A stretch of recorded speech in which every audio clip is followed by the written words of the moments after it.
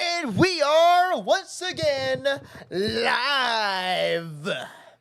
Welcome to Game 4 of the Stanley Cup Finals and the Craziacs React, the best reaction show for all things Carolina Hurricanes hockey. I am joined today for the pre-show with Matt.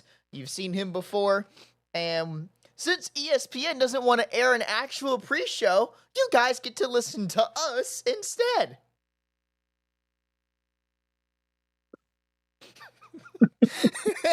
Yeah, everyone's saying yay! Woo! We love ESPN. Bring back TNT. Yeah, And Bob was using. Well, don't make me beg. I'm not sure who wants to hear me beg. So I know everyone in here is thinking one thing. Oh, what could that be? Actually, hang on. Yes, every Hurricanes fan is thinking one thing. Hang on, I'm quickly putting up the information to the live stream on the Instagram, so all of us, all the Instagramiacs can. Okay, it is official. We have confirmation that Brandon Bussi will start in Game 4 for the Carolina Hurricanes today via Hurricanes Report. Brandon Bussi leading the Canes out of the tunnel today and playing for the first time, starting for the first time in the playoffs. Okay. I did not have that on my bingo card. I'm not going to lie. I mean, don't get me wrong. I'm happy, but I'm actually shocked that he did it. Wow. Rod generally did it.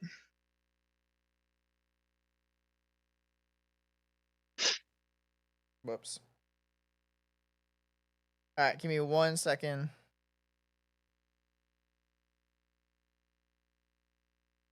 And we got plenty of time anyway. Puck drop ain't going to be till like 8:20.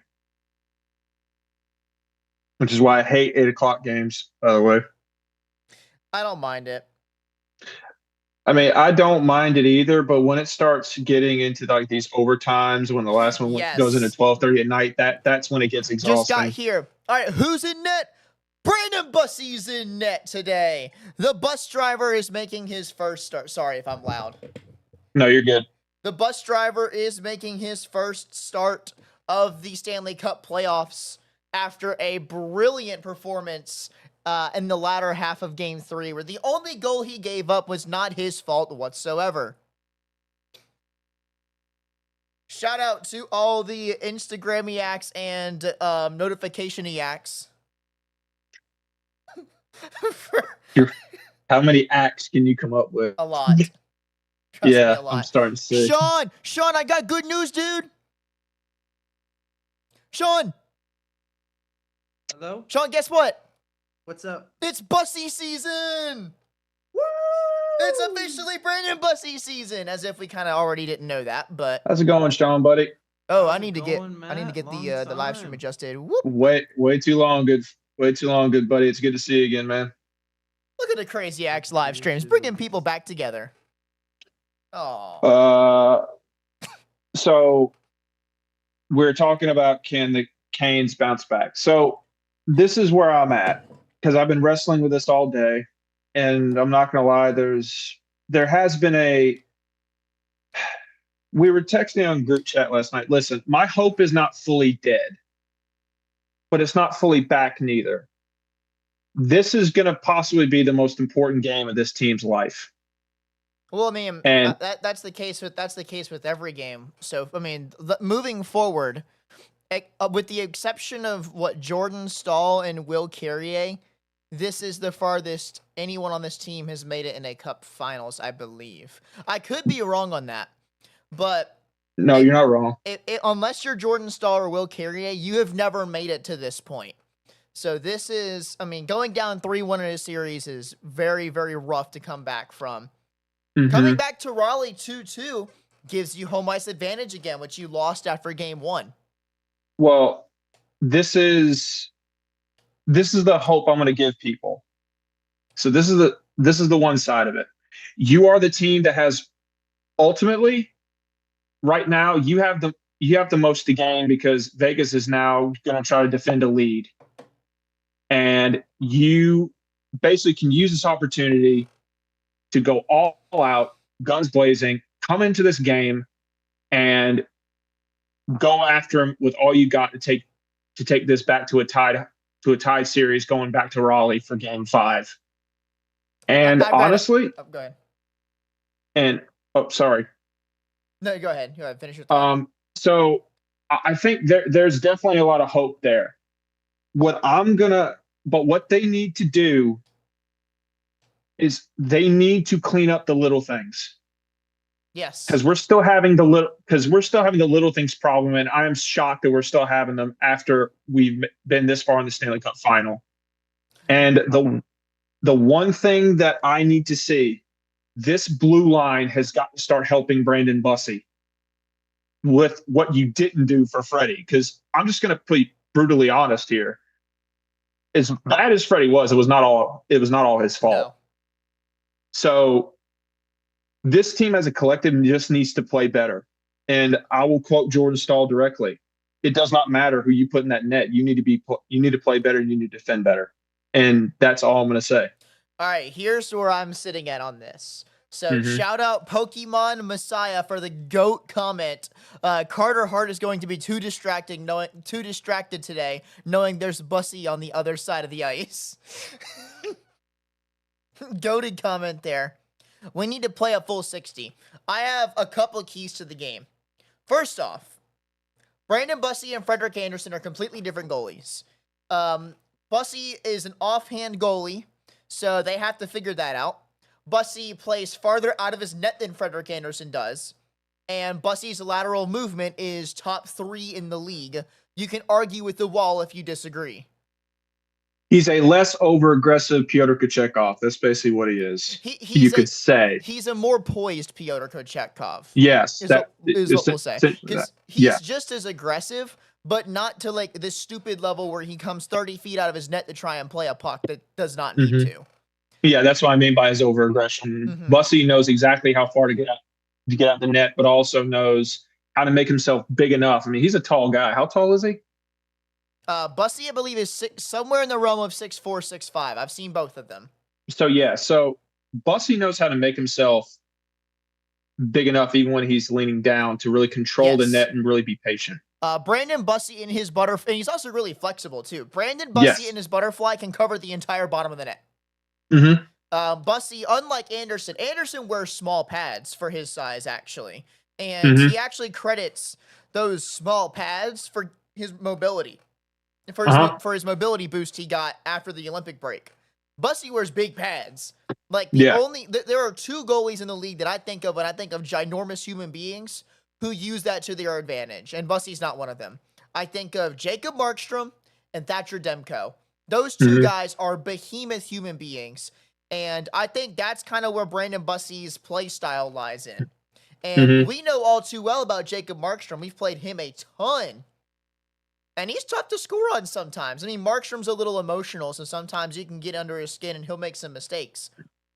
Well, I mean, last season you could argue that the reason he wasn't the reason the Devils lost that game. It was because they had. I mean, look, I'll give the blue line a bit of grace. They were depleted of players of their roster. So the whole team was, dude. The Devils last year stood no chance. Yeah, but honestly, Markstrom deserves a lot of credit for keeping that series, even at a 5-game series. This year Markstrom kind of fell off. They gave him a contract extension, but we've got a different goalie in today. And that to me is a sign, 1, that Rod is willing to make those adjustments that we've talked about, and 2, that we actually have a decent chance in this series. I feel like, let's think about it this way. Brandon Bussey played over 45 minutes of hockey against Vegas in Game 4. Now, let's be the devil's advocate here, and let's take away 20 minutes of that. Let's take away the entire third period, assuming Vegas Vegas assumes they've got it in the bag, right? Let's take away 20 minutes and say that Vegas was not pushing to score, which they were, but just to play devil's advocate to the Vegas fans that we're going to have in the comment section. Mm-hmm. Bussy played an entire overtime period when the game was tied, and 5 minutes of a period where his team did not play good. And the only goal he gave up in the 25 to 45 minutes of whatever you're considering, like non-garbage time, was off the wall, allegedly off of Jordan Martinook, off of Bussy, and in. That's the goal. That's the one goal Vegas scored in 45 minutes. Was a off the wall, off Martinook, off Bussy, and in. Well, I mean, I get trying to. I mean, yeah, I mean that it's an incredible stat. The problem is that stat contributed to a loss. That ultimately, it's a game we probably should have won with how much we put Vegas on their heels. And I'm sorry, I don't know how the heck any guy comes out of that game feeling like.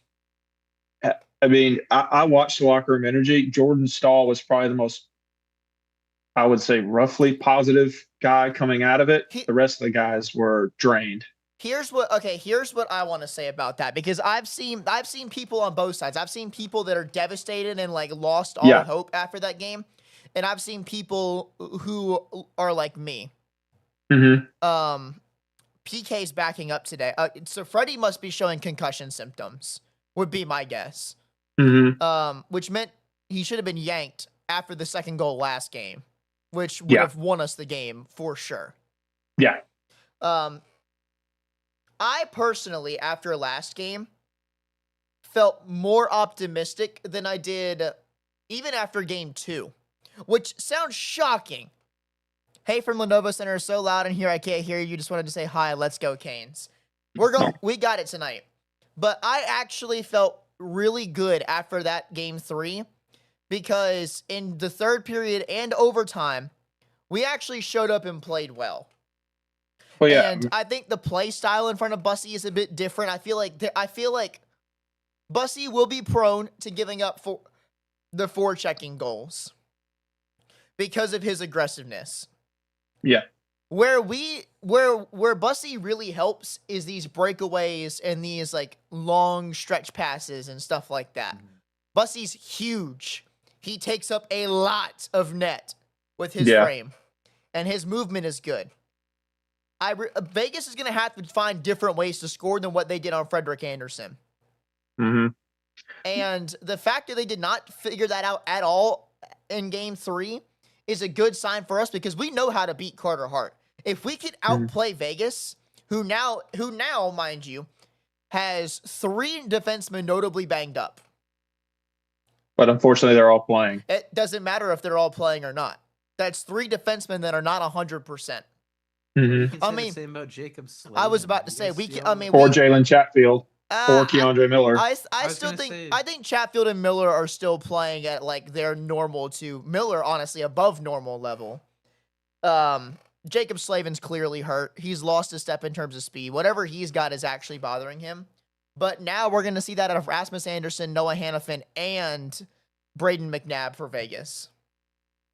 I was going to say, building off that as well, I don't know if you guys saw it too, but it's after last game, so many TikToks and Instagram posts I've seen of people just slandering Jacob Slavin because of last game, being like, maybe he was so underrated that he got overrated. Because, I mean, his defensive play last game was pretty terrible, and he doesn't really produce much offensively. Well, okay, so Jacob Slavin never produces offensively. Well, obviously, yeah. He's a defensive D. Sean, turn your mic up a little bit. Actually, I'm going to disagree with that. Is this better? So, yes, that's better. Yes. I'm actually going to disagree with that. Listen, if I've seen Jacob Slavin shoot a couple of goals, and they were actually pretty decent shots. Oh, yeah. And I have the opinion that if he really put more effort into his offense, as much as he naturally, as a natural defenseman as he is at defense, Jacob Slavin could be a pretty darn good offensive player, as well as his natural gift at defense. I can see that. Yeah, but I mean, but it's already, by the time, I mean, he may still be able to, but I don't know. It's not worth the trade-off. Like, whatever, if Jacob Slavin starts starts pinching at the offensive blue line, shooting more and putting himself out of position, that's a net. You're not net gaining anything over the amount that he can bring defensively. Like, yes, you can expect maybe like a goal or two and then more assists, but at the same time, you're probably giving up more breakaways, and Jacob Slavin's your breakaway stopper. So I see why he doesn't do that, because no, this is the first time, at least in my remembrance, that Slavin's not playing with a typical offensive defenseman as his right-hand partner. No. He's got Chatfield, who's another kind of shutdown guy, but Chatfield's got offense. Yeah, he's got a wicked shot too. Gosh, I wish we I wish we got Nicky to be a offhand defenseman. If we could figure out how to get Nicky to play his offhand reliably and stick him up there with a fully healthy Jacob Slavin, that immediately becomes one of the scariest duos in the league. But that's the thing, though. Nicky's known for playing actually better on his offside than he does on his onside. The only problem with that is Shane Gostisbehere has also been playing his offside and has been our best defenseman this year. So that's not changing. And Nicky needs to step up and start hitting.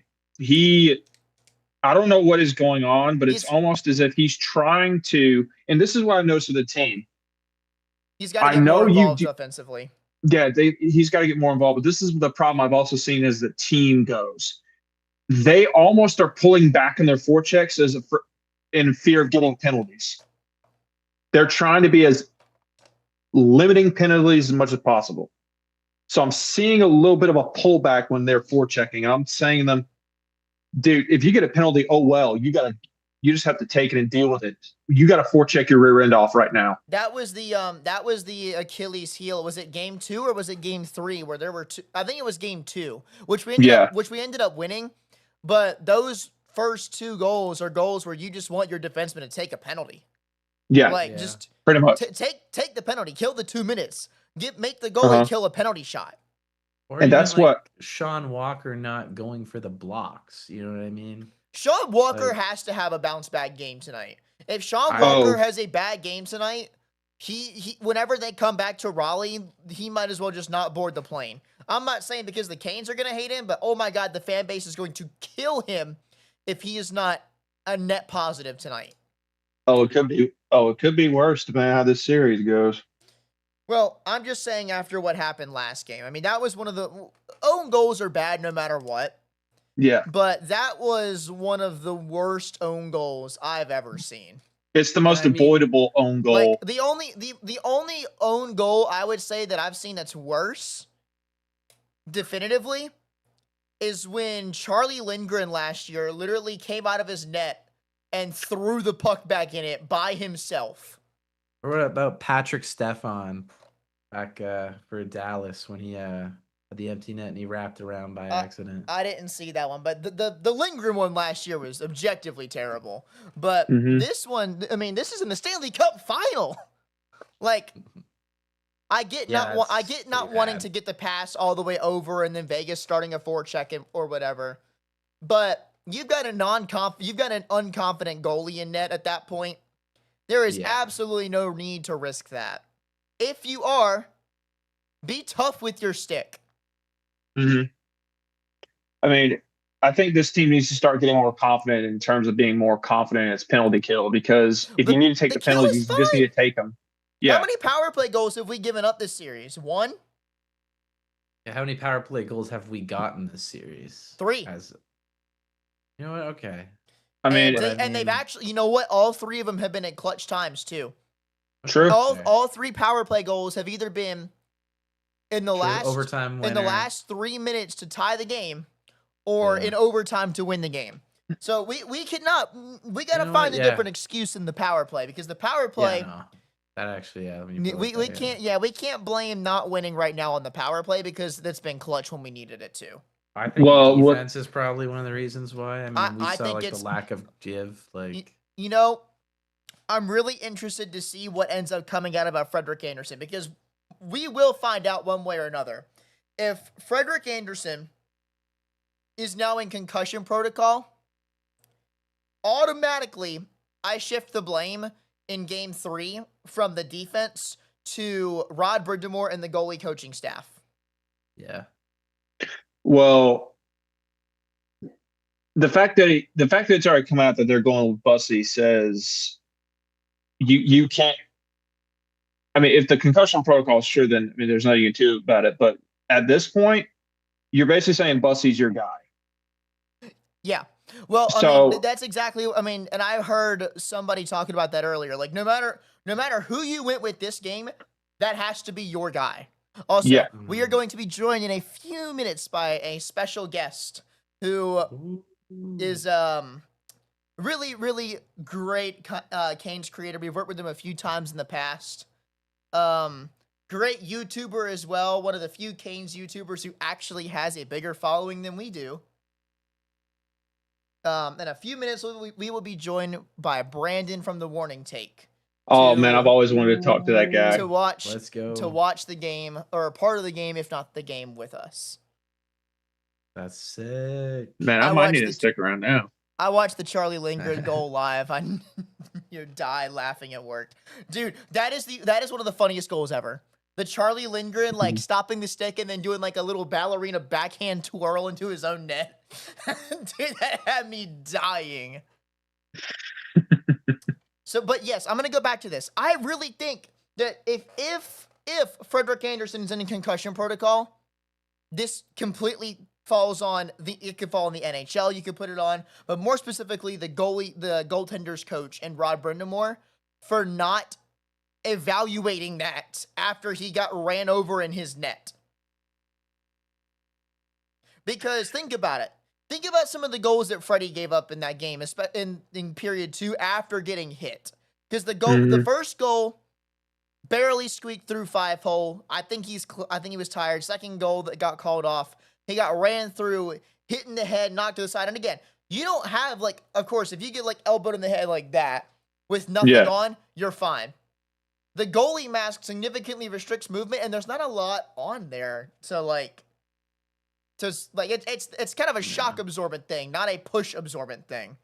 So like getting hit with a puck in the goalie mask is far less impactful than getting steamrolled or hit in the head by an elbow. Because there's a lot more follow through power with that elbow than there is a puck. And you don't know if it could like push him up, push him down. Affect And the- so again, I really think that, and you could even make the argument that Freddie should have been pulled after the third goal. Well, there's no need to have an argument. It's probably best that they should have done it right then and there, but they just chose not to. Yes, it should have been. They should have been more proactive with it. But all we can do now is go into the games. What's up, Brandon? What's up? All right, let me adjust the stream here. All right, was it this view that I needed? Yes, this is the view I need. All right. Oh, here, Now let me, the stream on my phone here as well. Get some watch time hours, if I do say. Look at you cheating with watch time hours, Sean. What? No, it's not cheating if I'm reading the chat. Cheat technically is. Hey, no, it's not cheating, dude. I always have it pulled up on my phone. You know what, Matt? You should pull it up on your phone too. Hey, listen. I need all the watch time I can. Hey, listen. We are less than 700 watch hours away from getting monetized to the first level. Oh wow. So you best bet that I'm watching my some, streams right now to get me closer and closer to that monetization mark. Because I am broke.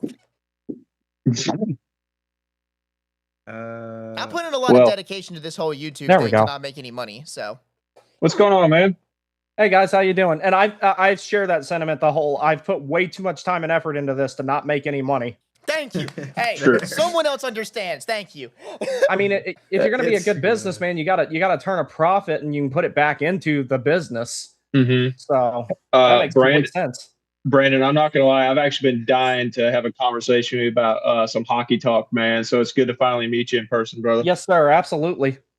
I believe you and I follow each other too, don't we? Yeah, I believe so. Yeah. I'm having a hard time keeping track of it now because there's like so many good like Hurricanes content guys that I love following. So like I really like what you guys have going here.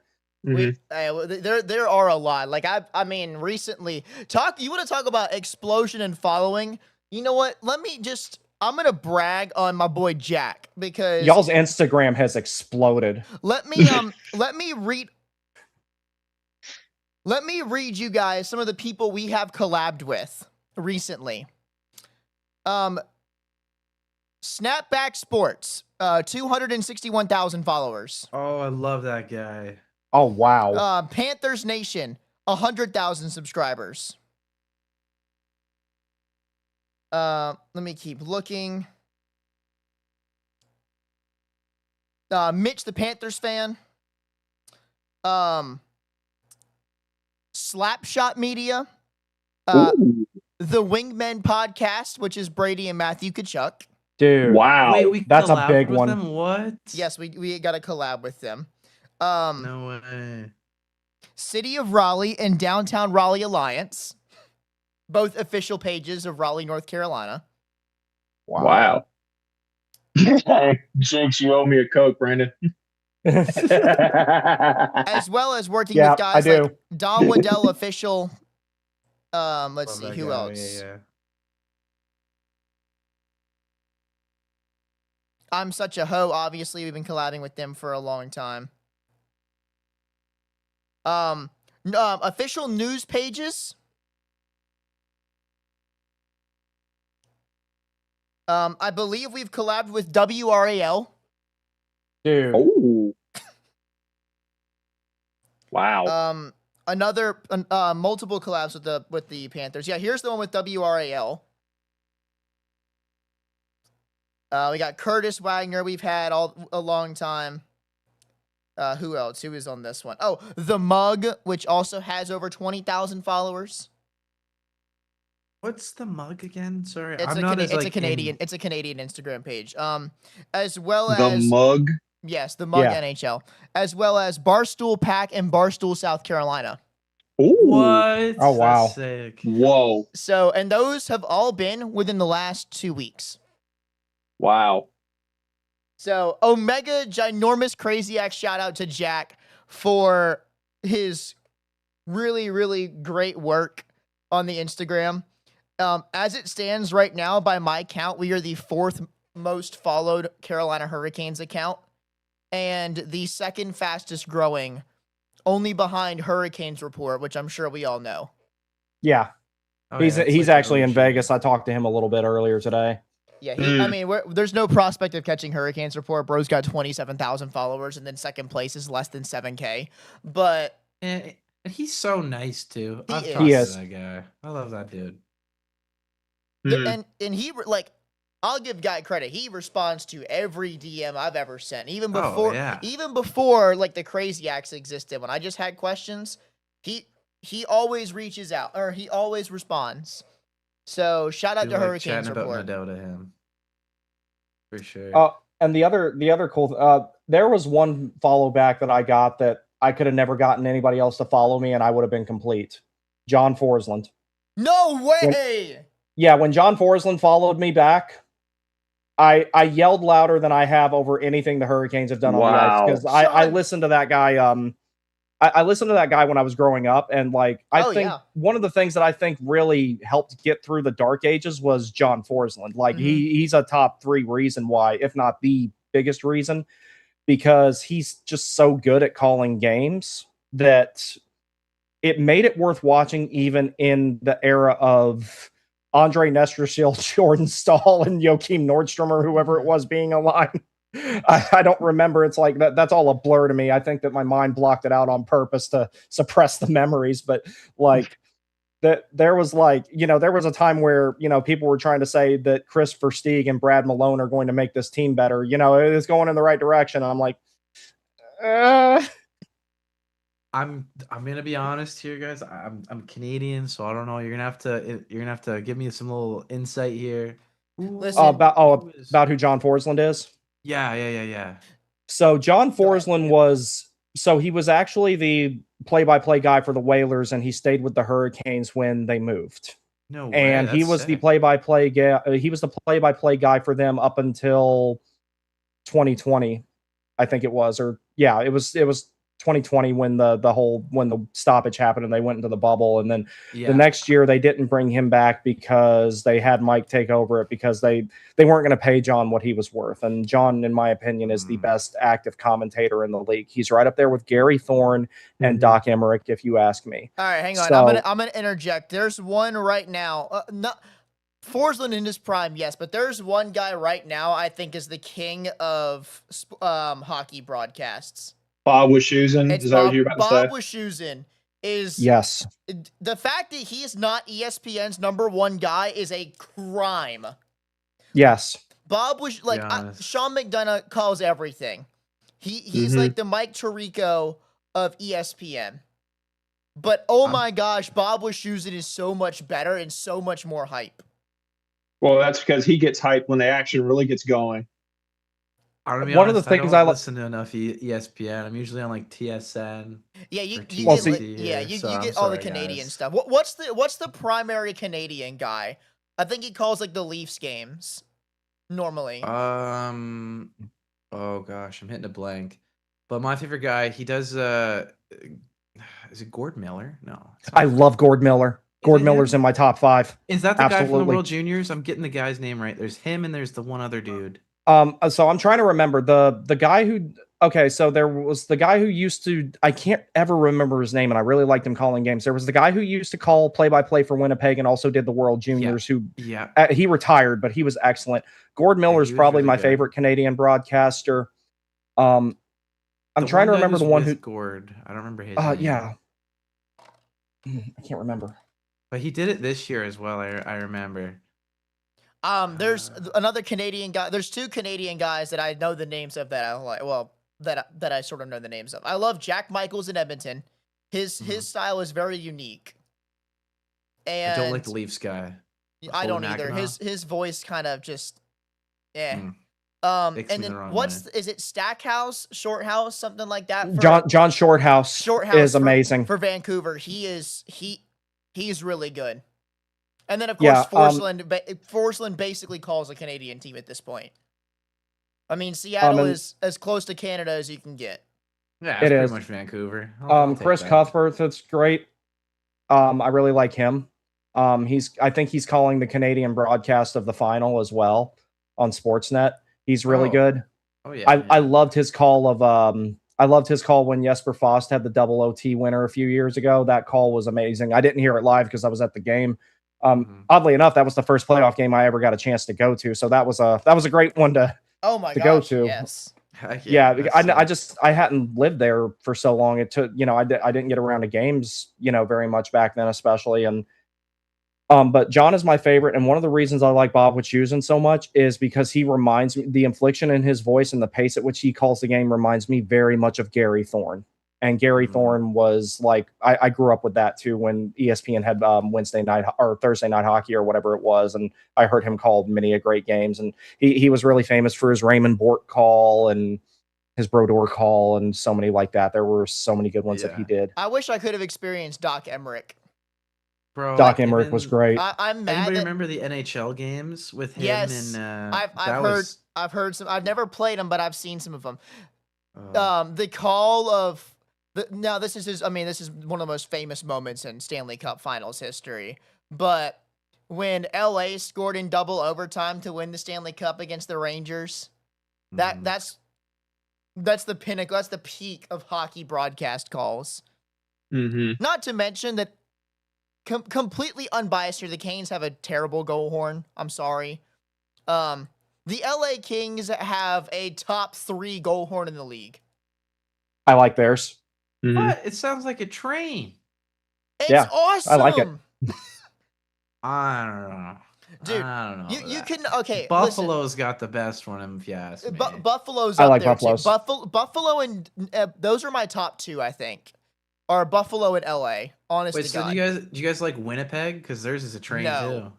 It's not a train horn done right though.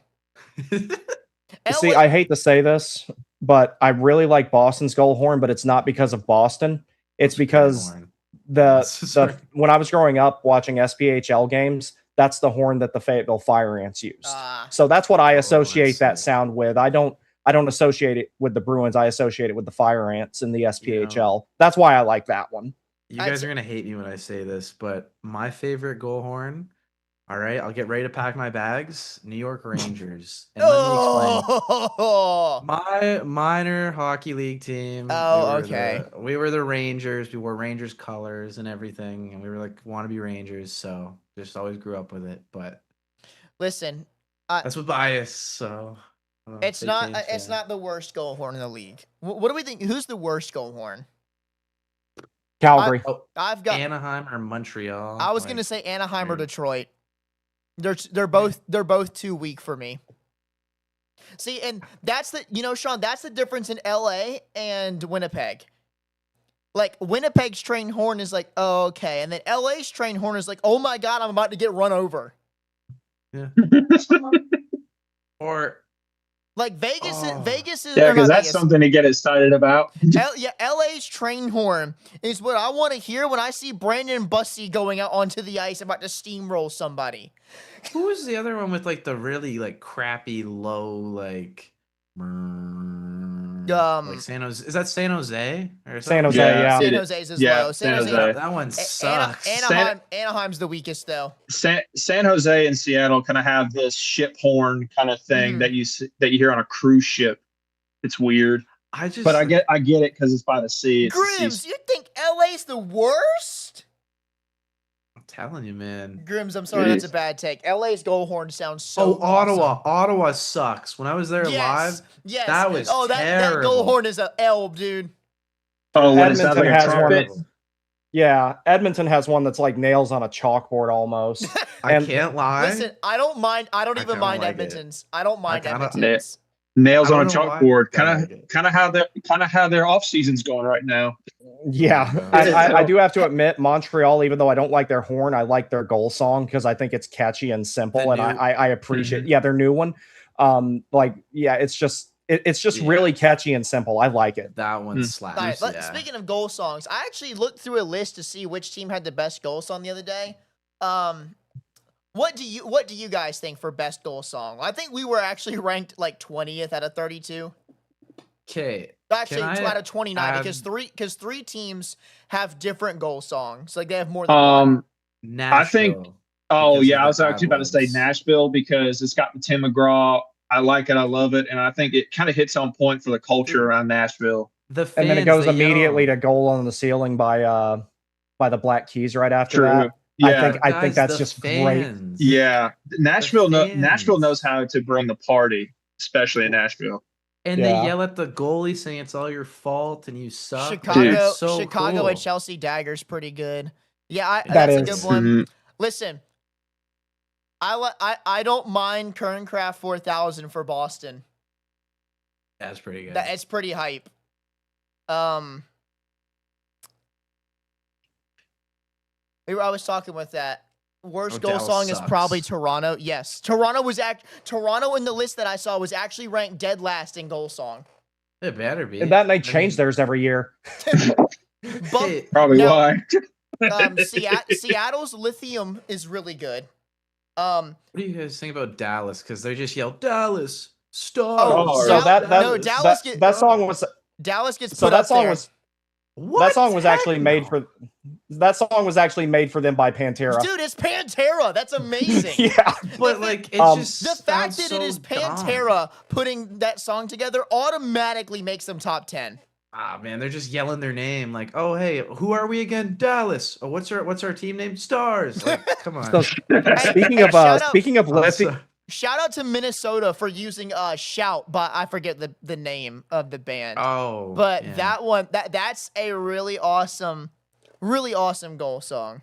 Phoenix Coyotes had a really good song and a horn. Yeah, they did. Pause. I gotta stop saying that. Speaking of Lithium, I don't know if y'all remember, but when Dundon bought the team and they did an online poll actually to see what the new goal song was going to be. So they had the one from back then by the late Avicii. Mm-hmm. Lithium was one of the choices. Mm. I don't remember the other one, and then Raise Up. And Raise Up won in the biggest landslide in the history of online polls. Like, it wasn't even close. I think it was like 84% or something. I remember seeing that poll, and I was like, yeah, I'm going with that one. But Lithium was one of the options. I think that's a good goal song. I really do. I think by Nirvana, right? Yes. Yeah. Yeah. Well, yeah, and it that's makes sick. It makes sense That's for Seattle sick. because Nirvana's a grunge. I mean, Nirvana was Seattle. Now, have you guys ever seen Nirvana, the band, the show, the movie, or is that too niche for America? I don't think I have, but it sounds like something I would watch. It's so funny. Anyways, sorry, that was off topic, but it's like a Toronto-based movie. It's great, really funny. Also, as bad as I hate to say it, the Rangers goal song is okay. I'll say it. The crowd, even though I cannot stand it, and if we're going in my bias rankings, I have that at 33rd. I'd rather hear silence. 33rd. But yes, I'd rather hear absolutely nothing. I think I would rather listen, like, if I'm a Canes fan in New York, I would rather see Taylor Swift come out and like do her little pose where she holds the mic on her butt before listening to that goal song. I'm dead serious. All right, so I have to ask, since I just got in here, what did y'all think of Bussy starting? Yes, thank you. That restored my faith in Rod Brindamore. Honestly, I was kind of shocked. I didn't really think that they'd do it. I figured because Rod he leans on his veterans. He's a loyal guy, almost to a fault, I'd argue. But the fact that he did it gives me hope, but also it means there are no excuses this time. Busty's your guy. So, and to make it funnier, Frederick Anderson isn't even dressed. Kochetkov is backing up Bussy. You weren't here for this, but I'm going to say this again since we're still in the pre-show. But I think Frederick Anderson is concussed. Brandon, your screen's a little blurry. Yeah, I'm sorry about that. It's a weird thing with my camera. Give me 1 second. Let me see if I can try to refocus it. What I was saying, I think, now, again, the blame game does not matter now because Game 3 is over. Oh, no, that's over. But if we find out now that Frederick Anderson is concussed, then I think the goaltending staff and Rod Brindamore are partially to blame for that Game 3 loss for not pulling Frederick Anderson out of the game as soon as he got hit. Well, I don't think you were ever truly going to know. I mean, I think trying to figure out the best way to say this. The thing is, the Isley brothers really wish that was used in Buffalo. Buffalo's got Kickstart My Heart by Motley Crue. That is awesome. Mm-hmm. I like their old goal song, actually, that they had, Let Me Clear My Throat. I thought that one was cool. That's the one they used to have before Motley Crue, Buffalo did. But the whole Brandon thing, I'm happy, but at the end of the day, it's going to be about what Jordan Stahl said, and it's time to put your money where your mouth is. You need to, I don't care who's in net, you need to defend better. That's the only way you're going to stay alive in this series and hopefully tie it up, and when you get back to Raleigh, then take a lead. Because this team needs a morale booster after that heartbreaking, gut-wrenching loss. That was probably the most gut-wrenching loss I've ever had to watch as a Canes fan. How hard they worked. I don't agree. I feel like I came out of that game with a sense of optimism and the fact that we did not get crushed like a soda can. Carter, I'm not disagreeing with that. This is where I'm at. It's the way they lost. Almost some that was partially out of their control. That does suck. Yeah, that's the problem, is that you did all that work and a fluky goal ended your night when you were coming back. But you know what? That is a gut wrencher. You know what, though? Think about it this way. If you're Brandon Bussy, how high is your confidence right now? The only goal in 45 minutes you gave up was an act of God bailing out Vegas. Mm-hmm. Like, if I'm Brandon Bussy, I'm like, I got this. Like, I played 45 minutes of shutout hockey and only lost because, well, Just unfortunate bout. Like a really Physics weren't on his side. Exactly. No. That's the only reason Brandon Bussey lost that game. But that's the real brilliant thing about Brandon is his ability to move on. You keep Even if he saying gets Brandon, scored and on I'm just thinking the guy in the bottom right corner of my screen. Yeah, and I'm sorry about the blurriness. It's just gonna it's just gonna be there. It's all good. It's fine. We can still see it clear enough. But Bussey's ability to just move on from a goal that is scored on him is it's phenomenal. It's what you need from a goaltender that's gonna get you through. It's gonna save the crucial goals that need to be saved. Obviously, the odd ones are gonna go in. There's no stopping that. But Bussey, you can trust to stop the one that needs to be stopped. Whereas Bussey has merch now, by the way. Sorry, I just saw a thing about that. What is that? All right, guys, we're gonna have to time sync our streams here. Do we want to do it during the anthem, or do we want to do it? We'll do it once opening face-off would be the best time. I normally like to do it while the game's going. That way it's easier. Yeah. Sync up, as long as the stoppage and play doesn't happen, we'll sync up in 1955. Has anyone's anthem not started yet? Mine started. I'm on the red part. Okay, so I think you're a bit ahead of me. Oh, I'm on DirecTV stream. What am I doing? Stupid. Well, one other thing about the loss before this game gets started, that was one of those losses where it's more of a, okay, you got the second best result possible after going down 4-0. What do you do with it now? Yeah. It's all in their hands. Because like a lot of people were comparing that to game 1 against Florida in 23. It's nothing like that. Nope. The vibe is completely different from that one. Because I remember going to work the next day, dead tired, demoralized, and angrier than you can imagine. I did not feel that way at all after that one. You lost a coin toss. It shouldn't have been a coin toss after the second period you had. Anthem just finished up for me. Yep, mine just did too. Mine's getting there. Mine's done. Oh, nice. I guess the reason why I got so upset is just all that work they did to come back, and it's just that fluky goal ended their night. Oh yeah, I mean that's why I got so angry. That's disappointing, but at the same time, like, really the weakest play outside of Jacob Slavin, honestly, the weakest player for the Canes in this series has been Frederick Anderson, and so now you shifted over to Bussey, who played phenomenal. Like, even though you lost that game, it's like the whole saying, you didn't lose, you may have lost the battle, but you haven't lost the war. Lost the war. That's exactly the mindset I had after that game, because again, look at Bussey, 31-6-2. Forget the 895. 895 is because the Canes don't give up a lot of shots. That's amazing. He should have been in game 3 after Freddie gave up the third goal, but that's over now. Oh, there we go. You look good, Brandon. Look at that. That's Big good. Bus. I guess. What's it? All right, hang on. If that's your third reset, then hey, truly like lucky 7, third time's a charm. Absolutely. And my favorite number is 21, so 7 times 3 equals 21, so it all works out. What do we want? What do we want to pause at? 1954. I'm paused at. Oh shoot! I haven't even started yet. All right, hang on. 54? Yep. All right, I'm paused. All right. I'm restarting the whole damn thing. All right. Sean, let me know where your clock's at.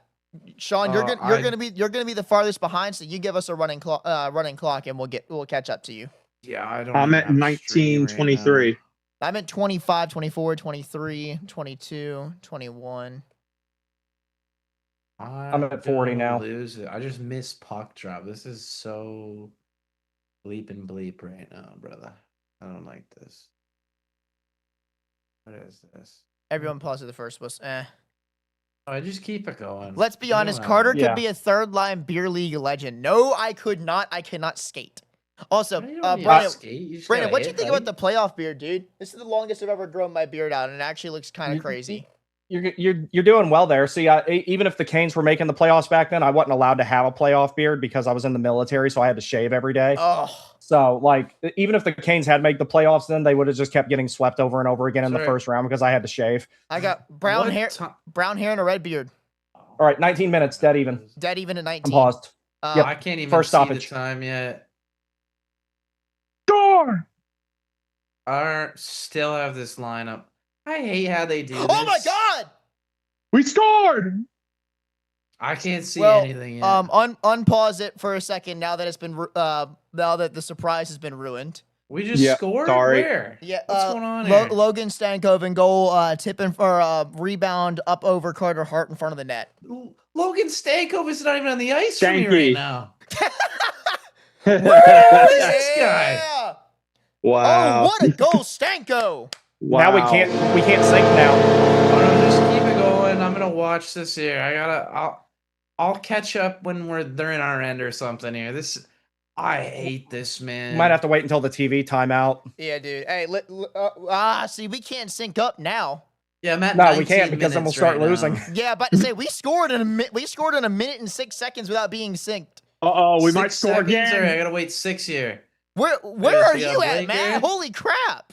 Wherever he is, he needs to stay there. Yeah, that's true. 1836. There we go. Penalty, baby! We going on the power play. All right, I can go find the right stream now. Okay, where's everyone at? Carter, Brandon, where are you at? 1836 stoppage, and somebody is skating to the penalty box. Okay, yeah. 1836. Yep, I got the same one. Okay, Down, same in the here. box. Hey, Okay. Matt, pause it, but pause it when the puck drops. Pause it at 1834 when the puck drops. Okay. Okay. I'll do that too. We'll sync up. Okay. Brandon, I think you're the farthest behind. So what? You give us your clock. Raj.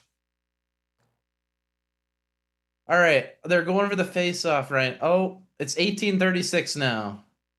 You're almost there. You know what? Sean's close enough now. Let's let's give it a little more time.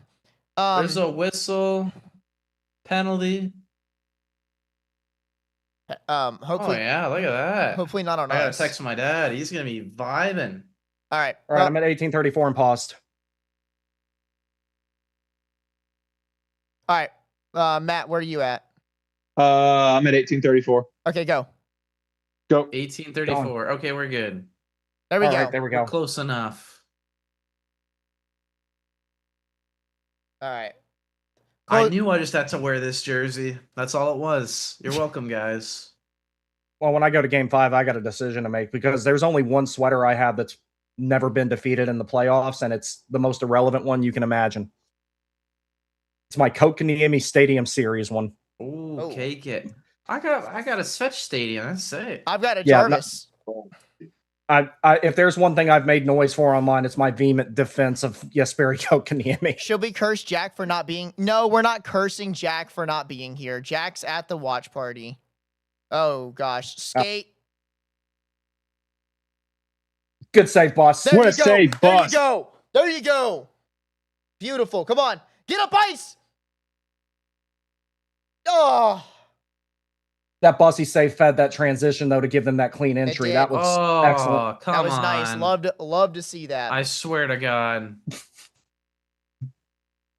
Did you lose Double your? time. Let's go. Good keep in there by Ehlers. Here we go, boys. Oh.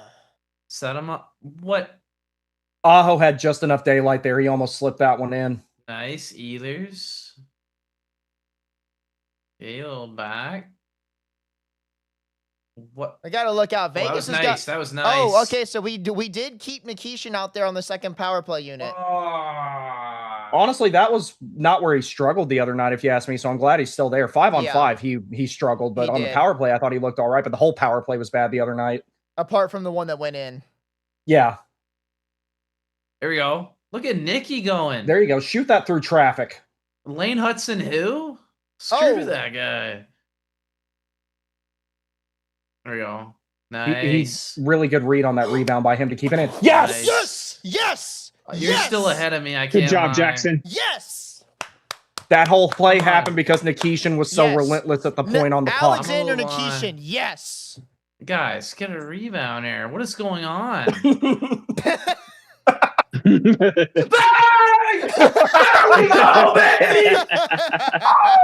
Wow. Get a rebound, boys. And we're all sitting here like, they did. You gotta keep it this way. It's working. Oh Right. my dude, what a pass from Taylor Hall. Does Nikki get the secondary on that? Probably. Ah, yes. Legendary Hurricane Jason Blake. Okay. Dude, I still accidentally say that. There's times I still accidentally say Scott Walker instead of Sean Walker, and they're not even related. Oh, I got it. We just got to remember Scott Walker. we blew a 3-0 lead. Vegas blew like a what? Like a 4-0 Dude, lead, do not be something like bringing that bad karma Hey, in Sean, here. shut up. Hey, Sean. I'm just saying. Sean, we have the GOAT himself in net today. We just need 5 Brandon- goals. We need Brandon, 5. I am busting it bussy tonight. We are going to be fine. Can he bust it down for Drake? Can he bust it down for me? Great puck, Between you and him. Boss? great puck protection there by Jordan in the corner. That's play Yeah. still alive because Can of we do that. something here? There we Nice, go. smart nook. Oh my God, the Stankoven line's back out there. Ah, I'll tell you this though, boys. If they do manage to chase Carter Oh. Hart, the guy behind him ain't no slouch. is it Schmidt or is it Hill? It should be Hill. If he's, I'm pretty saw sure it's him. it. Well, Oh, look at that. well, if it is, Oh. Just run him. you know Give what? him a nice Hey, little shove. Brandon, you know what Aiden Hill is not? Brandon Bussey. He's not Brandon Bussey. I don't know though. Can he last at least 30 seconds without getting a goal scored on him though? All right, Sean, I hate to break it to you, buddy, but I am not based on the events of the start of this game. You will be watching delayed the entire night. Oh, Negative. probably, It's, yeah. Sean, would you watch the stream delayed if it meant the Canes got a win? I would do anything for a Canes win. You know, my girl asked me what's my favorite Canes win, and just like what was it? Is it Don Waddell or Don Waddell official? Hurricane? Like just like Don Waddell official says, the next one. Get it up ice quick. There you go. I Good can't exit. remember if it was Hurricanes or him, but those guys are funny. I want Vagas to win. VAGAS. Who? A YouTube comment. Oh, okay. Come on, Chatty. Amanda Duquesne. I want to say that is. Nice. See, Oh, I want to see Henry- more of that in Henry- Nikishin using Henry, his we are body not- there. Henry, we are not encouraging the use. We are no longer encouraging the use of smelling salts and alcohol on the stream. Okay. Not at all. That era of Craziacs is over. Dude, like they were We're selling just those like at Taylor the pro, Swift. the pro shop I was working at was selling those, and I'm like, dude, if I ever get to the point where I need those, I'm just done playing. That's gonna be it for me. It's time for me to hang it up. But we need to come up. We need to come up with a pussy Seal that post. Seal that post. Ah! There you go. bang. There we go. I like You know that. what? I like that. Frederick Anderson would not save that. Oh, Freddie, who? it was close. Nice. Good Get pinch. him. Oh, what a hit. Oh! Bussy! Yo, See, why I like was this. man They're not forechecking playing? they're forechecking in waves. Like this is Oh! good. I think the team feels more confident playing with Bussy in net. I do. I think that the team feels that they can play Rob. free with Bussy in net as opposed to Frederick Anderson. Can I just say some? I don't remember who said it. There's some Canes fan the other day that had this take saying that he couldn't recognize E-Rob on the ice. I saw E-Rob and he almost just scored there. I love that guy. As much as I love Nadeau more, but like Eric he's Robinson is hustling out there. the best depth scorer on the Hurricanes. Amen. Yeah. Well, Go unless Like you, it's not even close. unless you consider Nikolai Ehlers a depth player. No, I consider him one of the top 4 forwards on the team. Robinson's definitively not one of the first he's- 4 guys you look at. Robinson's top 9. Man, isn't that the most ironic thing 10. ever? Ehlers wanting to leave Winnipeg because he was like not getting any minutes, you know, being like a third liner there, and he's a third liner here, but he's just so good and plays more. He went from playing Right. with Adam Lowry to Jordan Stahl, though, which is still an upgrade, and I like Adam Lowry. Way upgrade. I had a hot take No. saying Jordan Stahl could have made Team Canada this year. Dang One of the it. best penalty killers all time. I said it. Vegas gets one back. It was never going to be easy, boys. Last guy I like seeing score on that Oh team. no, but still. no! Of course, it's Mark All Stone. right, I'll be back. He's slow, but man, he knows how to get away and be Ah. slippery. Mhm. Bussy just didn't get all the way to his post. That's onside too. Dude, That's good. It's Jacob Slavin again. That was more on Chatfield. That was I don't know where. Tough one. He was up ice from earlier. Dang it, dude. They got to limit the minutes on that pair, man. They've struggled. You That's gotta. okay. But see, you can't dump all the minutes on Sean Walker either. Mm-mm. I mean, I can see what Slava was trying to do there. Yeah, but okay. I mean, I don't Jacob really blame Slavin him. should not be getting outskated to a puck by Mark Stone. See, that's the thing with Mark Stone. Even though he's not fast, he's just with him. It's his positioning and his hockey IQ that he knows where to go and when to get away faster. He's definitely one of those like he knows how to deadleg somebody to outrun the bear. It's not that he can outrun the bear on his own, if that makes sense. Don't be mean. She could be a kid. Yeah. That's tough for Bus, man. You'd love to see him get that one, but at the same time, you'd love to see the defensive. Here we go, boys. Defense let him down there. You'd love to see the blue line actually do what they're supposed to do there too. Especially that pair. That pair, if nothing else, they shouldn't let stuff like that happen. Exactly. There are two defensive defensemen. Oh. Like Chatfield and Slavin are supposed to be the two most solid defensive players on the team. Oh. That I'm pretty sure Chatfield's playing through something relatively serious. Yeah. Slavin's the way he's playing. Slavin's got to be. Yeah, and I'm sorry. How is that not being investigated when was it Colasar who opened the bench door as Chatfield was falling down? You think he did that on purpose too? Yeah, me too. Absolutely. Yeah, there's enough cameras to where if they wanted to look and see that, because he had no other reason to open the door. Nobody from Vegas was coming off the ice. Oh, that was and I swore I saw a small smirk in his face as the camera panned and got closer. Yeah, and if there's not a rule about that, there needs to be. Mm-hmm. All right, here's my thing. To be honest, well, I don't know if you guys were talking about Aho, but I like that play. It's playoff hockey. I can't really hear it much because this is so loud and I can't fix it now, but like, you know what? Oh, he said Jason Blake hockey again. Oh, McDonough did. Dude, Ferraro. Oh, it makes sense that Ferraro would say it though. That's one heck of a finish by Mark Stone. He waited that, and there really was not much room there either. Well, the fake slap shot before that to kind of get Bussy to bite, and then he made the move. That's just a high skill play. But Bussy almost got that too. He almost shut all that room out. And Mark Stone's got a weird tongue. I don't know, just an observation. A weird hairline too. Yeah, dude, he needs to let it go. Like, and I'm speaking from experience. Like, when it's over, it's over. Just let it go. We stand with you, man. Well, the game was never going to be easy, but it's okay. We will survive. I mean, listen, I'm more optimistic than I've ever been because not only did we score once, we scored twice first. So I'm feeling optimistic. We have a lead. Yeah. We know how to control a lead. We got to limit those. Seriously, the defensive blue line has got to be better. Honestly, I think I have an idea. I just don't think they'll do it. They just need to short shift. They just need to short shift all the blue lines and just keep rotating them and do 45-second shifts. That makes perfect sense. Keep the legs fresh so that way because Vegas is a fast team. Yeah. So if Jalen and Slavin can just get these short bursts out, that's all you need. 45-second shifts. Keep them going. And I also can, and that can also give Keandre and Sean Walker a little bit of a breather too. And that way they can just get their short burst out and then come to the bench. They've played a ton of minutes already. They have.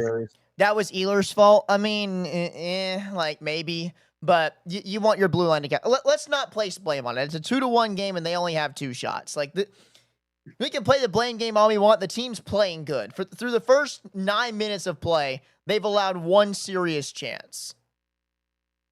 Yeah, and if that's on, and there's 4 or 5 players on Vegas when given that opportunity are going to make that play too. So it's like you're not going to stop them from scoring because whether it's Mark Stone, Marner, Eichel, or lately Brett Howden in that situation, and you can throw Dorofeev in there too. They're going to make the exact same play and score probably. Brett Howden's regular season to his playoff stat ratio is insane. It is. It's like Sam Bennett from last year. Yeah. There's just some of those guys though that they tend to come alive at that time. Like that was one of the reasons why I never wanted to give up on Jesperi Kotkaniemi, because in 2023 he did that. I don't like. Look at that hustle. I'm kind of like you, Brandon. I don't like beating up KK, but it's just the guy can't skate worth a lick. Oh no, he's an awful skater. He's bad. And that's part of why I've said for a little bit now that his time in the Canes is just it needs to be over. It needs to be over. Yeah, I agree. Know what's funny? Oddly enough, you know where he'll never go there or go back there, I should say. But you know where he'd be a really good fit now with him having that offense first mindset of his? Montreal. He would be a perfect fit there now, oddly enough. Yeah. Speaking of offensive fits and a center's available, where do we think Dylan Larkin's going to go now that he's put his 3-team trade list out? Minnesota. I actually have a team in mind. Oh, nice. I think you should really give Nashville a shot.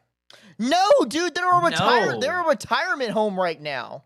They suck, respectfully. I don't know. Chris McFarland's probably going to shoot some energy into that team, man. No. Chris McFarland's going to do a better job with them than Barry Trotz did. Yeah, amen. I would want no part of being on the Nashville Predators right now. Well, it's like when I remember people freaked out when Carolina let Brady Shea go and brought Gostisbehere back, which I was kind of like much better. I thought that was a much better idea. He's still there. Come on, boys. Come on. Good stick. Nice. Good job. Nice. Go. Get it all. Look at that. Oh. Poor Taylor Hall. Oh, my God. I feel so bad for him. He was gone. Nice. He was, dude. He had them shook. No. There you go. Good gap.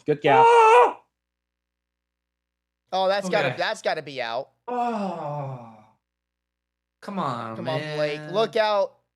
See, our defensemen are not. Why are Sean Walker and Keandre Miller right next to each other when there's nobody in front of the net? Move them. That's the drawback of man-on-man defense. They both had somebody in Vegas all gravitated to one side of the ice. Come on, Blake. Yeah, that's one of the reasons I don't like it that much. But Carolina's got personnel that's more suited for that, because if Carolina's a little bit on the smaller side up and down the lineup, so them trying to play zone defense is not going to work out very well. Well, Brandon, to your point too, this is why I hate the man-on-man is when they all flow. When man-on-man flows to one side, that whole other side is so wide open. All you need to do is just have one guy waiting, just a cross-ice pass and then a good slap shot, and it's going in more than likely. Come on. Hey, a couple big saves from the bus there. If they wanted to convert to a more of a zone hybrid style, I would be okay with that. The problem with that is you've got to consider moving on from a couple of your smaller defensemen like Gostisbehere and Walker. You got to have a bunch of big guys, and probably if you want to go all the way down the depth chart, you kind of got to consider letting Nystrom go. Even though I love Nystrom, I love Nystrom too. He had an awesome playoff game recently. Nystrom, it's like his biggest advantage though is he plays very smart. He's a high IQ guy. He's not flashy, but like he knows where to be all the time. And then you have someone like Charles Alexis Legault, who is just a wrecking ball. Yes. And he's big and he uses his size really well. I would love a pairing of Legault and Nystrom in the future would be so peak. It could be sooner because who knows? I mean, I don't know if they're going to keep Jalen Chatfield or not. I'm not expecting Slavin to start next season. No, I don't think so either. I think you might be seeing that pairing soon. Slavin and Jarvis are going to be they're probably going to be out. Maybe Nando's going to get his look then. Maybe even Sebastian. Yes! Maybe even Sebastian Aho. Honestly, I think there's something up with him too. Man. Brandon, you just got him started. Oh, dude, Sean over here is the world's largest Bradley Nadeau fan. Let me go grab the Goats jersey real quick. You better not put it on. I'm not putting it on. That's bad juju. No, his dad follows me. I actually DM'd him and showed him some work that me and my friend Matthew did on it. Yeah. Oh, that's cool. Sean, his dad follows us on X. Charles Alexis Legault's dad does too. Oh, no, I don't have that one. I didn't do a prospect report on Charles Alexis Legault. I stopped doing those after like 4 because they weren't performing the best. He's my favorite. He's my favorite prospect right now. Legault is on that second breakaway. God, love this man, bro.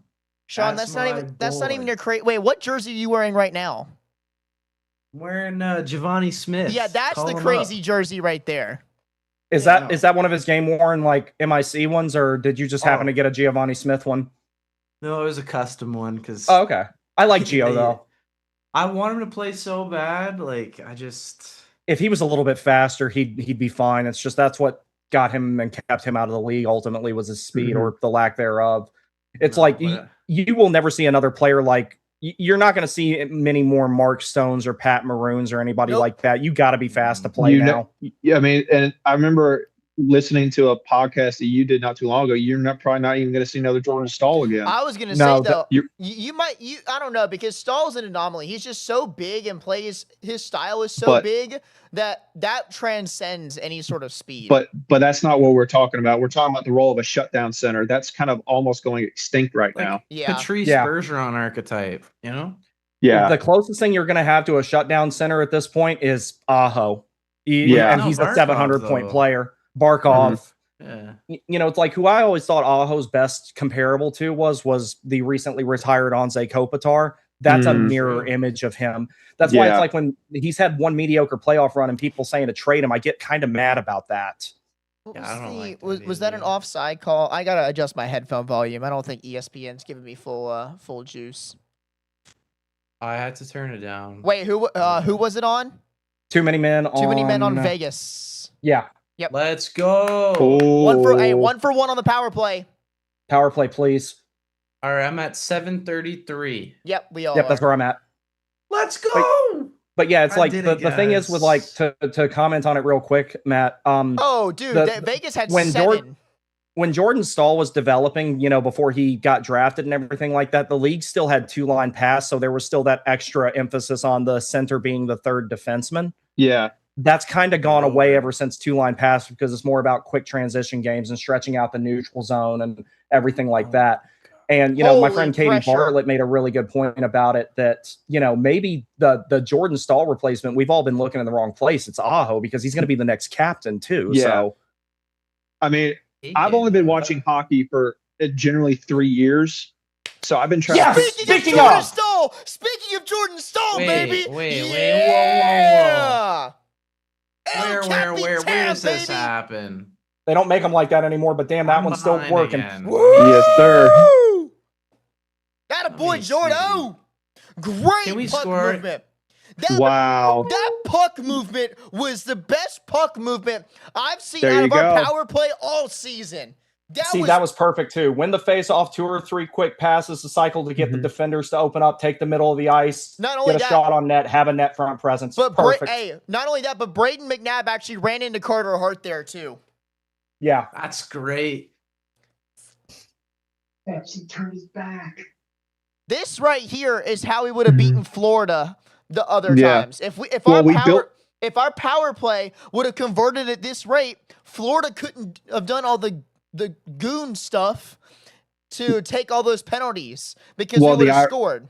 Well, the irony is we built this team to beat Florida, and they're not in the playoffs, so we'll get our chance. Even funny, we're gonna get our chance. I agree. Even funnier. You want to hear something even funnier? We built this team to beat Florida, and the team that we're now playing is the one team that's beaten Florida. Yeah. Yeah, and the one thing we're lucky about here too is this is not the Vegas from 3 years ago because it was a much better team, especially the defense. Yeah, Mark Stone's not going to be able to do this forever, and they're good shot.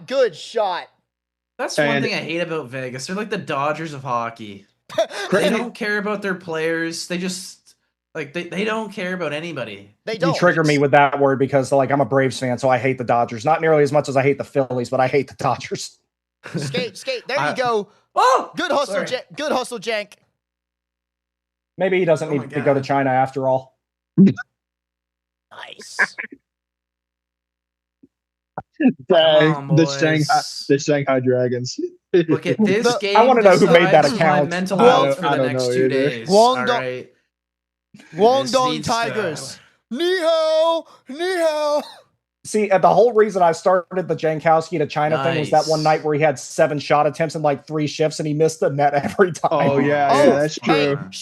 Hey, shout out Braden McNabb for high sticking that puck down on that power play shot where we scored. That puck was nowhere near going in, and Braden McNabb's high stick put it on the ground for Stahl to score it. It's not quite as you- nice as Sean Walker scoring a goal for his own for the other team, but we'll take it. I feel like we've earned that kind of bounce after what we had to put up with last game. Yeah, we have the rest of the league has a bounce deficit to us as many as we're owed. And you know, when I saw that Mark Jankowski signing, I was kind of on the fence. Like I have a feeling that I don't want to lose him, but I have a feeling that they're going to probably ship him off in the off season to try and probably find somebody, maybe like another depth center, maybe a little bit more skilled. But I kept bouncing back and forth. Like I don't want to see him go because he's just been perfect fourth line center. He's what we should have traded for when we got rid of Jack Drury. Yes, he can play wing too, dude. That's the other thing. Okay, Mark Jankowski, and you know what? There are not many skaters on this team that I think skate harder than Mark Jankowski. Especially perfectly skate along the boards too for his size. That dude skates so good and so hard when he needs to. And I will actually say this: I gave him a lot of crap last year for how painfully slow to watch him skate, even though his stride is kind of long. Jordan Stahl, he's gotten better this year. He just looks better when he's skating. I don't know what Jordan Stahl's one of those. I don't know what he did different, but Jordan Stahl turned back the clock this year. Yeah, Jordan Stahl's one of those guys. His 0 to 60 time isn't great. Like in the first 2 gears, he ain't very fast, but once he gets up to speed, he's gone. Yeah. You know, for Carter, for reference, he's like, if you ever watch old NASCAR races, he's the Cup car from 20 years ago. It takes him forever to get up to speed, and then after that, he's good. Matt's a NASCAR guy as well. I'm an all racing guy, not just a NASCAR guy. So I like everything except F1. That is the one thing I cannot watch. Check this out. I liked it. Nice. Yeah. Sorry to interrupt here, but what did they just say about why Freddie's not in the lineup? Did he reveal that he's injured, or what was Rod's reason? You're watching the Sportsnet broadcast, right? I'm on ESPN now. Oh, okay. No, I didn't hear anything about that, but I've got the volume on kind of low. Hit it. Okay. They just interviewed Rod, and he said something. I only heard like the last little bit. Svetch, get up. They said, they said he needed a break. Well, duh. I could have told you that. Whatever it is, Rachel will probably post it later over at Queen of the Puck. Dude, she is so good. That's her account? Okay. Yeah. Yeah, she posts all kinds of stuff over there. When I get my website going, she's going to write articles over there too. Oh, nice. No way. That's awesome. Yeah, I've got the domain. I've got to save up about $5,000 with what I'm going to dump into it. Because there's going to be forums and everything on it. Did we do a plug yet for you? Where do we have to follow here, Brandon? I'll get my my Instagram out here real quick. Oh, I don't have Instagram. I'm only on X and YouTube. I've considered expanding to Instagram, but man, it's already hard to run 2 platforms basically on my own as it is. Guys, what's your YouTube real quick? If you are not already the Warning Take. If you are not already subscribed to the Warning Take on YouTube, go do it right now. Well, after the stream. Boom. It takes 2 seconds. That's true. Stream in the bottom multiplier. Oh, and I made sure to share this on X, so some people came over here. One of the best Hurricanes creators on YouTube. And don't forget to turn notifications on. Dude, yes. I'm not gonna lie, but as soon as I start watching your stuff, I'm like, I hope I get to talk to that guy one day because if there's somebody besides this group that has better puck knowledge to tell me if I'm wrong or not, I want to talk to that guy. I appreciate that, but it's like the thing with hockey though is like this is a sport where there's like a million different ways to interpret things a lot of times. Yeah, like it's one of those things where like, you know, you can sit there and cite a whole bunch of reasons why a player had a good or a bad game on paper, and then you can go maybe try to overturn that with video. You know, it's like that's one of the like I like advanced stats, but people are trying to have them carry the same weight in hockey that they do in baseball, and that's not fair because baseball is one action, one event, one result. Like the outcome is definitive. It was either a ball or a strike. This is not that simple. This is a pinball machine. Yeah, the world's fastest pinball machine. I feel like the eye test matters more in hockey than any of the other big 4 sports. Yes. Chatty, bro. What time are we at right now? Get it out. Well, it's out. What's unfortunately Chatfield. Oh, Chatty. Oh my God.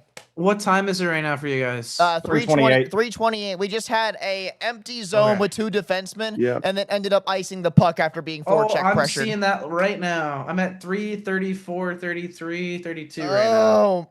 Oh, Chatty, that was bad. So I think That's I'm 20 bad. seconds behind. They start short shifting these guys, dude. Yeah, Okay. the defense, especially when you don't have last change. Yeah. Yes. Start short shifting, Rod. Come on. And it's going to be harder to do in the second period. Yeah, Yeah, but I mean, exactly. you gotta do something. You gotta keep their legs fresh. We've been getting killed in second periods. That Mhm. that has got to change. And- That's and- what I was looking at. That's what I'm looking for today. I What believe you happens? What guys. happens in period 1 and 3 is what happens in period 1 and 3. Yeah. But on your thing about hockey being to interpret, Brandon, I found this game so much easier to interpret as I've been watching than really football. I've struggled. I'm not really a football guy. Oh, I just watch it because it's fun. But watching hockey, Taylor Hall had that one labeled. mhm. Oh, God, this line is absolutely buzzing. Go ahead, Matt. there you go. Yeah. So I just found hockey just so much no. easier to pick up for me There we because go, it's there just we go. easier to talk about, and it's just so much easier to pick up Dang for it. a absolute newbie. And once you start Oh. understanding how the game works, nice. it's like cake. Taylor Hall in the box for 2 minutes slashing. Oh. And it is. Oh, dude, hold your stick. Pause. Jeez, Carter. But yeah, no, I see what you're saying, Matt, because like football is incredibly Flawless. strategic. With hockey, it's much more of a tactical type of game. Yeah. And there's only so many things you can do differently on such a small Mhm. playing surface, All right, playing boys, so come on. fast. Especially like a group of 5 guys on each side of the ice.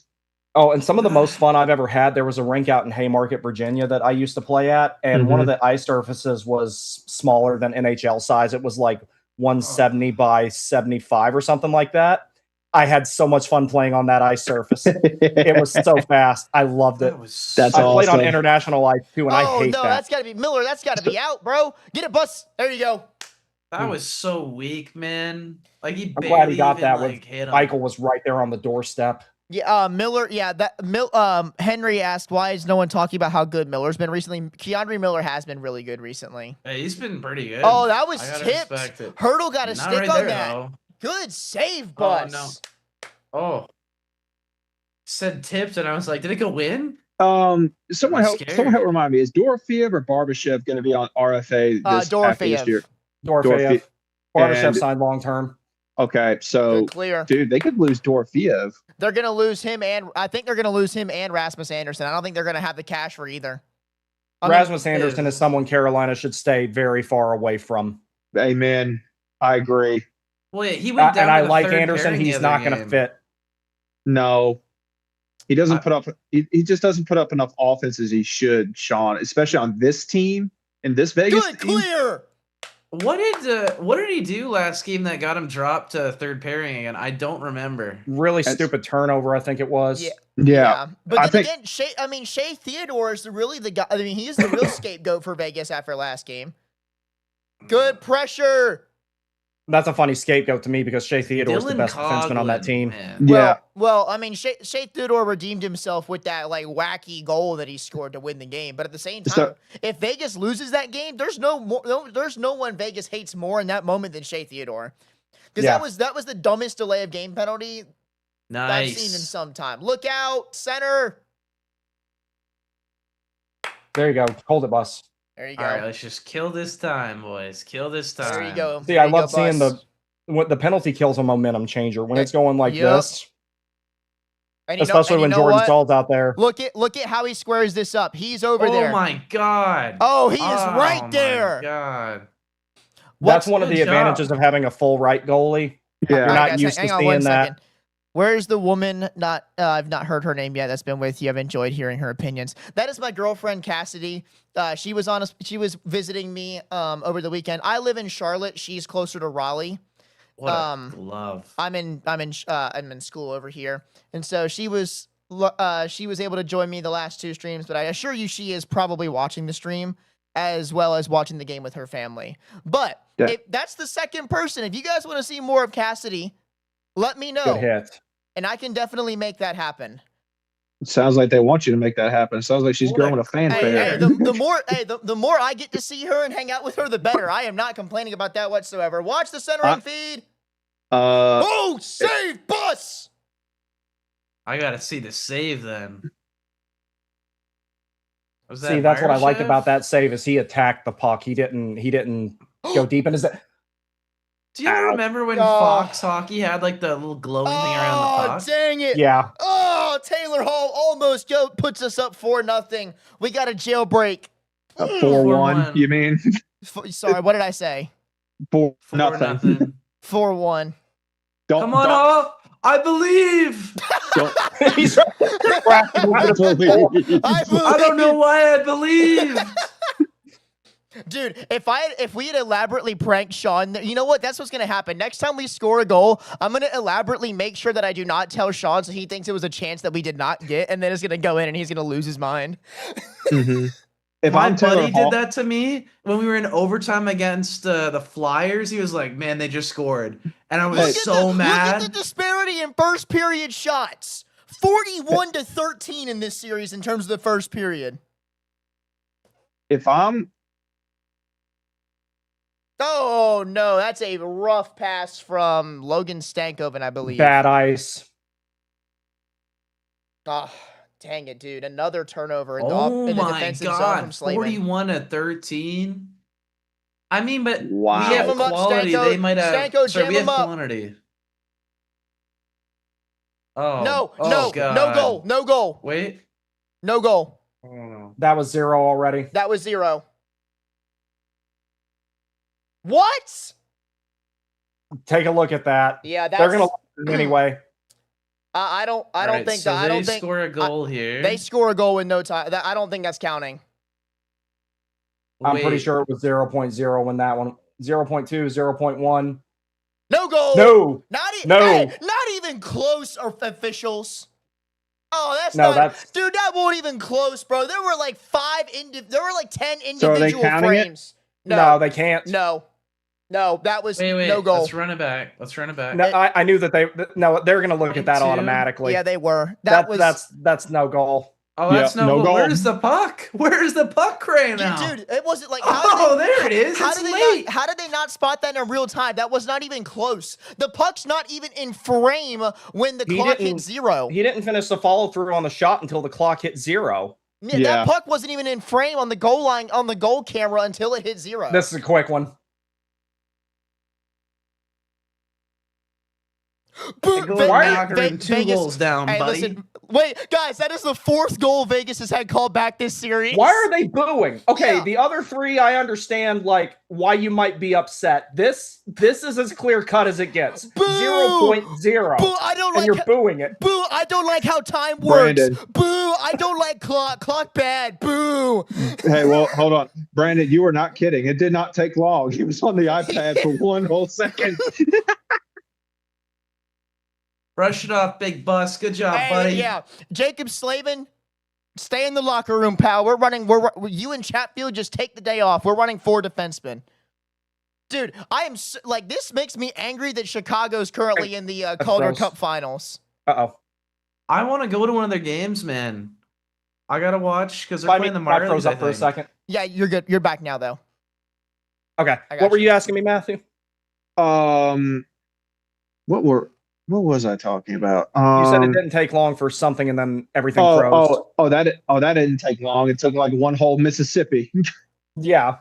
I can't believe that they would boo at that. Like that's as clear cut as it comes. It's Vegas. They want everything handed to them. They probably didn't show it. Well, I mean, they booed it after they. Yeah. After they went ahead and waved it off and said the clock had hit 0, like that. That's one of the most definitive rules in the book. I mean, look, the two callback goals, like get booing. Dude. This one is about as straightforward rule book as it gets. Yeah. It's the sports. Just to let everyone know that Jacob Slavin is having another bad game. Jacob Slavin should be. I mean, Jacob Slavin is 0.2 of a second away from being a -2 this game. It's time to reevaluate the minutes and make Keandre Miller and Sean Walker your first pair. I have no doubt Tim Gleason is looking at it and probably telling Rod, listen, let's start short shifting them guys, man. You've got to keep their legs fresh. And that's why, like, when he made the line changes that he made in game 2 versus Philadelphia and the ones here, it's like that was like he deferred to Daniels on that. So I'm pretty sure like that your exact scenario that you said they're playing out is more than likely how it would go down, if you ask me. Yeah. You gotta stop giving Slavin and Chatfield that many minutes. But if you're gonna do that, these line changes have got to be quick and they have got to be absolutely seamless. Guys, especially in the second period. Guys, in the second period. I'm scared. Dude, we're all hyped up and you're getting scared already. I'm scared because we have been terrible in second periods. If we can get, here's my thing. This period determines if we win this game or not. All right. I agree, Carter. If we come out of the second period with a lead, I feel like we're pretty good. Carter, I'll be right back, guys. Okay. Carter, I was the doomsday guy that started this whole thing, and now it switched to you after. I'm not doomsdaying, but this is the spot where this right here, the next 20 minutes of hockey need to be the 20 minutes of hockey where we put our foot down and be like, no, you are not bullying us with long change. Look, I don't disagree. I will say this: they are playing better and better defensively than they did last game. I mean, yeah, some of the turnovers. I don't know. The first period last game we played really good. They had 2 shots on goal at the end of the first last game. I hear you. We have got, and they know this too. I'm sure they've done enough analysis. I mean, analytical teams are all over the place now. Yeah. They know that they are going to have to play a good second period. This is where Vegas is killing them. If they don't come out in the second period and get the forecheck going and get pressure going, it's gonna turn sour really quick. Well, this is where I'm gonna say this. They're going in with the lead. It's like, okay, we got something going. It's better. It's not like we got shit. It's not like we're in a 4-goal hole right now. We got something going. Build off of that. Just keep doing let's just keep doing what we're doing. It's working. So just keep what's working. Be a little bit more. I mean, they already play conservative as they do in terms of defense. So I would just say be more conservative. But that's why I'm saying you've got to start short shifting your blue line to keep their legs fresh in order to keep the blue line as healthy and as fresh as possible to keep helping Brandon, to keep helping Bussy. Because if you can do that, you will be fine. If you don't, then you're going to be up a hill with a limp, basically. All right, reading some comments now. Vegas is finding ways to break the man-on-man defending easily. We got to figure it out. They're figuring out. They figured out a good zone entry with Mark Stone there. Bus definitely made some big saves. Wasn't the Slavin Ghost disaster tryout at the end of regular season just like that, where a team went straight down off a face-off? I think the pairings are what they are. You gotta have Slavin and Chatfield hang on for a little bit longer. If we can play like we played for the majority of this period. I'm sorry, what are PK Subban's pants, bro? I'm not even. The rules don't apply to them. Does PK sitting on the bench tonight get him on the cup, or will they still have to petition? I don't know. I mean, maybe I think I've heard that they're going to have to petition because it's been Freddie and Bussy through most of the season, so that's really the 2 main goalies. They're probably going to put on the cup, and they're going to have to petition if they get him on. I think they can. I think they can get that petition through, though. I'm gonna be straight honest. I think Piotr could, I think you'll have, yes, but I think KK's on there. I think Mike Riley's also on there. Nystrom. I think Nystrom has played enough to be on there as well. No, he hasn't. Really? Oh. Yeah, you have to play 41. Oh. Yeah. All right, I'll be right back. I gotta use the restroom. I think that if I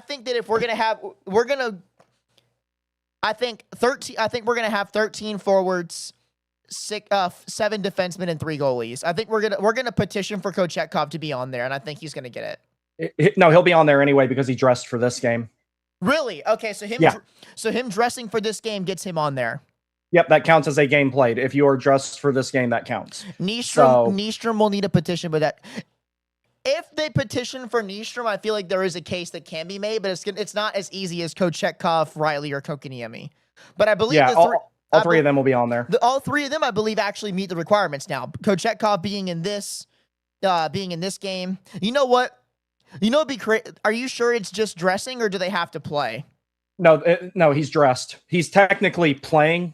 So by being dressed and being on the bench. Okay, it's no different than, like, let's say any of the skaters, any of the forwards or defensemen, let's say they dressed and never took a shift, they'd still get their name on it from playing in the final. I was going to say, if it required him being on the ice, why not just, if you win this game, why not put Kochetkov on the ice for like a minute at the end of the game? No, this is all that matters, is that he's dressed and that he's on the official roster for the game, so he counts. KK played 42 games during the regular season, so he would be on it. And Riley played more than that. Riley played, let's see, I think, Riley would be on there too, I think, because, he'd have to. Let me see how many he's played, because now I don't know if he meets the full requirement, but I definitely think Mike Riley would be on there. Because there was a point where there was a point in the season where we were still down defenseman, but Nystrom was playing over Mike Riley. So I don't know for sure. Riley had 20, that's the playoffs. Or wait, hold up, let's see here. I was about to say, Riley should have more than 20 games played. Yeah, Riley played 42, so he's good too. Okay, there we go. So no petition needed for KK or Mike Riley. Nope. What about Delorier? Delorier has enough games between Carolina and Philadelphia. He would be on there. Okay, so he has to. Okay, so even if you get traded, it counts. That makes sense. That makes sense. Yep, 41 games or greater played. So his Philadelphia games will count. Nystrom is qualified. I think. Yeah. How many games did he play? Nystrom played 20 something. I think. No, it had to be more than that. I'll look in a second. But let me look at Nick Delorier. I got you. Oh, dog. Oh, no, Delorier might not be on there. Delorier played 31 games this year. Oh. Joel Nystrom played 38. You've got a case there. Yeah. Actually, you know who played less games? You know who played almost as many games as him? Who? Jacob Slavin only played 39 games. Yeah. But, Jacob Slavin's playing every game in the playoffs. I think you're going to get, you would get everybody, including Riley Ghost, and you could probably get Nystrom on there, I would say. D'Lo only played 31 games. I don't think your petition for him is going to get through. No, Delorier would be fine, because if a player does not meet the exact requirement criteria, the team can write a formal petition to the commissioner of the NHL. The league reviews these on a case-by-case basis. He would get approved. Delorier would. That's true. Just because he's an aging vet. He would get a case to be on there before Nystrom would, because if Nystrom had played his 38 games in the latter half of the season and maybe had a couple in the playoffs or something like that, that would be a lot easier to swing. But Nystrom did most of his hockey prior to February, if I remember correctly. Do you have to dress for a playoff game or a Stanley Cup Finals game? If you dress for a Stanley Cup Final game, you're on it regardless. What if you play in a playoff game? Playoff up until the final, the amount of playoff games you played doesn't matter. Okay, never mind. Like, for example, Delorier did play. If they'd won in 23-24, they could have petitioned for, like, D'Angelo to be on the cup or something, if that had went down that way. But Delorier would more than I'd bet money that Delorier would be on the cup without a doubt. I think so too. Nystrom a little bit harder of a case, but I could see them potentially approving it. But I would say it's a long shot. Nystrom might not even matter. Nystrom might win the Calder Cup.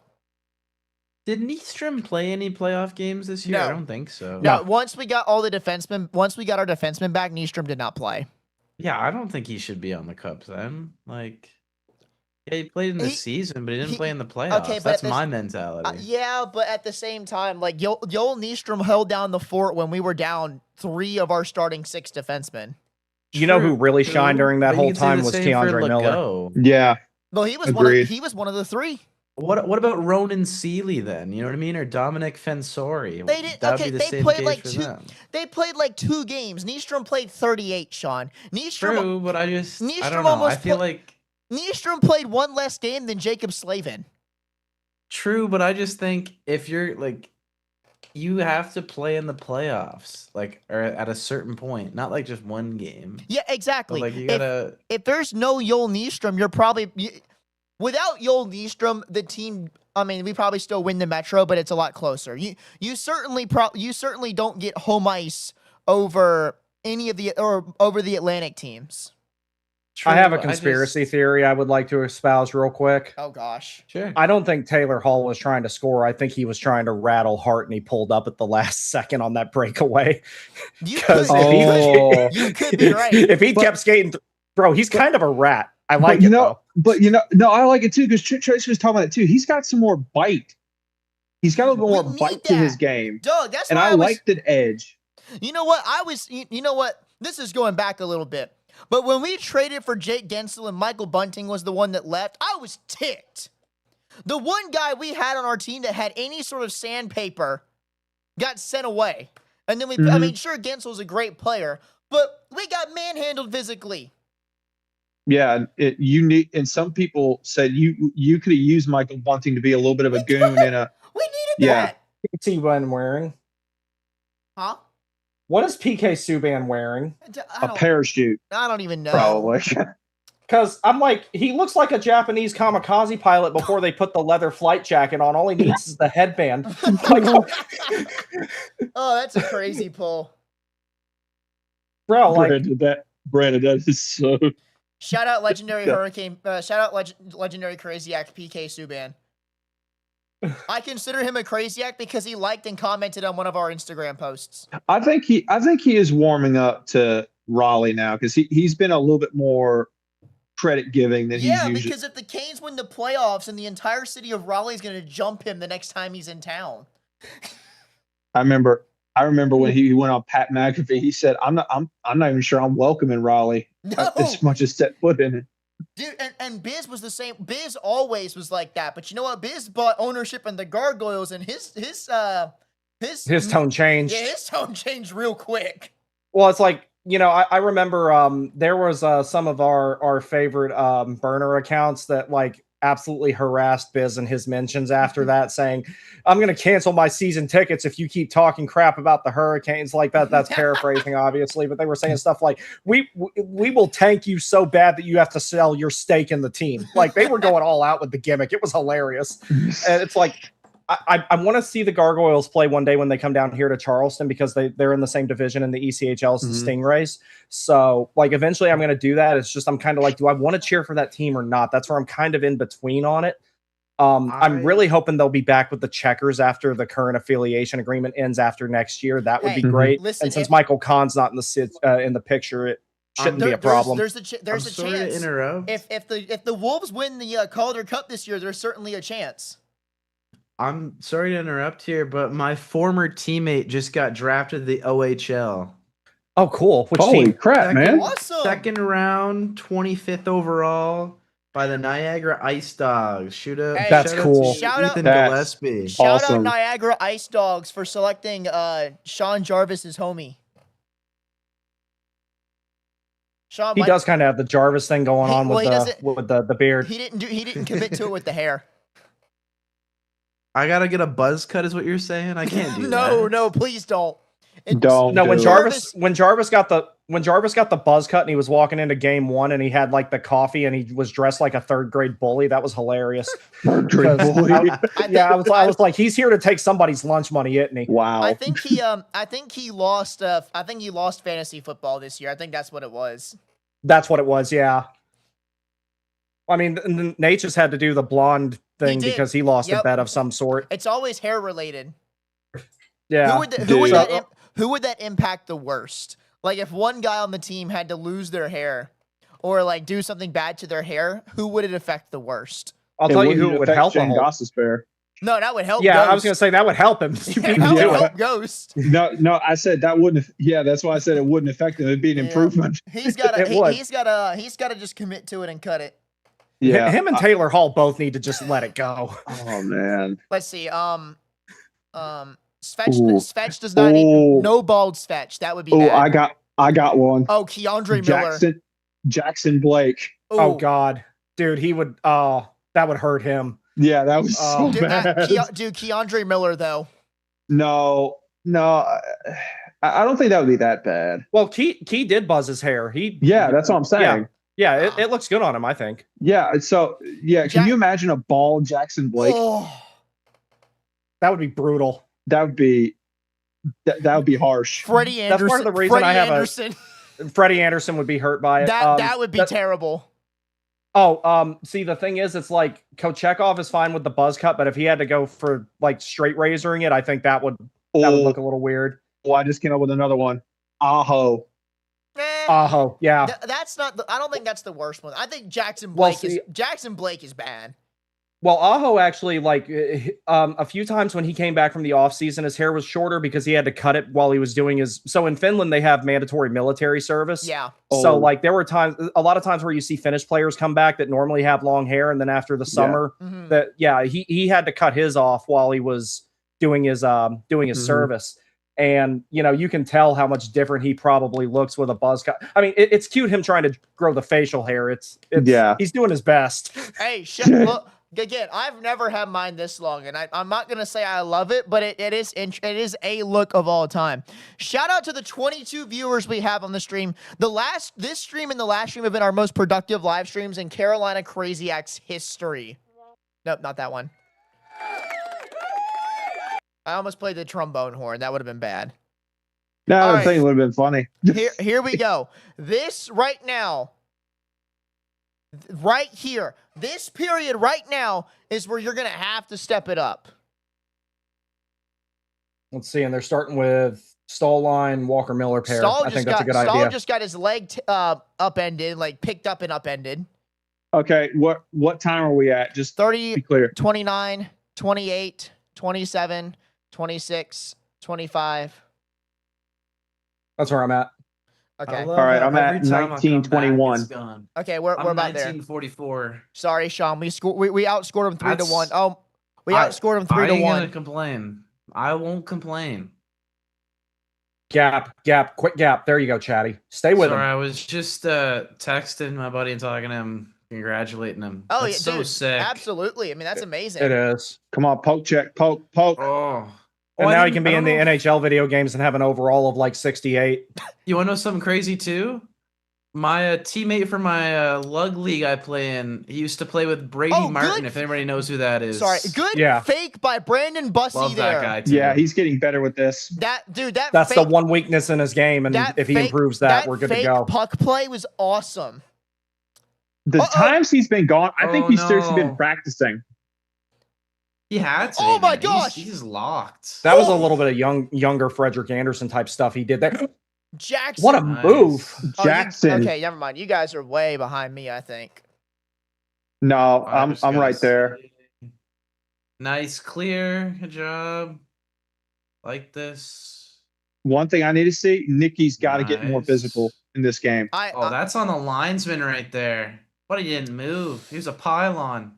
Oh, come on, Shane, finish him. Great job, Ghost. Come on. So he's better defensively than people give him credit for. He is. Goss is fair. He's playing the best defensive hockey of his career.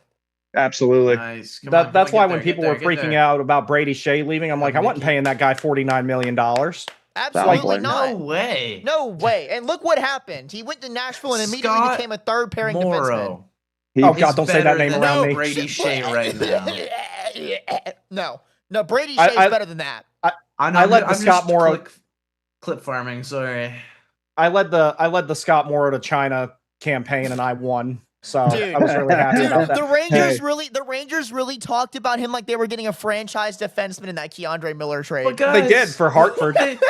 They fleeced us. They fleeced us with Scott Morrow, the next face of the Oh my franchise. Dude, God. the only thing that was the only way we got fleeced in that trade was paying Keandre Good, Miller keep in. paying Whoa, Keandre $7.5 first- million a year. And that's worked out. First undrafted first-year goalie to start in the Stanley Cup Final since 1970. Come on, boys, keep fighting. That's when Come my on. dad was born. Dude, that's when the Toronto Maple Leafs were actually Crazy. good at hockey. No, Yeah, no, because that was 1967. There you go. That's Get 3 back, years back, later. back, back, back, because back. the 3 years because too the late, Maple my Leafs man. haven't won a cup since the Ted offensive. So It's the Ted offensive. The last time they won a cup, there was still only 6 teams, eh? Wasn't even 3 Apparently rounds. that was pretty good. Wait, first round, second round, ECF. There was only, I think, 3 Oh, rounds of dude, he hockey then. whiffed on No, that 2 one. rounds of hockey. Hey, shout I out to don't the New remember. York Rangers for having like 80 years to win cups when there were only a few teams in the league and only having 4 Stanley Cups to show for it. Well, it's because the Habs were just so goated, man. That is also true. these zone exits are so much better. Thank you. Finally, somebody else echoes that sentiment. I've been saying that all Nice. game after game 1 and game 2. And you know what they're getting better at? Puck clearing. Jordan Yeah. Stahl. Jordan Stahl has goals in all 4 games. He's What year is literally it? an all-star. What did I say? Can Put we him get on Team 2009 Canada. gas prices too, please? Like that would be cool. Wish. That's the first 4-game goal streak to start a Stanley Cup final since 1982. Mike Bossy of the New York Islanders. And he was a I'm legend. about to say, talk about a goal scorer. First player since 1982 to have a 4-game goal streak since Mike Bossy from the Islanders versus Canucks. Stanley Cup final. That's crazy. And this guy's a third-line center. Okay, that was Tell me he's not an Gretzky. interesting pinch by Chatfield there. Uh-oh. Skate. 3 on 2. Who's the center back? Okay. Oh, no. Hey, you know what? Not known for defensive hockey, but heck of a back check there by Andrei Svechnikov. Good He's job, gotten a lot boys. better at it because when he first came in the league, he was a train wreck on the defensive side of things. Svechnikov was. He has gotten a lot better. There you go. Nice chip. You know, if he can just catch somebody and throw a shoulder into him 9 times out of 10, that ends that play. Yeah, that was not a. Oh, yeah, Oh my God. Look at People. Svech is back there.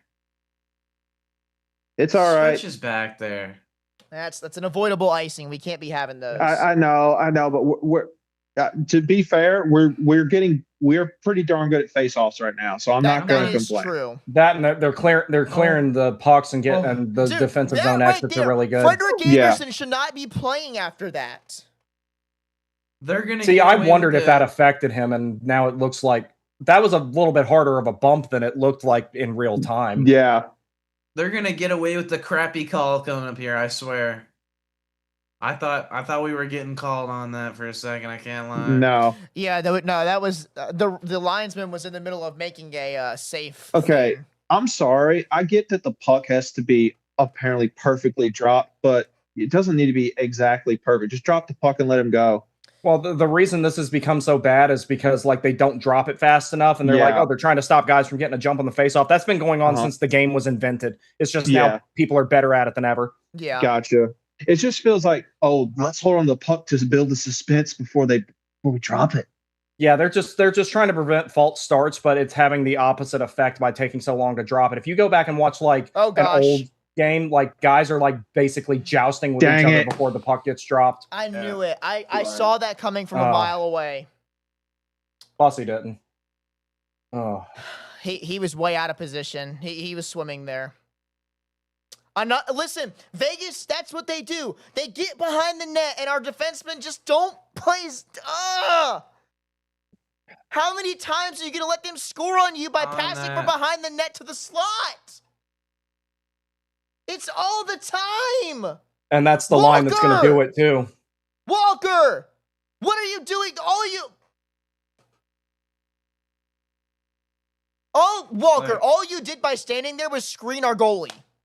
Get out of the way and let Bussy square it up. Like they're gonna. He tried to get in front of that one too. If we don't do something here. He picked his leg up at the wrong moment. Like, I'm not. It went And he right probably in didn't even between his do- legs. He is. I don't even think Literally that. the I don't even think he did that on purpose. I What think he is- might have caught a rut a little bit, and it took his skate off the ice. Walker Yeah. is just Why so. is he so low? Why is Walker so low? Walker is so unclutch. I'm not gonna. Walker is the least clutch player on this team.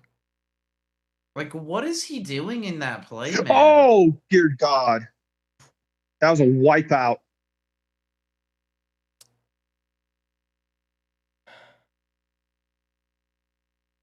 I just Oh my, don't Nikki, get that. Nikki, dude, finish your check here. There you go. There you go. Oh my God, but they're right back to. Yeah, this is right. Typical Canes second period hockey is back, y'all. If the Canes come out of this period with the lead, I'll take it. Yep. Because Amen. they're definitely a little. I would take it tied. There you go, Rob. Come on. I would take it if this game is tied after 2. Come on, boys. Why are we so bad with a long chain? Is it? It must be the defenseman. Yeah, it is because their legs aren't fresh enough. Vegas has played more games than we have. I don't understand Well, how this is such a big problem. Because it's the pressure. Both teams are good at applying pressure. Yeah. The forecheck of these guys is almost a mirror image how vicious they are on it. It's And just they're a bigger, stronger Canes team with a different jersey. Yeah, you can't run a 1-2-2 against these guys like you did Montreal because they're way too good at managing the puck in their own end. Montreal wasn't, so it's like you could let them have their defensive zone and then suffocate them in the neutral zone. You can't do that to Vegas. Oh, that's Miller's back. Nice forecheck. Stay with him. Nice job, Jarvis. Come on, boys. Stay with it. Just survive. You just got to survive. That goal right now is just to survive. Get some offense. Oh my gosh. Like how do they get to that? Okay, we ended up getting to it first, but seriously. That was a really good job there by Miller to get inside body positioning on that puck retrieval. Oh no. Come on, finish your checks. Jarvis, dude. I can't wait until he's playing with two shoulders Miller. again. There you go, Miller. There you go, Keandre Miller. Oh, Svetch, you gotta sell that one. Just go down. 3-on-2. Come on, go. They ain't gonna give Svechnikov that call. They hate him. That's true. Telling Svetch to dive is like telling Taylor Hall to try and sell it. I don't even think you could get Aho to sell calls. But isn't it bad kind of how hockey has kind of become almost like soccer where you gotta fall and sell it in order to get penalties? You know whose fault that is, right? Listen, guys. Not really. When Vegas, Crosby. When Vegas dumps the puck in our own end to make a change, they always have people continuing the forecheck. They don't just dump the puck and abandon it and go 5-man change. And that's where we're running into issues. We're allowing them to have free zone access by changing all 5 forwards. Or all 5 players. The F1 needs to stay out there at least. Yes. If they can. Like, if they've been out there for 45 plus, and I wouldn't expect them to, but like there's a few shifts where they could probably do that a little bit better. Get up there, second line. Go. All right, get back. Drop back. That was a very high IQ pass there by Chatfield. I like that. Yeah, I like that. Guys, if he had more of that in his game. Okay, I was about to say they cannot end up with that. They still do, though. Good stick. Oh my God, you got to hang on to get there. Forward, get there. Nice read, Miller. Off. All right. Don't kick it in. Oh, Vegas wants to throw punches now, huh? What's the matter, Hart? A little out of breath? Yeah, he's not playing very well. Carolina can get to him. That's on. I know, because they're making him move. Defensive zone exits and defensive coverage from behind the net. If we can do those 2 things good, then Vegas has no chance. Well, I think that's what they're starting to get at is they need to really start getting to. They really need to start getting to Carter Hart's head, and I think that's what Taylor Hall was trying to do. And I think with the flyby, they need to get him moving. Get Carter moving. Yeah, but we got to stop surrendering the back of the net to the slot every time. I hear you. Those are 85 to 90% goal shots. You cannot give those up at a high rate. That's defensive hockey 101, and we've been terrible at it. Yeah, but I mean, if there was one team that could dismantle Carolina defensively, it's this one. This one.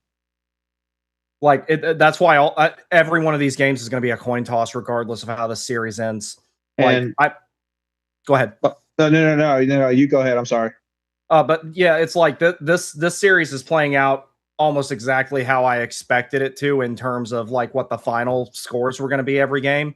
Yeah. Like if Carolina wins this game, it will be by 1 goal. Maybe you can tack an empty netter on top of it, but at regular 5-on-5, it's no, unless Svechnikov is out there. And yeah, I couldn't agree more. I think I've long settled into the fact that you're not going to have a big lead in these games. These games are going to be decided by 1 goal. It's only going to take one. That 2-goal lead you have was nice. Now listen, if we can score a second period goal and get that 2-goal lead back going into the third, that's amazing. Like if you can do that, then you should be like, knock on wood, you should be all right. It's going to come down to like with the similarities that these teams have, especially with how they forecheck in the offensive zone and their respective offensive zones. The term I've been using lately to describe it is who's going to grind the axe faster. Yes. And that's been trading hands the entire series of who's grinding the axe faster. So like this is the one team that could drag Carolina into a war of attrition and get win the outcome that they want. But I mean, that play that eventually resulted in that chance, though, happened because of the pressure they put on Marner and didn't let him exit the zone. Key had that good read in the neutral zone, and then that fed that transition play. If they keep doing that type of stuff, I'll even back it up. Even more. Chatfield not being able to get the puck out on the previous possession is what led them to having the puck in the first place. If that icing is not, if that's not ice and is just regularly cleared, then that's fine. William Carrier winning faceoffs in 2026. Is that icing? Did that make it all the way down? Not a super long time, but I mean, they're out there for 18 seconds. We can make a change if we want to. Mm-hmm.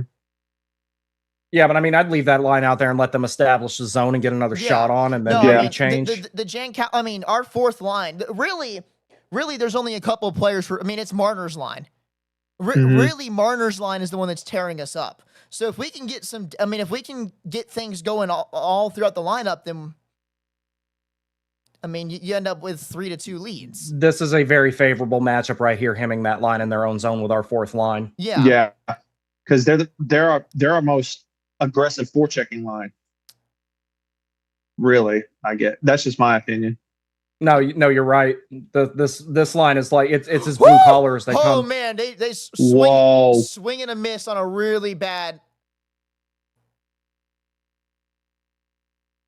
Almost. Yeah, that was close. Kick it. Watch it. How does Nicky?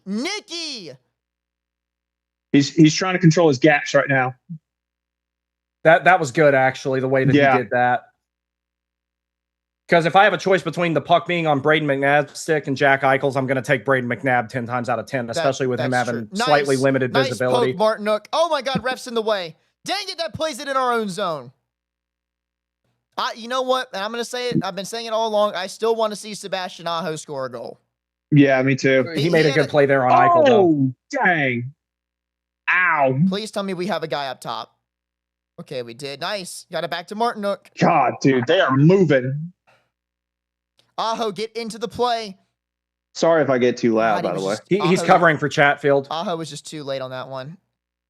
Okay, that's got to be a penalty.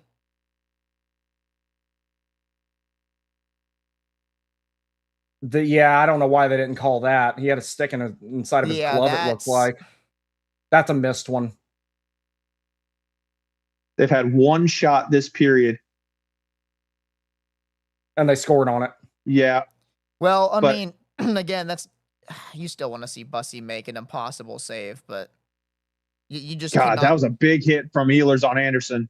Ooh, good. There you go. Ehlers got a little bit of bite to his game, too. Yeah, I mean, nice I like it. Nice high to low. There you go. There you go. Great Come on, hit. Go. There you go. They're only getting stall one timer. They're getting more angry. 89 mile an hour one time. Oh my God, yes. Oh. Come on, keep it moving. Bad pinch, keep Miller. It moving. Bad pinch, Miller. All right, they're behind the net. Look out. Watch the trailer in the slot. Nice. Go. Oh. Oh, Finish him. if that Come on, connects. come on, come on. Come on, come on. I'll take that though. We'll the way take- that this yep. period is going now, There I'll we take go. this. There we go. Hey, this. What? Oh, no, don't tell me we're going to TV timeout right now. That's fine. Let everybody catch their breath because that favors Carolina more right now. Yeah, I agree. That was good. They're really starting to get forechecking now. If we Yeah, and if they can do it in the second period, Yeah, it'll even be even better in the Amen. third. See, this is what I've been saying about the Canes. They're a very momentum-based team. Once they really start building momentum and really start getting the ball rolling, look at it's what very happened hard to stop. Look at what happened last game. I mean, they scored 3 in 39 seconds. Yeah, I know. If they could do that right now, that would be awesome. One can hope. One can hope. Oh, Riri. Shout out South Park. I need Welcome to Shitty Walk. I need I that. love that show. I need that as a sound bite on my on my soundboard here. The episode where it's the Asian restaurant war with the Japanese guy. Oh, Riri. I need that on here so bad. It's just I got a couple I want to. to. I got a couple I want to add on mine eventually, where I'm gonna do like I'm gonna have the rabbit from Alice in Wonderland holding the stopwatch for one of them, and then I was thinking like the I'm really late. I'm late. I've got a South Park one, but it's Eric Cartman saying some no words, so I'm not gonna use that one. I'm gonna get that one and the Back to the Future. Hey, I've seen this one. It's a classic because I use those memes a whole lot. Yeah, I'll tell you, the Eric Cartman one is 3 words, and the abbreviation is GDI. Or sorry, no, it's 4 letters. It's GDIK. No, it's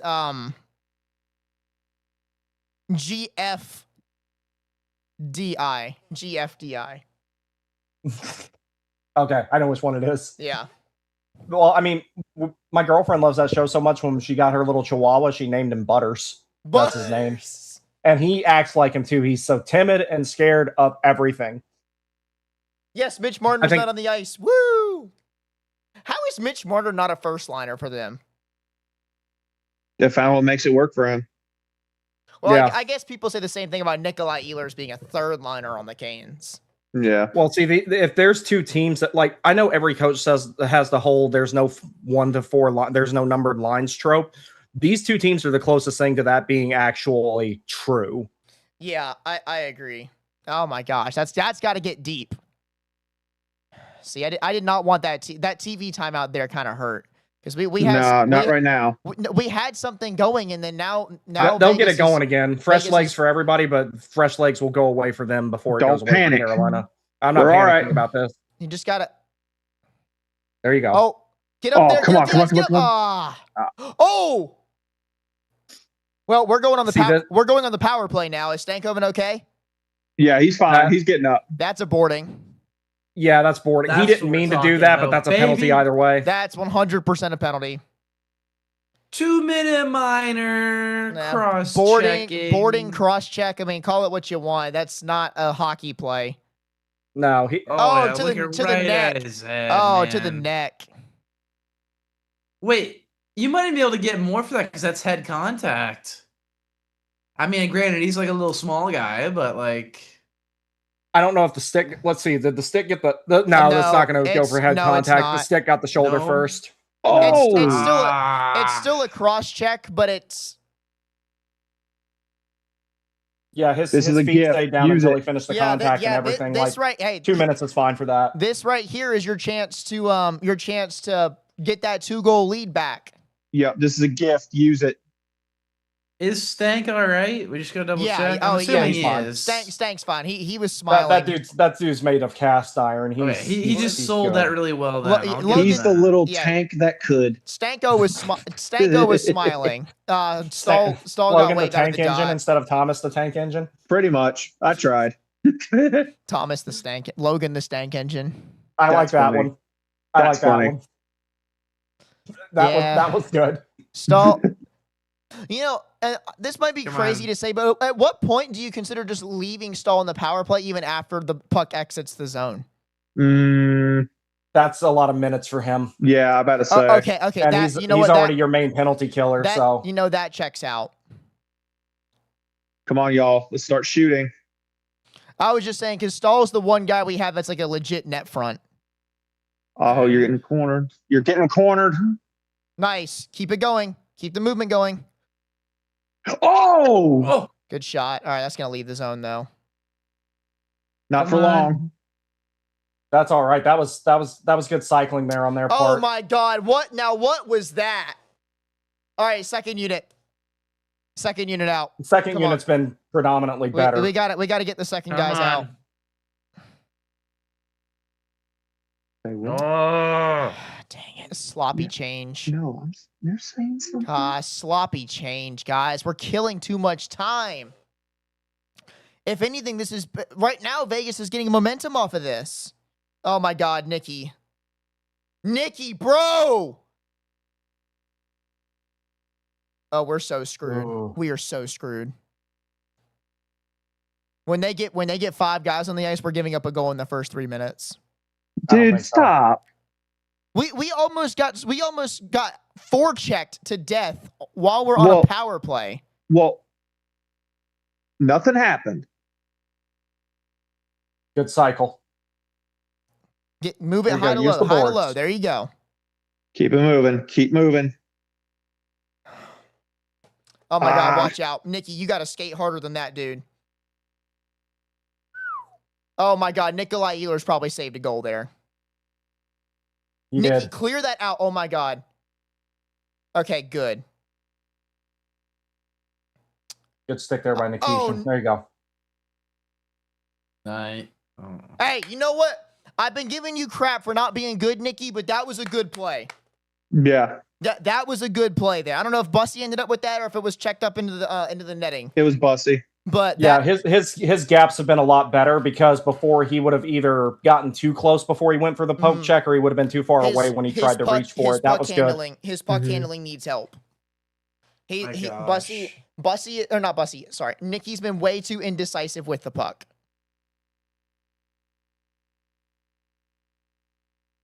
Yeah. I mean, let's face it. Get one here.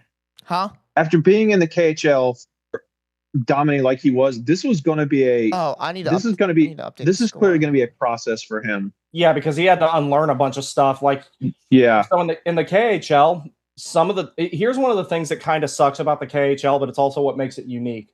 They used to all play on the international sized ice. Now, some of the teams play on NHL sized ice, including SKA St. Petersburg, where he came from.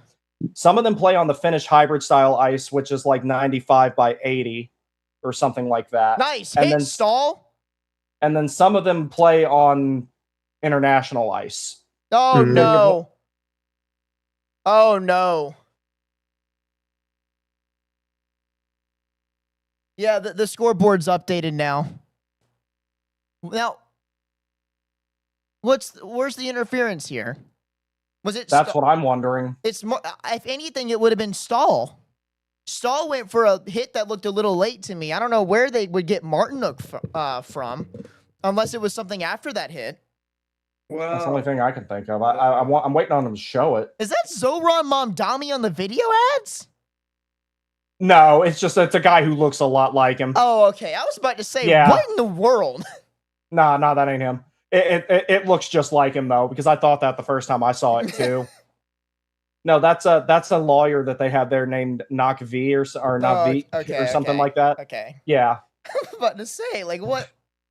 Can we get a I would love to see a video review of what happened with this Martinook interference. Yeah, we'll probably have to wait until after the TV timeout, but I didn't see anything, so it had to have happened behind the play. I did not see anything either. It had to have happened after the. Well, I don't know because they said penalty when that puck was moved up the zone. So it must have been something on the ice after Stahl, because Stahl kind of just bowling pinned both him and a VGK player. So I'm assuming Martinook probably had some extracurriculars on the ice afterwards. Yeah, that's the only thing I can think of because they didn't show it, they didn't talk about it, nothing. That's bad though. I mean, you give up you have a power play that does nothing. In fact, more like less than nothing. Like I would argue that power play gave Vegas some momentum, and then you give them a power play right after. That's a recipe for disaster. I think they'll be all right. Yeah, I mean, then again, the kill's been good. Kill's been good, so you can use that to your advantage if you kill off this penalty here.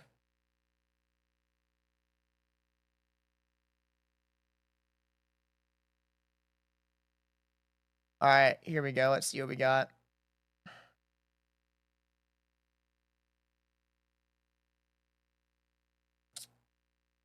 They're just kind of tied up, man. I don't know about that one. That's. I mean, I guess you can call that, but that to me in a Stanley Cup Finals game, that's a bit weak. That just looked like they were still tied up with each other after the play. They should have let that go. Stahl doesn't have a stick. It got slapped out of his hands. Oh, but they didn't call that, even though they did earlier. Yeah. When Martinook did it, or I guess whoever it was. I guess that whole thing does not apply when it's the other way around. Man, you don't with Stahl's. I mean, did it break, or did he just drop it? Mm-hmm. If it broke, it might have broke, so he just dropped it because it's a penalty if you play the puck with a broken stick. Oh, Stahl, you got to pounce on him. Yeah, Stahl's got to make a pounce. Jankowski's got to do something here.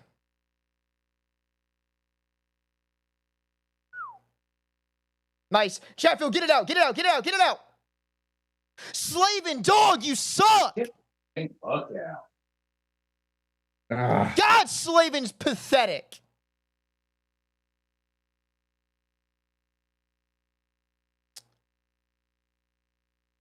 Guys, pressure. Oh my God, it hit the exploded stick. Oh my God, Chatty, you've got to make a better push than that. He's tired. Well, they're all tired, but... No, I mean, like, this blue line in particular, they are knackered right now, man. Oh my God, Stahl's been out there for 40 seconds with no stick. Slavin, I swear to God, if you don't clear this, you're fired. Okay. Okay, good. If he messed that one up, then he should not have gotten another minute of ice in this game. He made the smart play there, though. Instead of wrapping it around the boards, he took the extra second to button hook with it before sending it down the ice. So that the way Stahl well. got off, he looked gassed. The first attempted clear was terrible. Yeah, when you're out there playing without a stick, you got to move your feet almost twice as much as you would normally. There you go. Enough steam on that, Miller. Great job. Yeah, and he took the extra second to roll his wrist and get a little more elevation on that puck so that they couldn't reach it. Look out. Cover. Nice. You can't dump it. You can't dump it. I don't think they knew that that the penalty was up there. I don't think they knew that the power play was over. Well, I don't think anyone's trying to talk to him. I think they're just thinking, okay, just clear it out. Yeah, and you know, that's a problem for next shift. That's the look right there. Is that we're like second versus third periods. If we can just hang on or even score one more here, got 3 minutes. Just gotta hold on for 3. It's the long change. Vegas is executing long change much better than we are. Mm-hmm. Yeah, and they're really good at it at home. Oh my gosh. Good stick, Key. Great defense, Keandre Miller. All right, finish it out though. You gotta get this one back. There you go, Aho. Nice. Come on, boys. Oh, Sebastian. Nice. Is that Aho Come on, again? boys. Who That's was that? the Sebastian Aho that I know. Was that Sean Walker or was that Sebastian Aho? Well, Walker came back and covered. Okay, that was support Walker. there, but like Aho did a lot of the heavy lifting there. Oh crap! 2-on-1. Oh my God! What a shot! Of course, it was Brett Howden. Colossally. Key, you got to make a play on that. That was bad. Howden had no room there, man. He put that in a coin slot. Gosh, what a shot! This blue line is suffering. Well, that'll deflate your sail. No, Frank, no. What do you think? Frank's calm. I mean, Key got. Yeah, Key got sauced there. He's got to see. Key, you got to put your stick out and make a play on that. See, I thought he was trying to time leaving his feet.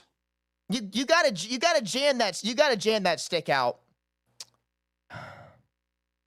No, we are not. No, this is not Bussy's fault. We're not playing Kochetkov in the third. They're going to doomsday all day long in the chat, dude. Don't even entertain that. This series is going how I thought it would, so I'm just kind of. I feel bad for Bussy's got to have that. I'm not gonna lie, but Bussy's got to have that, especially with that being on his glove side. He's got to have that. He saw that shot all the way too. Yep, Mm-hmm. yep he did. That's okay. That's a bad goal they give up. That's a very deceptive camera angle of that watch party. The ones that we have in Carolina are significantly larger. No, do not call a timeout right now. You're fine. God, nah, this is not a call a timeout 3 situation. goals and now 11 shots. That dude. Good face-off win there by Jankowski. Come on. It's not. Keep fighting, boys. It's not Kochetkov time. Kochetkov's played like 5 games for the Canes all year. It was a big enough risk putting Bussy in. Oh, crap.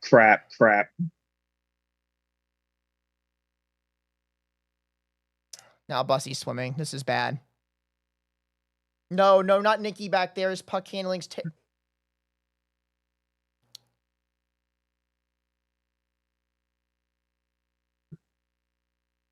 I hate to say it, There but you go. I think you gotta. I would consider putting Mike Riley in next game over Alexander Nikishin. He's struggling. He's From the struggling. attrition factor, Mike Riley might need to come in. All right, because he'll be fresh. You better gap up here. There you go, Chatty. That was good defense. See, that's characteristic because his gap control is really aggressive, and that's how he needs to play. Uh-oh. Are they calling a penalty on Jackson Blake there? Probably. All right, two penalties. Yeah, it looks like he's pointing at both of them. Yeah, it was both. He got cross-checked into the goalie. I don't know why Jackson Blake gets a penalty if he was cross-checked. I guess they're saying that he wasn't pulling up anyway, and McNabb no. The cross-checks afterwards. Oh, that's why. So Jackson Blake got the initial 2. Yeah. McNabb's getting 2 for after. Yeah, okay, that's fine. I'm fine with that. Yep. That's fair. I can't believe how this is. Carter, this was going to be a close series. No matter what. But it's like we can't buy a freaking breakaway save right now. Like, we're getting, like, on the 50-50 pucks, we're getting burnt like 90-10. It's unreal how effortless Vegas is scoring on things. Well, they have some of the best scores in the league, so I'm not really shocked. I know, but even pure random chance should only get you to like 70-30, not 90-10. Torts is losing his mind.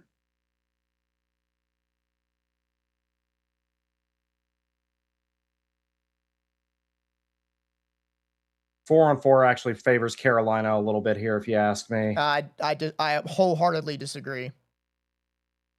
Vegas is the faster team, and they're better in the transition game than we are. This favors them. Nah, I don't think so. We'll see. We also can't handle a puck to save our lives either, so there's going to be more open ice for us to screw up on here. Like that.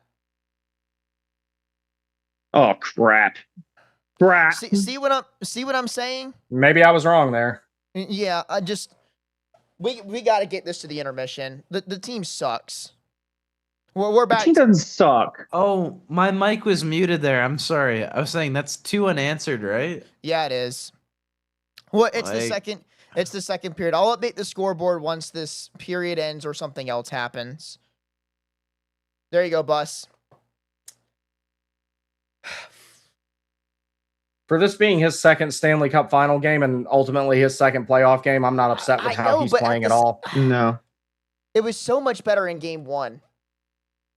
He made some unreal saves in game 1, and now they're. I think he's just nervous. That's the only thing I can. Game 1. Up with. Well, He made game 3. Sorry. Did I say that? Yeah, you did. No. He looked I much. think Bussy's just nervous. He looked much better last game. He Well- looked far more confident last game. I guess maybe because they were up 4 or they were losing 4-0.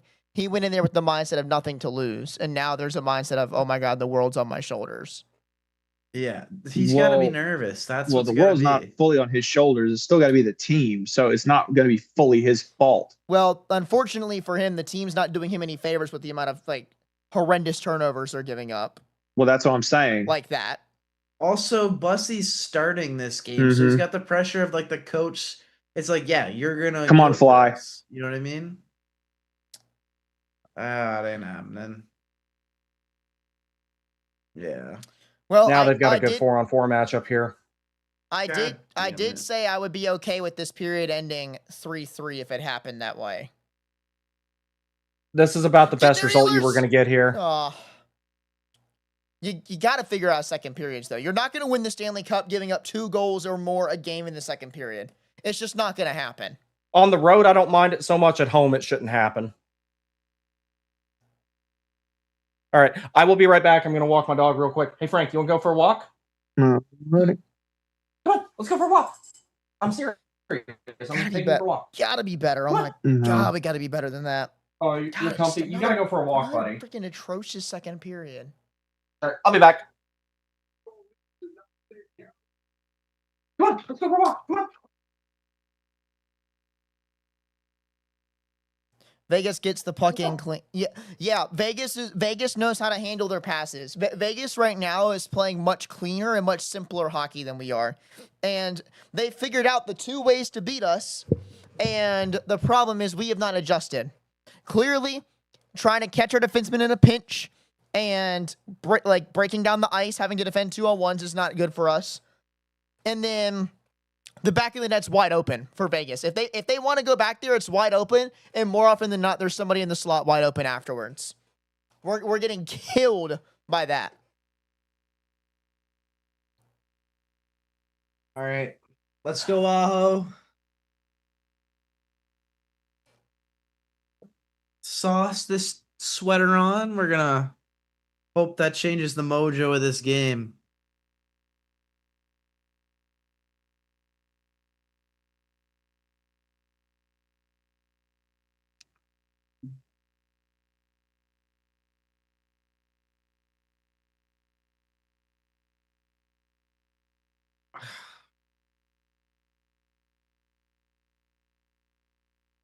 Gosh, how big is that 1 extra second? And oh wait, we lost somebody. Is Matt done? Did he say he was done? Oh, where'd Matt go? I went to the bathroom. I'm not unsure. I'll give him a little ring here. No, that's all good. He's got the email if he wants to come back.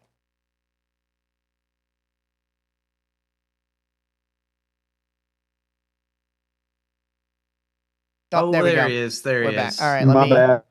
No, you're good. I'm just getting this back to where it was. All right, there we go.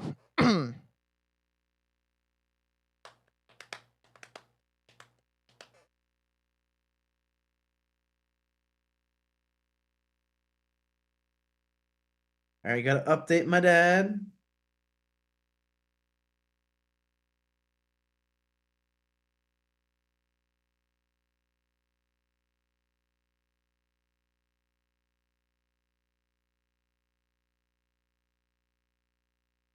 You know, the next goal in this game is probably the difference between us winning a Stanley Cup this year and losing.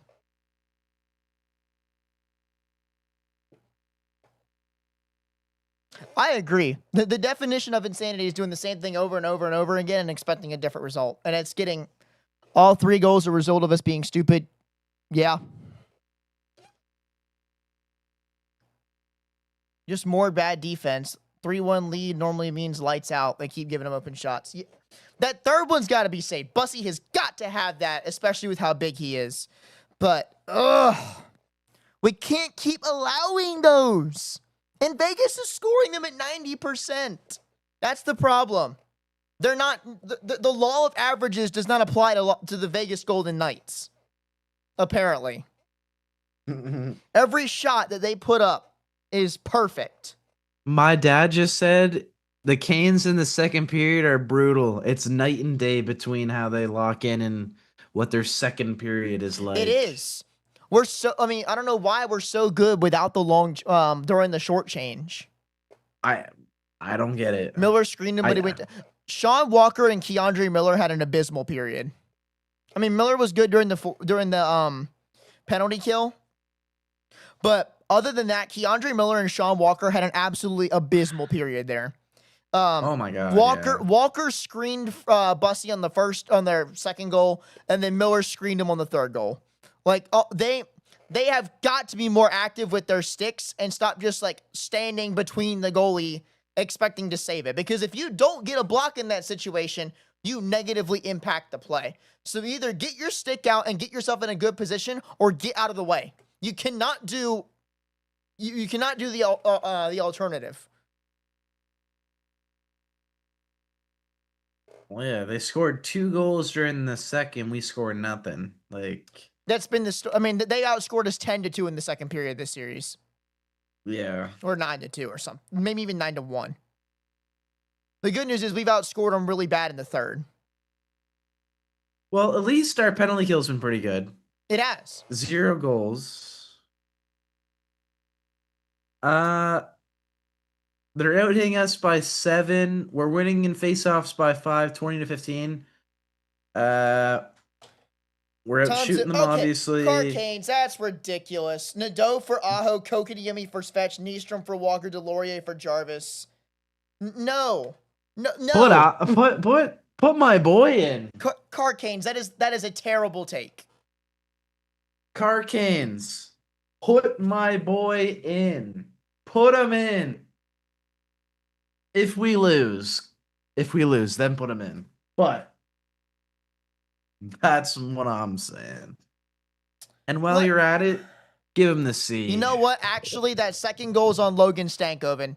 I don't know what Stankoven was doing there, but he was nowhere near his man. That's not on Walker. That's on Stankoven for really poor defensive positioning. Was he on a long shift? I know that happened. I don't know for certain. Is this the third one? I can't remember if it was against Vegas, but Stank was out there for way too long, and they scored, and it was his fault. Yeah, you can also blame it on Svechnikov, too, for not... People behind the net are not a threat to score.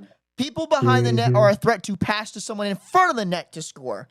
So tie up the guy who can score, not the guy who's skating behind the net who can't score. Oh, yeah. What is he doing? Yeah, what is Svechnikov doing? He's not a center. And you know what? Yeah. Oh, God. Oh, yeah, that's Svechnikov's fault by far. You know what? Hang on. Oh, my gosh, guys. Keandre Miller actually is the one who got the elevation on that third goal. That was getting saved if Keandre Miller didn't get it with his skate. That's another own goal. Technically. That goes off of that either skate or stick and gets elevation and gets over Bussy.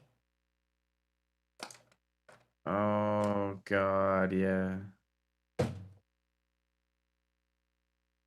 Well, you got a whole other period to play. Been good in third. Just reset and move on. You've been good in third. Why is it called Welcome to Win City? Gang, you're Las Vegas. You know how many people go broke at your casinos? What are you saying? How many times are they gonna bait us below the goal line and pass it out front, dude? If as many times as they want. If we make the adjustment and start defending the guy out front, then we're fine.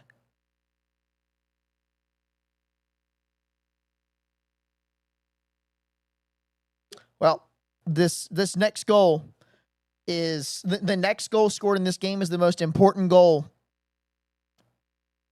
for either team, or for at least for Carolina in the last 20 years.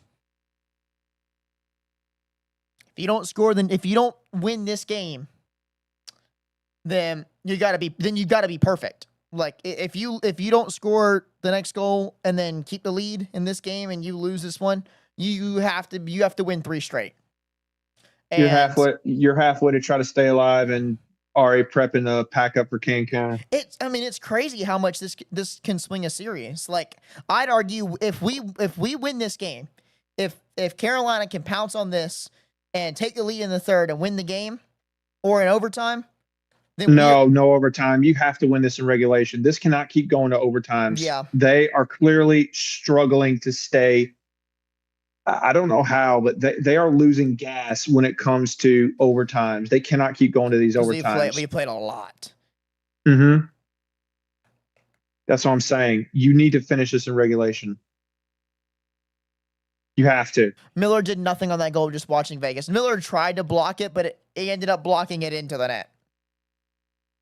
That does suck.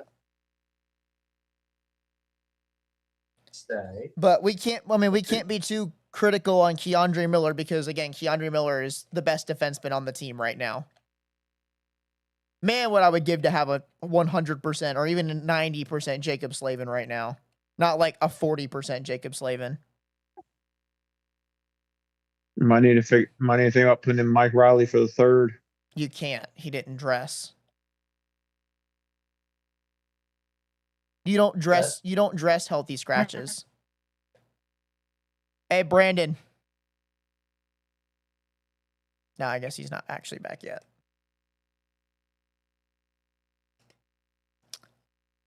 There he is. No. Oh.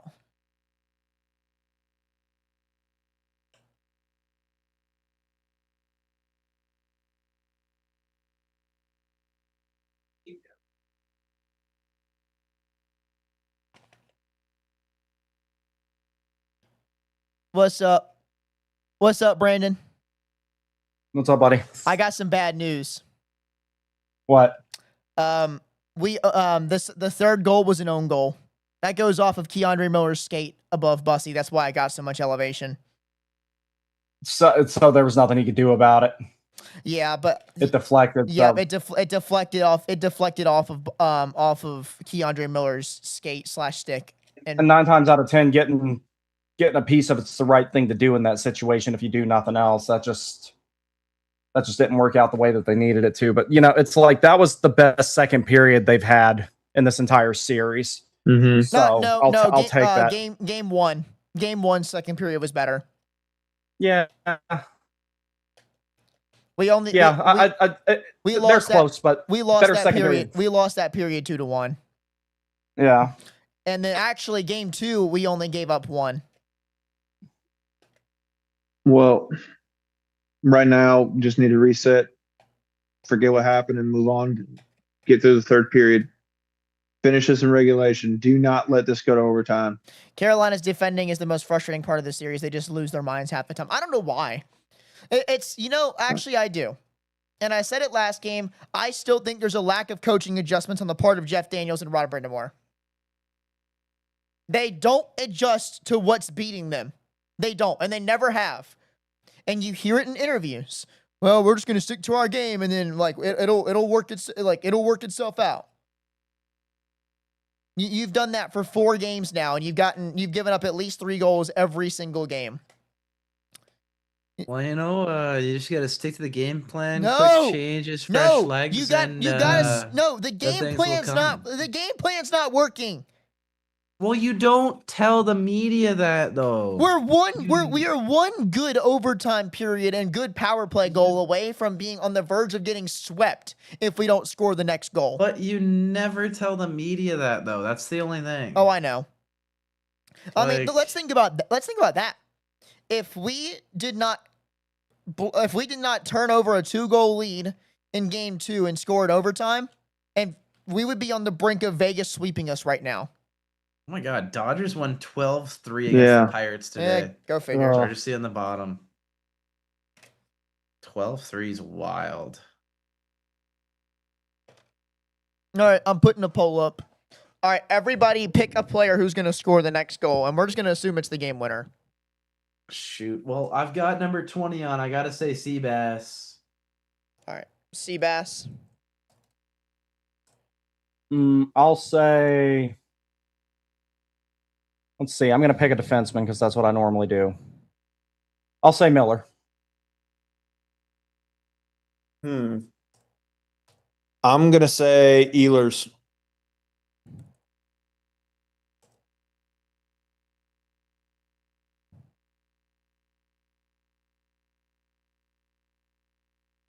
I'm gonna say Seth Jarvis. I think the third line's scoring a goal. I think it's Stahl, Jarvis, or Ehlers. All right, the poll is out. Let's see who wins the poll.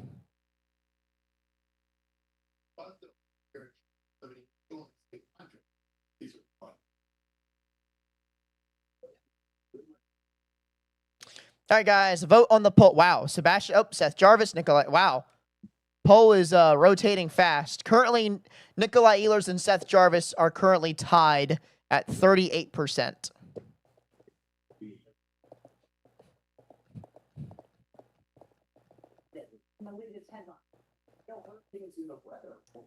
I've got to be honest. I felt like we looked like Montreal playing us only in second periods.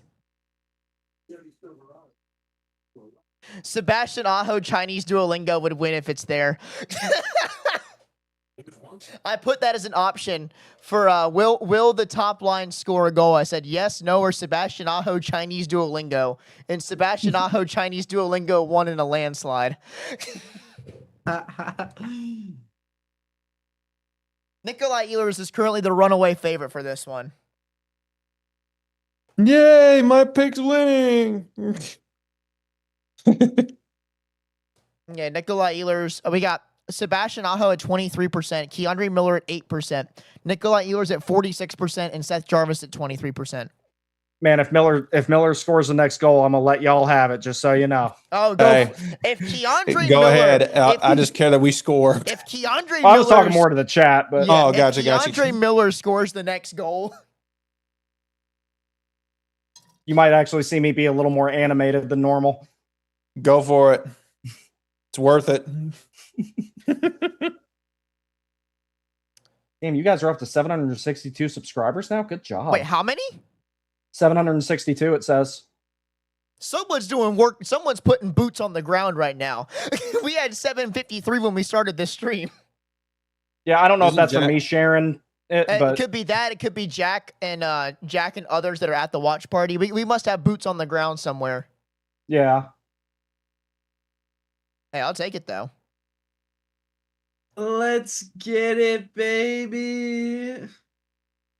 Third period coming up. We're a better team in the third period, I believe. Okay, let me look at something while I'm thinking about it. This is actually not hockey related for once. I'm going to see what next chapter I need to read. Nadeau next goal. Yeah, right. Yo, If that's he- bad. No, if Nadeau scores the next goal, that's bad.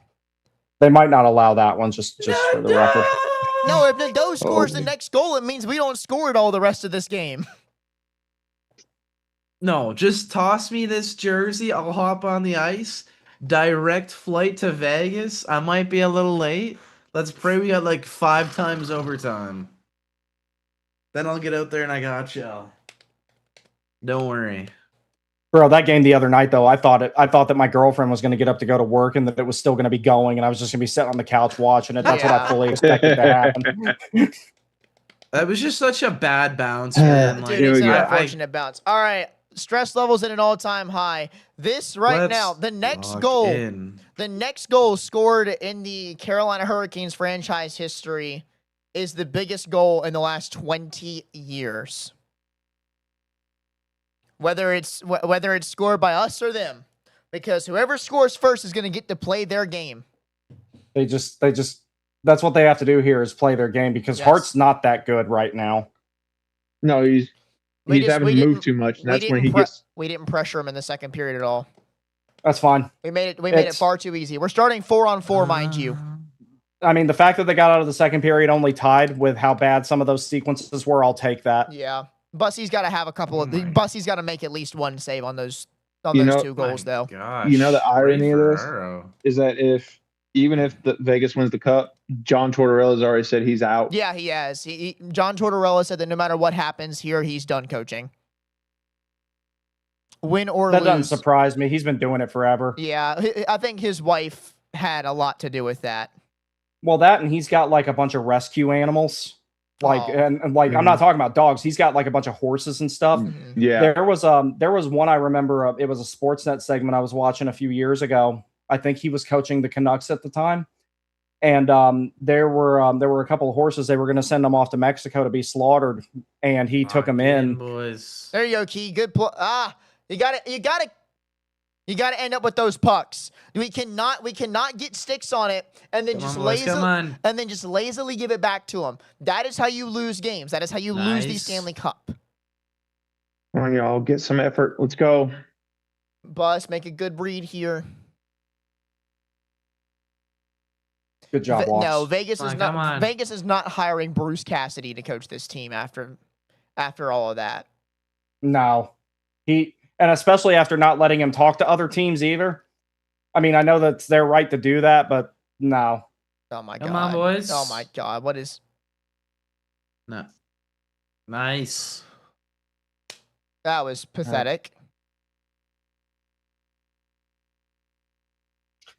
Where is every? Move it up quick. There you go. This is an uninspiring start to Come the third on. period. I'm not gonna lie, guys. Come on, boys. Come on. Good save, boss. That was the best defensive play Dylan Coughlin has ever made. Come on, come on. Who's actually really good defense there from? Is that Stankoven in front of the net? I don't know where our defensemen were. If that was Logan Stankoven. Hey, you could get a Sleeping. Keandre Miller clap bomb here would feed families. I would be particularly happy about it right now. Me too. Come on. Stankoven took on a guy way bigger than him there too. Yeah. If that I mean, gets that's 95% of the league, but still. taller.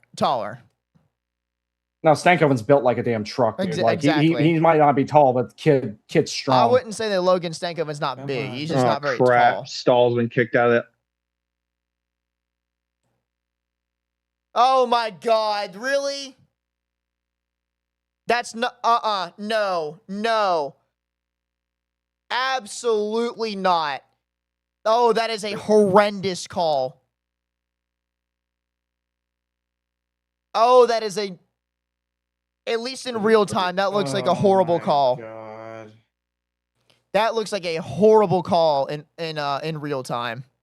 Are you And- kidding me? Who's that? Barbashev or Dorofeev? And it's Dorofeev. There's no way that's a penalty. Thorough. No way. Oh, No, No, my no, God. absolutely not. No, that is a soft call. That is a horrendous call. And you know what? Horrendous calls are often the ones that ruin games. Gotta love it when a game's decided by a ref. By a freaking rogue ref. Gary Bettman must have sent a check to them after that one. Oh my God, what a terrible. That stick never caught his skate at all. He lost an edge on his own. Yeah, that was terrible. That was a terrible call. Are you kidding me? That's I mean- not a penalty. I'm not gonna- I try not to complain about officiating too much, but that's one where, like, seriously. In a 1-goal game, especially, in yeah. a tied game. Or a tied game, I mean. Get there. I don't know why I said 1-goal game. Oh my God, who was that? Bussy, big save. Who in the God, world oh blew that? God. Jordan Martinook, bro. You are a Oh. Shanghai Shark. No. Bussy. Oh my God. There we go. Yes. Mhm. Out. Yes. Or not. There you go. Good save. Nice. Way to attack the puck. Sebastian Aho. Come on. Sebastian Aho, that was a brilliant play, dude. God, Come on, boys. Kiss the Get in the post, game. Bussy. I don't Kiss think that post, buddy. did he get post on that, or was it just completely over? I was post. Come on, boys. Get up, Nikki. Oh, Oh, Nikki, you got to end up with that somehow. Nice. Nice. Go, go, go, go, go, go, go, go, go, go, go, go, go, go. good job, good job, good job. Oh! Oh. Nice. Oh, no, no, no. Come on. Come on. Come on. Miller, get in the play immediately. Nikki, you're lost, bro. Thank God, dude. Alexander Nikishin was completely lost. Come on, guys. Him up on the board. Come on. We got to get a whistle, Guys, you boys. cannot Come keep on. letting Brandon bail you out. Nice. Oh, my God, that replay of that save, that was a big one. Way to stay settled, Bus. Nice. Oh, yeah, that was crossbar on the Eichel shot. He had Bussy beat. Oh, beautiful. And then a Nice, beautiful nice, play nice. from Nikki. Good defensive play by Nikki. Oh, dude, that Good crossbar. job. Ooh. Good job, boys. Good job. Slavin, if that's an icing, I swear to God, dude. Good Okay. job, boys. Good Okay. job. No, he golf wedged that one perfectly. Oh, my God. Dude, you got to skate to the puck. You got to And skate to attention's it, guys. palpable Oh, in my this one, bro. Lord. Carrier, please. Do not ice that. All right, there you go. Everyone overskated Come it. on. Let's get some pressure here. Come on. Really? Really? Okay, Nice. whatever.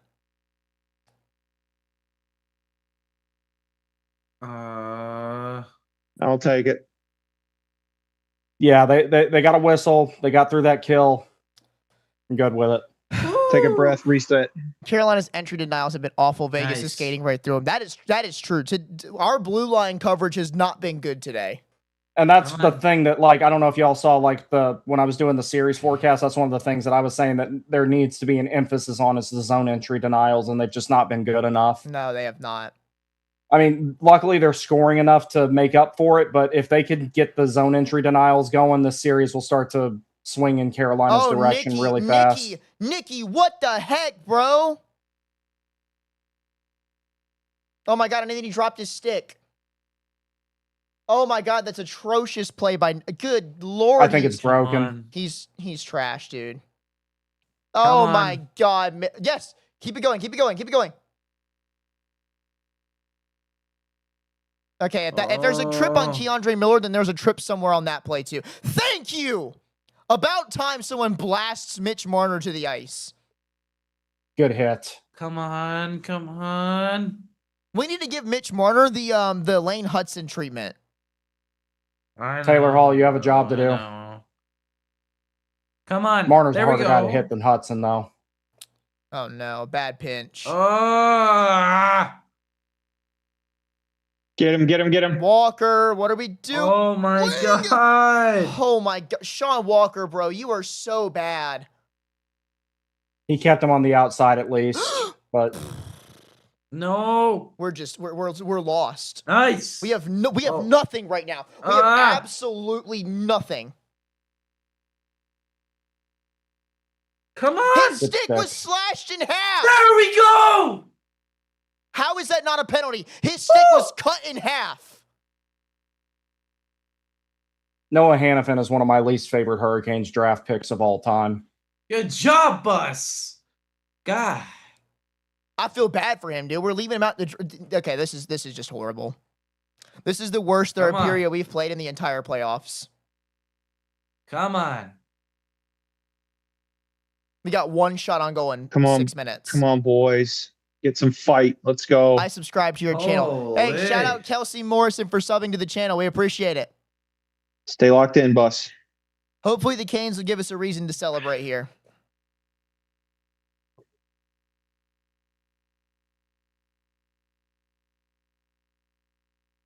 The boys need to start getting some fight because Noah Hannifin's getting a little bit. We got to generate some offense. That's They the problem. Is we're not They need to get some forechecking. fire under them right now. We're not forechecking hard at all. Lines are mixed up now too, because Jarvis is back with Ehlers and Man, Stahl. There you go. Come Unless on. that happened already and I didn't notice it. Slavin! Oh. I don't know about y'all, but this game... Jarv, what was that? This game decides my mental health for the next 2 days until the next game. I think it decides longer than that for me. Yeah, and I'm going to be at game 5, so... You got a mental reset for the next game. That's all that it is. Blast him. Blast him. Come on, Holy Jarvis! shit! Holy shit! Son of a nutcracker! Come on, dude! You gotta finish that! Come on! Oh my god! Oh my god! Oh my god! That's what we... Oh! Let's go! Yes!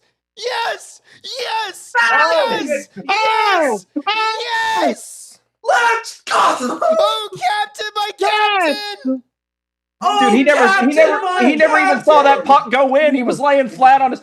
Alex Let's go, Ovechkin, who? That was the goal. Wow. Oh! Incredible. Oh my god. Oh! That's how you forecheck. God, Jarvis, you owe That's him a great Canadian, can I tell you? That's my Canada Oh my boy! gosh, what a goal! What a Wow. goal! Baby! Falling down, backhand chip Oh, over his yeah. glove. Wow. Can I hit a celly? Can I hit Wow. a celly? What a goal! Way to go, Jordo. Way to keep fighting. Damn. There's your break. Jordan There Stahl's is your break. fifth goal of the Stanley What Cup I'm Finals. talking about! All right, come on, guys, boys. let's go. Keep it Stay in the going. flow. Stay in the flow. Lock Go, go, go, in. go. Keep it going. You got one. Let's get another. Hey, We ain't Yeah. done yet. let me Let's have this, go. please stop. Oh, Key. How's that not a penalty? He was taken down. Nice. I mean, it was a penalty at the other end of the ice. Yeah, exactly. It's the exact same situation. He just lost an edge. Bussy! Good save. Skate to it, skate to it, skate to it, Blake! Come on.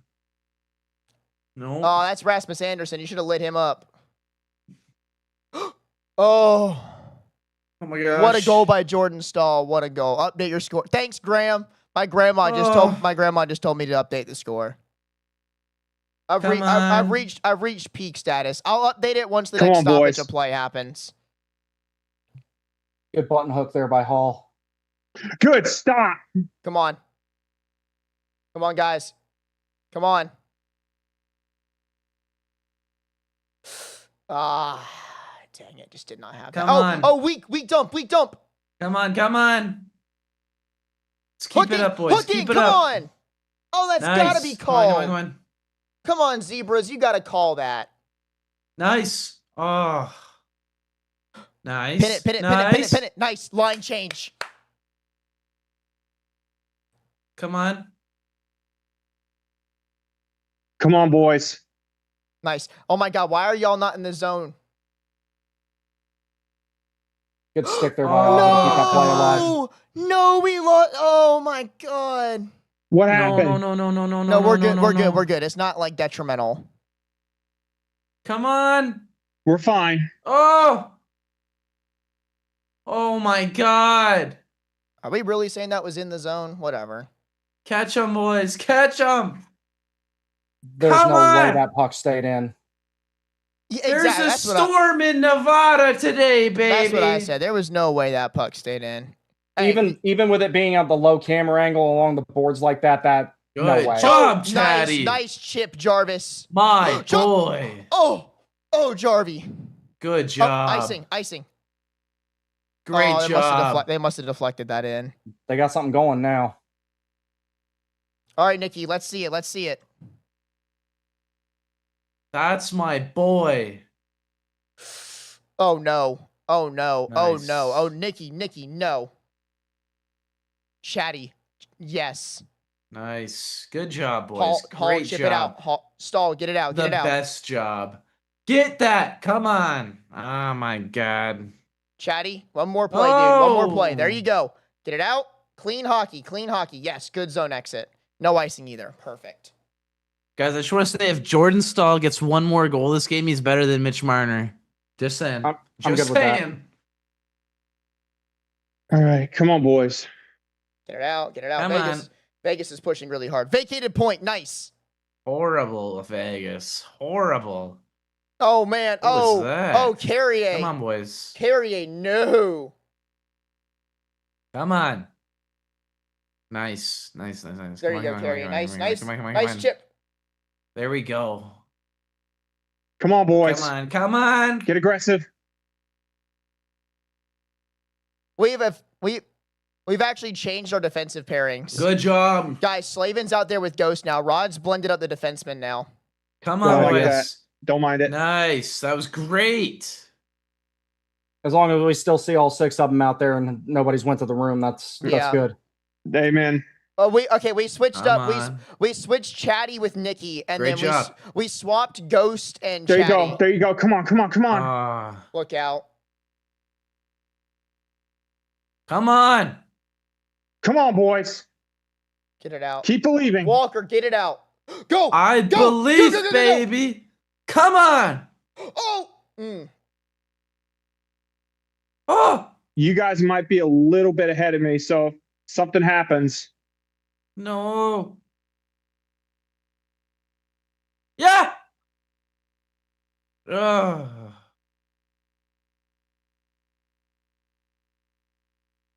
Oh. Come on. Bus, what are we? Okay. I'll hear you out, Nice. Bussy, I'll hear you out. Yeah. Dude, how are all the aerial Ugh. flips right on Come Vegas' on. sticks? Go. Chase that. Go. Skate, Martinook. Nice. me too.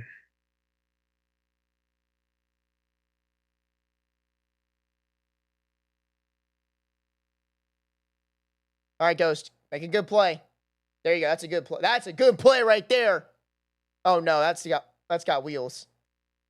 Oh, Come no. That on. made it for icing. Dang it. Come on. I think that they've shortened the bench. I think they're running with 5 defensemen. I haven't seen Nikishin Come back out there. on. Yeah, I You don't- think they benched him? Yes. Yeah. Yes. Yeah, it looks like they've shortened the bench because I've seen all 5 of them out there except him. I have to. You know what? I don't mind that at all. See, the thing I'm starting to worry about with him is maybe he's not fast enough because he's losing foot races a ton. He is. I mean, maybe he's injured. I just hope that that's not a normal problem for him otherwise. Dude, Lenovo Center is blasting right now. Yeah. Sorry, I didn't mean to cut Okay. you off there, Brandon. No, you're good, buddy. All right. Who will score the next goal? Nobody. I don't want to see another one. No goals. Yep. No. I don't want to see another one at all. UC Saros. No.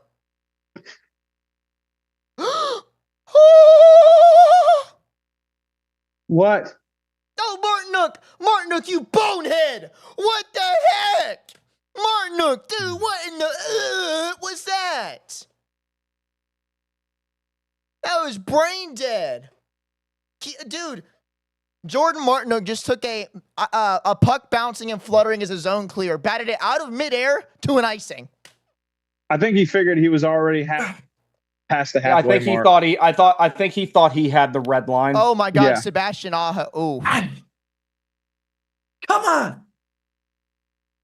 no. Guess you got away with a Miller, hook there. Miller. Holy trash. What happened? Just we're not playing good zone defense anymore. We're back to like just puck hunting. Okay. And Okay, y'all. I'm about to say, y'all, bear this in mind. I am a little bit behind, so Oh, I y'all might know. beat me. what I'm saying is we're back to puck chasing. We're back to trying to put 3 guys on the guy with the puck and Come leaving on. other people open. We're not applying proper man-to-man defense anymore. Skate. That's an icing. Come on. How on God's green earth is that Nice. not an Come on. icing? That probably should have been. Stevie Wonder himself would know that that's icing, and he doesn't know a thing about hockey. Come on. Come on, boys. Dude Great panics exit every there by time Vegas Slavin. touches the puck. I don't panic when we're handling things clean and playing a good game, but Need to get it out. Come on. currently our puck handling's not good, and every Come time There you go, Tate. on. every time we get the puck, we're chasing it back the other way. Good hit there by Nikishin. He's back Yeah. out there. That's good. Maybe Come he was just on. a little tweaked. Yeah, he might have had to like or had an Nice, equipment issue. nice, maybe. Robinson. Huh? What? Come That on. wasn't a hand pass. Robinson pa- played it. We got this, He, boys. Come he on. might not have got a stick to it before it got to him. That's the only Nice. thing I can think of. Yeah. Good Oh, that's job. such a. Oh my God, that's such a beautiful camera angle right there. That's fine. That's fine. That's fine. You'll see it in We'll a second. take that. The Jordan We Stahl and goal. will take The funny that. thing is that camera angle makes it look like, I know it didn't, but it makes it look like the puck like went through his glove, like it just faded through If it. Carolina I doesn't know win, that's I not will what crash happened, but- TF out. Yes. Yeah. At this point, yes. This is Guys. our chance to get back in the Cup Finals. This is the most important 6 minutes of this team's life right now. Yep. No doubt. Right now, lock it down or get another goal for a cushion. Come on, boys. Just need the momentum. Need the momentum going back home. They're riding it. They're riding it right now. You can keep the Guys, momentum it's going back always home. been Canes and 5. I'm It's- telling you.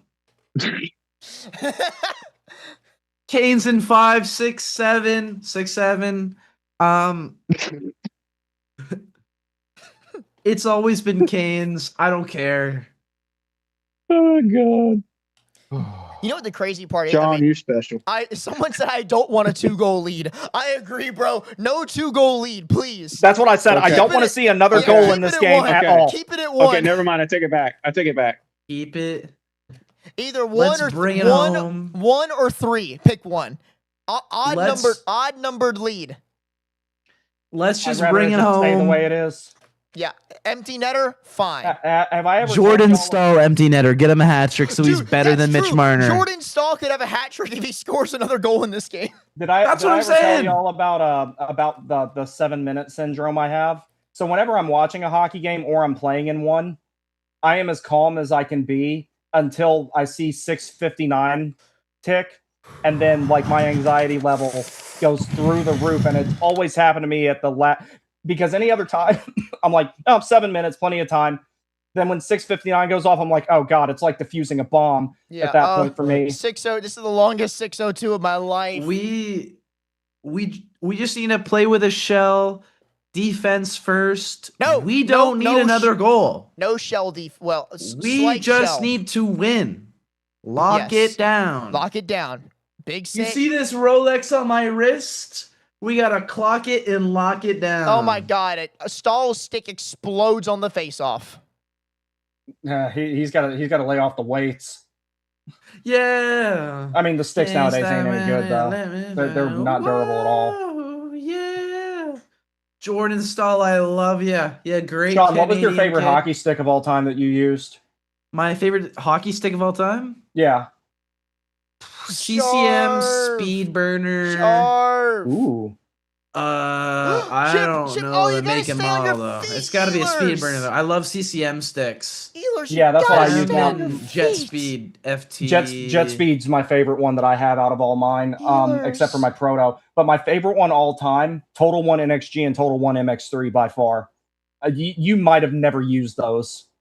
Which one? Sorry. High stick. High stick. Total One That was the played with Bauer a high Total One stick. NXG Thank and the you. Bauer Total One Supreme Total One MX3. You might not have been like I gotta ask my dad about those, but if you used them, you probably don't remember. Dude, that I was goal- gonna say I mostly use like CCM.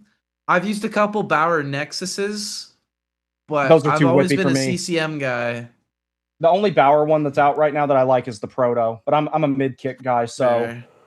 I But also yeah, like- love like Jet Speed skates. Those are sick. see, I There can't you do go. CCM skates. Nearly all my other Good gear is check. CCM, Good but I win. love Bauer Good win, skates. Seabass.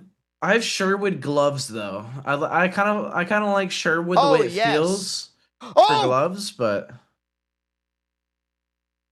There you go. We Good hit by Aho there. we gotta connect after this here, Brandon. It'd be sick to talk some like hockey equipment and that stuff after. So oh, dude, I can talk your ears off about that. I know more about hockey equipment than I do about hockey. It doesn't make any sense, but like, I'm down, man. I'm down. That'd be sick. Make the play, Chatty. Make the play. Make the play. Nice. Oh, Aho. No. Oh, I gotta say, what do you think about the Bauer ADV when they had the hole in the stick? So many people I were never like, used it. I was like, that's a gimmick. I didn't want it. I would have snapped that thing so easy. I always thought that was so dumb, man. The puck could so go through that hole. I don't know. Matt, what's your clock at? Here we go. Oh, what's yours at? 14:16. Okay. What are you at? Whoa. 14:16? No, let's not do that. 4:16. 4:16. Whoa. Wait. Yeah, the Michael Jordan. Oh, no. Mine's back to 4:32, 40:31, 4:30. 40:31. No! Stop adding time. I can't handle another 40 minutes of this tonight. Look at. Oh my God, I'll Final figure out TV. something here to get it back down to 3 something. All right. Thank you. Just Chris, prevent defense doesn't work. Need to push and keep creating chances. I agree. Prevent defense prevents you from winning. That's 4:15. They're going to be doing that in the last minute and a half of the score hold when Vegas gets a chance to get the goalie out. You know what? Yeah. Brandon Bussey scoring the next goal. Brandon Bussey empty net goal. This would be the greatest Stanley Cup final of all time, undisputedly, at that point, if that happens, and I will hear nothing otherwise And from you know anybody. What? You know what? I'm manifesting You won't it, get Brandon. an argument out of me. Brandon, I'm manifesting it.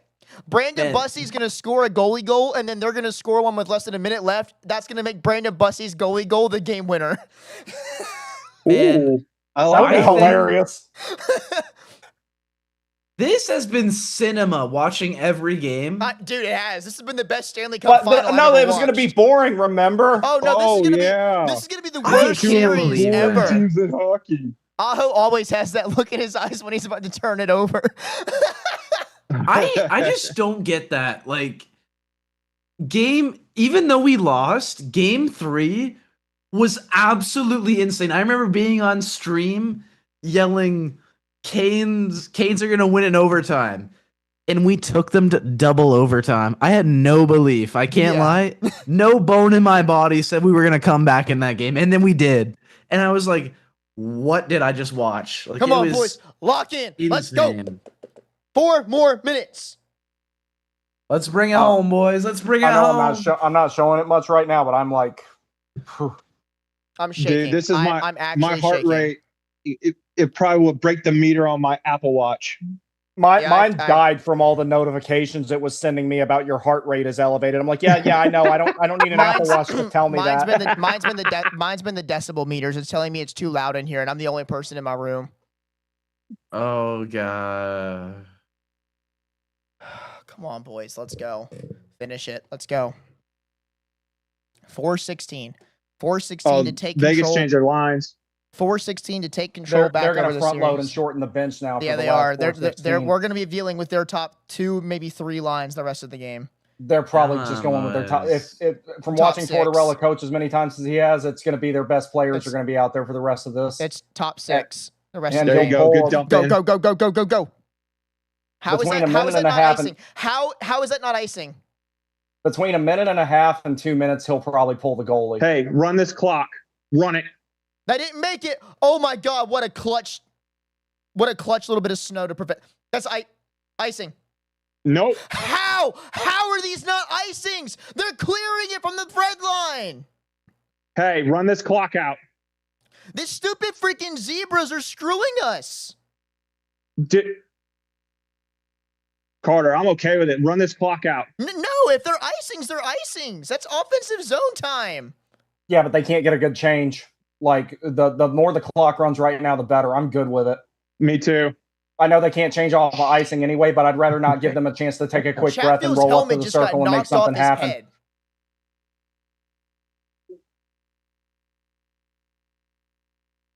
Good read on that forecheck there by Martin to telegraph that, not go straight for it. Stanko and bad.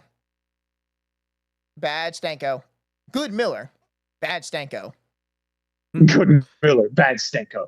Bad Stanko. Oh, really bad. Like Really bad. Really bad. Really It's bad. like you're Really praising and correcting two different dogs. Okay. Oh, that's got to be out, Blake. Thank you, Stanko. Come on. Good Stanko. No, bad Stanko. Please be on net. Yes. Come on, come on. All right. Go clock, go. I want stall. on, I come want the on. stall line out there for the rest of the game. They're want that not pulling a too. 235 shift. I They're want to see saving fly. Saving Brendamore fly. is saving the stall line for when the goalie gets pulled. Well, you are there. I think you're one. We're one getting zone, there. One zone entry away. Hart's looking to the bench. He is. Yeah, he's already looking at Tortorella right now. All right, keep the puck. Yeah. Keep the puck in play. Don't let it get forechecked into your zone. Here we go, here we go, here we go, here we go, here we go. Now Oh. Jordo's going to play the rest of the game. No. Oh, Busty, why would you hold that, dude? You could try Here and we clear go. that. He had Eichel on him. I wouldn't have coughed that up either at that point. I know you want to keep it moving, but that's one of the last guys I'm doing that. All right, All right, Hart's on the Oh, bench. no. here we go. Okay. Tortorella tried to get a TV timeout, but it's 1:59 on the clock, not 2 minutes, so there's no TV timeout. Correct. Tortorella's ticked. Is he calling his timeout? Probably. Yeah. Always calling Yes. his timeout. All right, y'all. Breathe. No, 100% I would have kept it moving. I don't know what he's doing. Win the face-off. Get that puck to somebody and skate it in. Yep. I mean, Simple hockey is the best hockey right now. Stall's gonna Amen. have to. Stall's all right. Chat. I'm sorry. You guys are ahead. So you guys, I will see you when something happens. You guys gotta get muted. Sorry, chat. I will. Hey, I will see you guys in a little bit. All right. Chat will no longer spoil the rest of this game for me.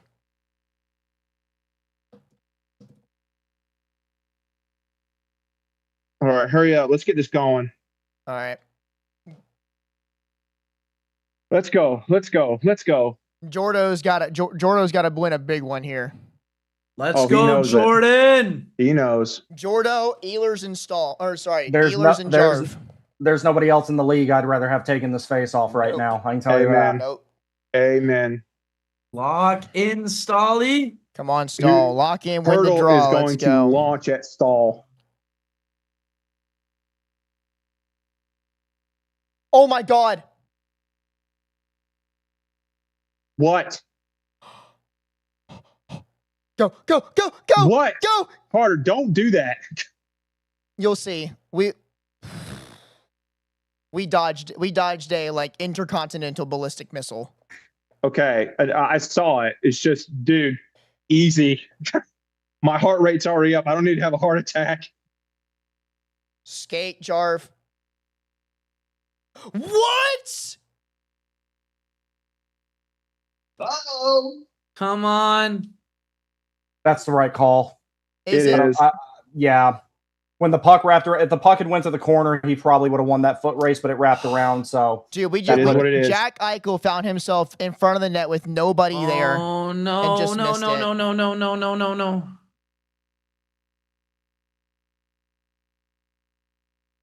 Ehlers did a good job getting in the way there and taking the time away, though, because Come if Ehlers on. hadn't went down there, Eichel would Come have on, had the boys. middle of the ice completely to himself. Lock it down, boys. Lock it down. Oh my God, it's behind the net. Yes, good stick, Slavin.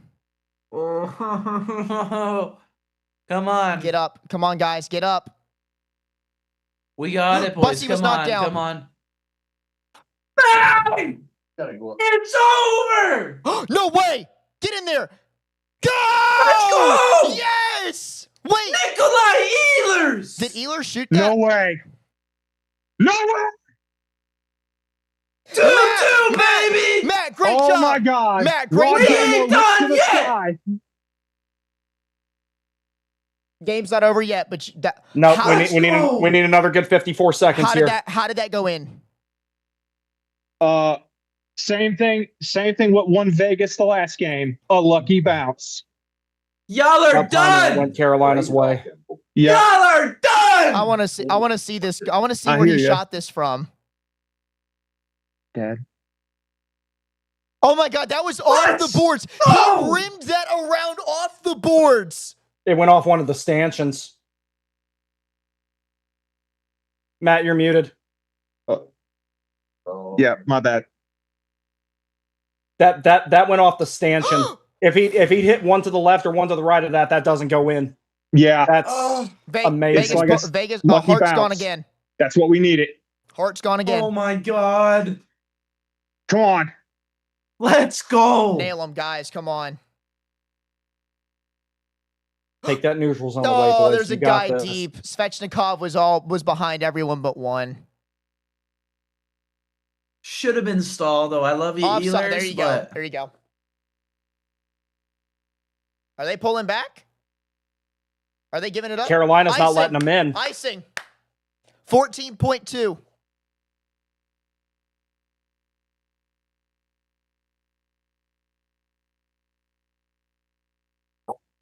Ball blessing. I think we We're know the who's first- starting game 5. Yeah. let's go. Yes. But Brandon Bussey, you are starting Way to go, game Brandon. 5. Way to go, Bust. Let's go. Way to go, Bust. I never once downed the bus. I'm trying to drive the bus. I'm trying to ride the bus. Take me to my next stop. And if and I the heard that next correctly, stop's this is the Stanley first Cup. two. This is the first 2-goal Let's lead go. in this series Yeah. in a game. First 2-goal win. Yep. First 2-goal win. My bad. Let's go. The Hurricanes have evened the series. Wait, 2-1. That's it. The series is even. Brandon Bussey leads the Canes to a 5-3 W in Game 2. The series is tied 2-2, and Carolina once again seizes control of home ice advantage in the Stanley Cup Finals. Look it. You see this too? That's Vegas's 2. You see this too? That's our 2. After Game 5, Raleighwood, Canes in And- 6. And I'll be there. Mind you, Oh, boy. this is going to be a monumental Game 5. Get Brandon Bussey some rest. Get the team back out there. You got a hot start to this game. You're going to need the same thing next game. Is there Yeah, get another him some 2-day PD. layover, or do they? One. It's on Thursday. 1 day of travel. Oh, trust me. I already Yeah. planned my trip up there. I ain't missing this one. We only need Brandon, when are you day. going up? Are you going up tomorrow? No, Thursday. I've got class in the morning, and then I'm going to drive up after that. Do you drive through Charlotte by chance? Nah. Oh, okay. I go straight up 26 to 95, 95 to 81, Okay. and then I'm there. Fuck. Sorry. You're good. You're good. We're all thinking it. Yeah. You just said it.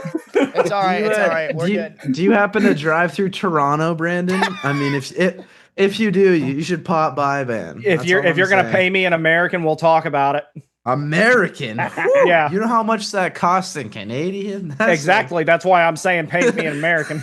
that's like 2 times a week out here, gang. What do you mean? And I drive a truck too, so you better be ready to pony up. Oh yeah, you paying like Hell yeah. $200 Canadian for a gas tank. Good Yeah. luck with that. I drive a mid-size. Oh God! Wow. Dude, yeah, I would not be paying that. That's You too got much for me Mugrats? here. Huh? You got Mugrats? Nah. I had a truck I really liked. I had a Titan Pro 4X and I had to give it up. But the moment I can make the money, I'm going to get another one if I can find, because they discontinued it. So I gotta find a used one. But if I can find one for, less than 15,000 miles on it, I'll probably get it because I love that truck. I just couldn't hold on to it. I was looking at a new Frontier Nissan. I love mine. And Yeah. I've got a base model. So I'm actually on my 3rd Frontier, technically. So my first car was a 2001 Nissan Xterra, and it's built on the same chassis. It's Mhm. literally the exact same thing, same powertrain, same everything. Only difference is one has a bed, one doesn't. Yeah. So I had that. I traded that in for a 2013 Frontier SV. I drove that 268,000 miles, and I What's traded up, that in chat? for the Titan. All right, And, guys. then All right, guys. I'm gonna read some chat. Ehlers I couldn't finally. keep up with the Titan, so Yeah. Ehlers finally that's fair. finds an empty. Can you guys hear me? yeah. Okay. Loud and Ehlers- clear. Ehlers finally hits an empty net. Woo, Ehlers. No, it's not over yet. Vegas' stupid boards got us 2 goals this game. From behind the net, rimmed it into the net. That's crazy. About time we scored a goal doing something behind the net. LFG bus. Let's go. We win.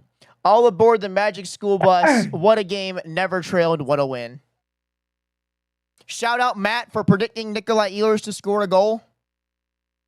I would just like to say I actually was thinking about picking Jordan Stahl instead of Seth Jarvis for the next goal, but I figured since Stahl already had one, it was too good for him to get a second.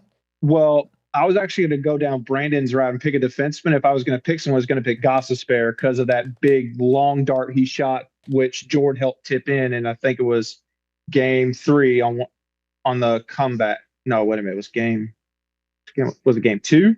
Game 1, he went to the top of the circle and scored 1. Yeah. And then he scored again in game 2, I want to say it was. Yeah. And that was I think that was the one that tied it, if I remember correctly. I'm not used to having to keep track of this many goals with the Hurricanes. I know. That's me neither. Sure. Neither of us are. We're really have to go back to the highlight reel to figure out the goals. Oh, I've got the times here. First goal for Canes, Stankoven, then it was Blake, double stall, Ehlers. Vegas was Stone, Carlson, and Howden. You got to think, though, again, one of those, Brett Howden's goal goes off of Keandre Miller. Exactly. So we scored 6 goals today. If it wasn't for Carolina's players, Vegas wouldn't have any goals because Walker's giving them 1, Martinook's giving them 1, Miller's giving them 1. But guys, Svechnikov basically gave him 1. It's like I said, it doesn't matter who's in that net. You've got to play your best, whoever's in that net, and they pulled it out. You know what though? And you know what? I didn't even touch on this in my video. By the way, I put a new Brandon Bussey video out a little while ago. Go check it out if you have not already. But the difference in Brandon Bussey and Frederick Anderson, I believe, is that when you're in a 1-goal or tie game in the 3rd period, I would much rather have Brandon Bussey than Frederick Anderson right now. When you need a big save, when the game is on the line and you have to have a big save, give me Bussey. Let's go, Bussey! But I'm being so for real with that. Brandon Bussey has that it factor, that clutch it factor. And I'll say this also, that was not Carolina's best game. It was better than the last one predominantly, but that was not their best game. Brandon, that was wasn't. That was the best goaltending we've gotten in the Cup Finals. By far. But as far as the whole team, that was not their best game. They've still got some room to improve, which is a good thing. We get second change at home, mind you. If we can win that game, we can win a game with second change at home. With the loud Caniacs all revving the building up, those Craziacs getting the building pumped and going. Oh, they're gonna hear me from friggin' Toronto, Ontario. They're gonna hear me from Canada when they're playing. There's been so many fluke goals in this series in general. You can even count that Jordan Stahl one as a fluke. He was just trying to get it towards the net. There's no way. That was not I did that on purpose. No, the hell he did not. Dude, that reminds me of the really young Alexander Ovechkin goal that he scored skating. The one in Phoenix? Yeah, that's why I wrote. I went on X immediately and I wrote Alex Ovechkin who, because this was just as, if not more, impressive. That was in the Stanley Cup Finals, not a regular season game. Yeah. That's when everything was on the line. Jordo got this done. Is that the biggest goal in Carolina Hurricanes history? No, not yet. Not yet. I don't not know yet. Well, right now till this day, Justin Williams holds that one. Yeah, now. That's true. You know what? I love Justin Williams. Actually, he's a great Coburg kid from Canada. I actually have to say Frank Caberlet's second goal. That was it's an empty netter. It's an empty netter.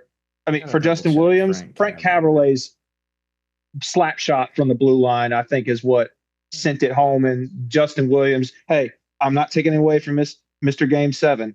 I'm just saying, without Caberlet's second goal, that situation never materializes. How about who's got a restaurant in the Lenovo Center? How about Mr. Cup Finals, bro? Jordan Stahl. What is going on here? Jordan Stahl has 5 goals in 4 games in the Stanley Cup Finals. He's him. I told you. Should have been on Team Canada. I know one thing though. It's like we got to find a way to stop him from retiring. Yeah. If we win the cup, oh man, we're screwed. He's gone. I mean, I think he'll still play his last year, but like he shouldn't. Does he retire after this if we win, or does he stick around? Well, he's still got one more year in his contract. So I foresee if we win this cup, I foresee Jordan Staal retiring. The only other thing about that is though, it's like I don't think he wants to leave another $4 million on the table. Well, then again, hold up, let me look at something. He might have already like had most of that contract paid out to him. It's just his cap hit is 3.9. I mean, listen. If they win the cup, you go out on top. Like. I was gonna say that makes sense too, but I mean, do you fulfill your contract? Like, if you know you still got it, you know, like, do you still rip it? Like, okay, true. So here's the whole thing about it. His base salary next season is $850K, and he has a $1.32 million signing bonus. So he would be leaving a decent amount of money on the table. Hey, Stahl's too good. I agree. Stahl is too good right now to retire. Yeah, but can we guarantee he's going to be this good next year? Obviously, we can't. Oh, absolutely but not.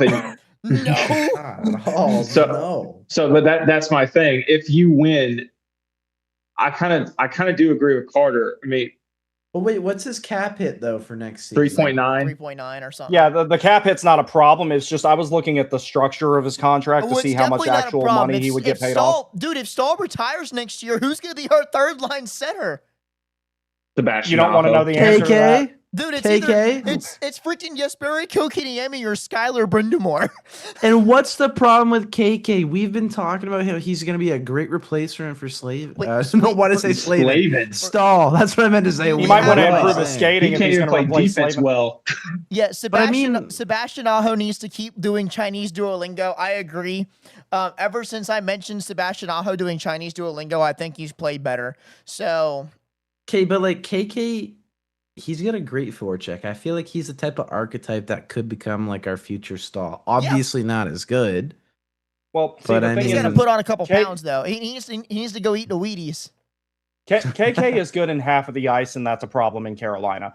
Like, you know, as far as stuff he does well in the defensive zone, he's really good at generating breakouts. And when he throws his weight around, he's a more physical player than Jordo a lot of times. He's a big guy, and he fights a lot too. And he'll fight. That's another. I mean, you don't need that as much as you used to, but I like that he does that. It's a good thing to have. Mm-hmm. I mean, I figured there was a 0% chance that Jesperi Kotkaniemi is a Hurricane next season. What I always expected to happen was they were going to try one more time to trade him. And then when they put him on waivers to buy him out was when somebody was going to grab him, because with the cap going up as much as it is, a $4.82 million hit to a not contending team that needs to stay around the floor, he would actually be perfect for that. But now if you're talking about the possibility that if Jordan Staal were to just go ahead and say, you know what, that's enough, I'm done at the end of this season. You got to keep him. At that point, you have to, because it's like people are like, oh, he sucks. I'm like, okay, you don't just walk around and find somebody on the street to take his job, even if you think he sucks. Well, exactly. Yeah. Can I throw another option? And it's the more risky one. What you got? You're going to call me crazy, and that's fair. Do you take a shot at ripping Charlie Serrato out of the Wolves and just giving him a shot? Not yet. Nope. Not yet. Nope. Nadeau used to play center too, guys. Listen, if there's a Nadeau's too small. I mean, they said that about Stankoven, but this guy is the GOAT. Sean, what do you mean, if there is a Chicago Wolves center being called up to play center on the third line, it's Skylar Brindamore. No. What about Radkin is not ready yet. No. Okay. Skylar's like 26. No. Robidas. And he's Robidas. That's what I was thinking of. Justin Robidas. No, not for, what? Not for a 3C. No, you move up Janko to the 3, and then you put Robidas on the 4. I might actually get violent if they move him up the depth chart. Why wouldn't you put? Yeah, like Janko should go on 3 if Staal retires. Jankowski is perfect where he is. If he goes up the depth chart, I will hate him within 3 games of the regular season. Listen, hear me out. Skylar Brindamore is tall, physical, and wins faceoffs. Jordan Staal is tall, physical, and wins faceoffs. Well, Carter, it helps when his dad is the ultimate faceoff king for the Carolina Hurricanes. You're helping my point. He's been being taught faceoff since he was a child. I don't know about. As soon as he started Randy on there. Thank you for constructing my argument. I'd Skylar rather Brind'Amour- Rod on the third line than his son. I can't lie. No, I'm well, just saying. Rod's like- I mean, Rod's he can just probably still saying. play. Rod's in Yeah, his 100% 50s. good. Even like Marty St. Louis on Marielle. Like, Okay, Okay, Carter. Rod's in his 50s. Rod Brind'Amour's not going to be able to keep up for a full 60-minute Whoa, hockey whoa, game. whoa, whoa, oh, whoa, whoa. He may not be able to keep up, but you got to admit, in his shape, Carter, for being in his for being 57, No, He could it's whoop some great. people. Well, see, this is Rod well, Brind'Amour, if you put him in there and he has to play 20 minutes of Stanley Cup Finals or whatever playoff or regular season hockey, eventually by the time the third period rolls around, he's going to be getting skated around. well, I will say this though about Brind'Amour. This is a guy that's in such good shape. He had an endoscopic knee procedure and was on the ice 2 days later. That is not normal. Most people are, because I was afraid I was going to have something like that done to my knee. And I was like, what's the recovery timeline if I do that? And they said, if you have to have a endoscopic procedure on your meniscus, you will probably get back on the ice in about 8 to 12 months. If you're lucky, 6. And I was like, oh God. Brind'Amour got back on the ice in 48 hours. Granted, he's not doing the stuff that the players are doing, but like even standing up on after a surgery like that is insane. Exactly. And we've got the family genetics and a younger guy who can come up and do the exact same thing. And to tell you the truth, that's what I'm seeing.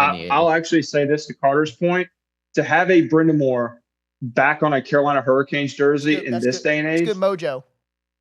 That right there is a draw.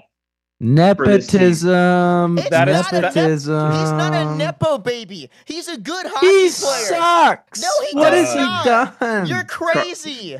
He's like the Not call up. every forward is supposed to be a freaking 6'0" goal scorer. Let me run you through here. Hold on. Nadeau, who's better. Sean. Poirier's better. Robita's better.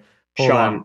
I'd honestly take Artemanov over this guy. I said it. Those guys are forechecking centers. They're I snipers. said it. Well, Artemanov they're is not better forechecking than centers. Skylar Brind'Amour. That makes You know who's also better? Jaden Bra of guess who? The Michigan Wolverines. Go Blue. NCAA hockey is like one of the best hockey leagues. Hey guys, one thing.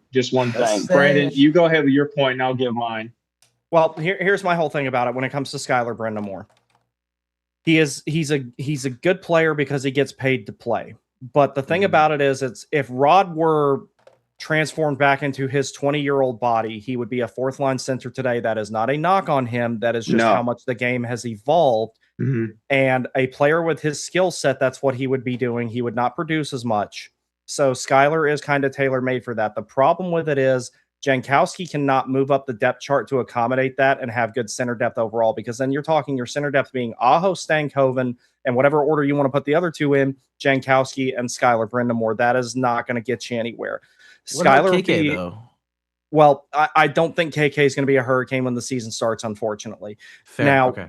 That being said, if Jordan Stahl does retire, whatever the relationship is between Rod and KK, if they could mend that and KK could do the things he needs to do, I would rather him take that spot than Skylar Brind'Amour or Mark Jankowski. He's a better player than both of them. Fair. He's a better player than Noah Phillip. Everyone knows that. It's just there's certain, whatever it is that Rod sees in his games, whatever deficiency he sees, because his skating's not going to really improve a ton. It was better in the preseason than it had been in a long time, and it still didn't keep him in the lineup. With KK, I think the problem is the defensive awareness more than the skating. Sure. So you can fix that, potentially. Is Phillips still here? I thought he was. Yeah, he's with the Wolves. Waivers. Oh, wow. Yeah, No, I would they take put it- Phillip way over. They Brind'Amour put then. Noah Phillip on waivers, and I expected Edmonton to claim him back, and no one picked Yeah. him up. Yeah, Honestly, I I like thought he was him. claimed. Yeah, he's good. Yeah. Like I mean, I'd rather him than Brind'Amour. Yeah. So Sean, I actually want to say something. You want to talk about Nepo baby? What about Mike Sullivan bringing in Charlie McAvoy for Team USA when that's his daughter's when that's his wife's father? Look, I'm not going to get into the Olympics, but I think there's a lot of stupid mistakes by like Canada as well as USA. I mean, Travis USA Sanheim. left off friggin' Cole Caulfield. How stupid are you? That won't, Yeah, that well, won't happen because- next time. No, 100% it won't happen next time. Also, Canada, Mark Shifley was left off. What? That one was Jacob puzzling for me. Kikrin? Jacob Chikrin, what? Chikrin. As well as Connor Bedard. Look at if you take that one's like iffy because I'm like you got Celebrini, but like at the same time, man, imagine seeing Bedsy on that team. Like, oh my god. To me, if Connor Bedard played for Team Canada, he'd have to be on the wing. The same reason why Jack Hughes was put there by Team USA. He does not have the defensive capability to play center. I still don't like Jack Hughes. I'll get into a thing, but that has to be Craziacs After Dark because I have no nice things to say. Well, I mean, A, he's a Devils player. B, I'm a Canadian. And C, I just think he is a very two-ply, soft as toilet paper piece of player. I feel the same way about Lane Hudson. That's true. Yeah, that's true. We can get into that another day. But I mean, when you cancel hockey to go for Tate McRae, buddy, get your priorities straight. That's all I gotta say. I'm gonna say that thing about Connor Bedard. To me, Macklin had way more upside this season than Connor ever has, and then that's kind of a worry for Connor. Because look, Celebrini has help. I will say that. I get the thing about the help, but you gotta make do with what you have. Yeah, but what does Bedard have? He's got nobody. He's got like Bertuzzi. He's got Teuvo Teravainen, bro. What has he done? He's been irrelevant since he left Carolina. Okay, well, he was good when he was in Carolina, so that sounds more like a Blackhawks problem. Well, good's being kind. He was good. If not okay, he was great here. He was Sebastian Aho's best line mate. Yeah, he was great. I will say, love him. He was great here, but he's been literally like whatever, mid-average. Like this guy's he's like whatever. He's probably like 32, 33 now. I mean, a guy. He's let's older be fair. Too, so yeah. Well, let's be fair. We know why he went to Chicago. Frank Nazar is decent though. I'll give you that. I like him. I like him. But he's on a second line now. He's not on the same line. Well, let's be fair. Teravainen left for the payday. So did everybody else that offseason. I know. I still miss Jeff Skinner. But he still left for the money. Then you know what? It worked out because all those scrubs that left got worse where they went, and we're in the Cup Finals right now. I don't think Brett Pesci got bad. Yes. Brett Pesci got hung up dry. Yeah, okay. Pesci's injuries did him in because... Sean, I'm going to hear you out on that one. I do wish we had Vincent Trocheck still. I do think he would make a great presence for this team. I think he'd still be very effective. To tell you the truth, but I think that could still be on the table. Stankoven, though. If there is one former Hurricane I would want back, if you gave me like a slip where I could redeem it and trade back one Hurricane, I would, without a shadow of a doubt, take Vincent Trocheck back. But what about Jeff Skinner? No, he got cut by San Jose. Absolutely, we traded him for Cliff Poo. You know, that's so dumb. And ultimately, Alexander Nikishin and Pyotr Kochekov. So it worked out pretty well. Yeah. Wait. We got Nicky from him? Yes. The pick they acquired. Yeah, the picks they acquired in that trade were used to draft Alexander Nikishin and Pyotr Kochekov. And then I love Skinner, but what was the trade? What was the trade to Toronto that we got Seth Jarvis from? Patrick Marleau and we literally gave Marleau for a first, I believe it was. Yeah, right? because they asked him if he wanted to play for Carolina. He said no, so they traded him for that pick, and I think that was the 7th overall, and that was what was used. 12th to 14th, I believe, or 12th to 14th. It was something like that. It was a relatively high first that Jarvis was drafted with. We literally gave a nobody for Jarvis. That was a guy who was really far on the back nine at that point. And Marleau was Seth Jarvis out of it. Was he 38 or 33? He was one of the oldest guys in the league at the time. Like 38 because I was like, Jarvis. He sucked at the time. We got Seth Jarvis out of that. Dude, he was on the latter part of his career. Shout out Dom Waddell. What did we get for Patches when we traded him? For what or did he leave in worth. free agency? Or did we get Domi? No, we lost Patches in free agency, but we traded for him and gave up nothing. It was just a cap. Okay, I do remember that. Vegas had to cap dump him, and then he played 5 games for He tore his Achilles, played 5 games, and then tore his Achilles.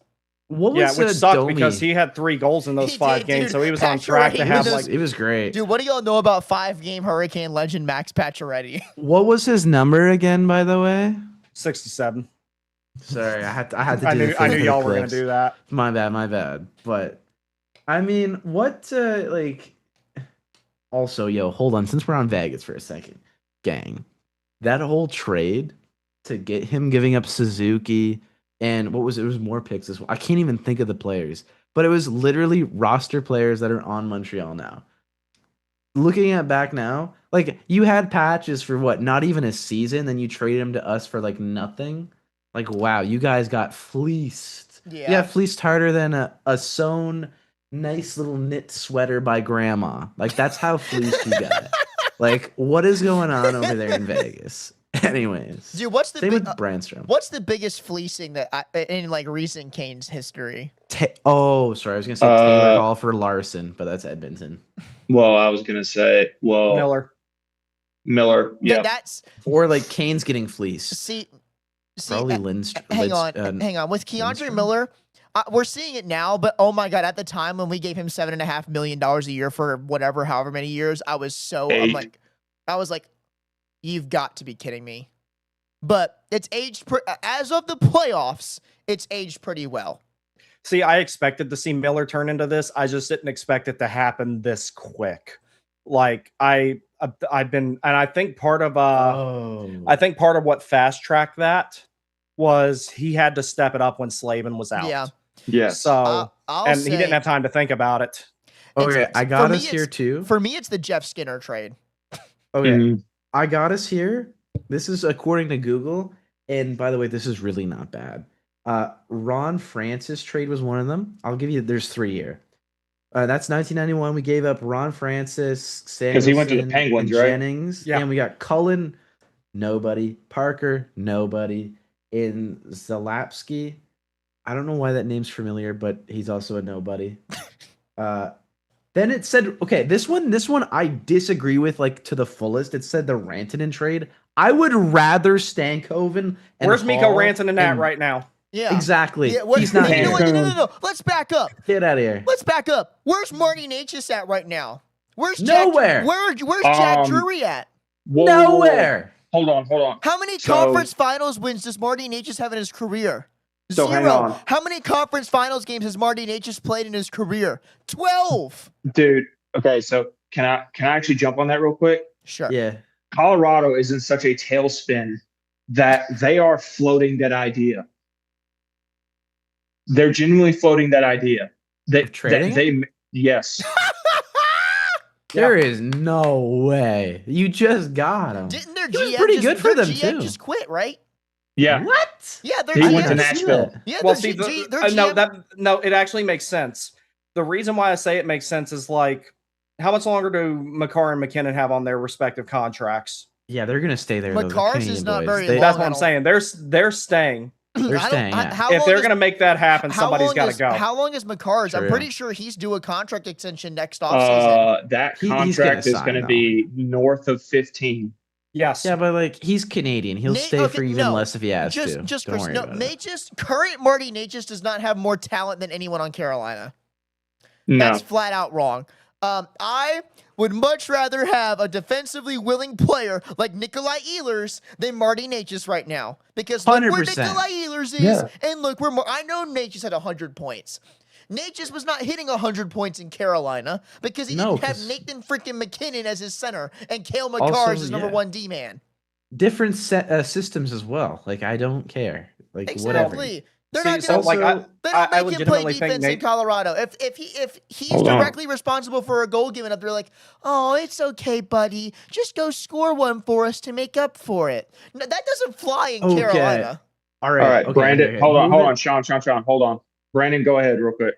Well, see, the thing about it is it's like you have to trade out enough salary to be able to sign Makar, and that would take a big chunk out of that's probably enough if you just move Necas, and you will get a haul for him because one, he's a very talented player. He's the most talented player that Carolina ever drafted. Not necessarily the best, but as far as God-given talent, he has more than anybody the Hurricanes ever drafted.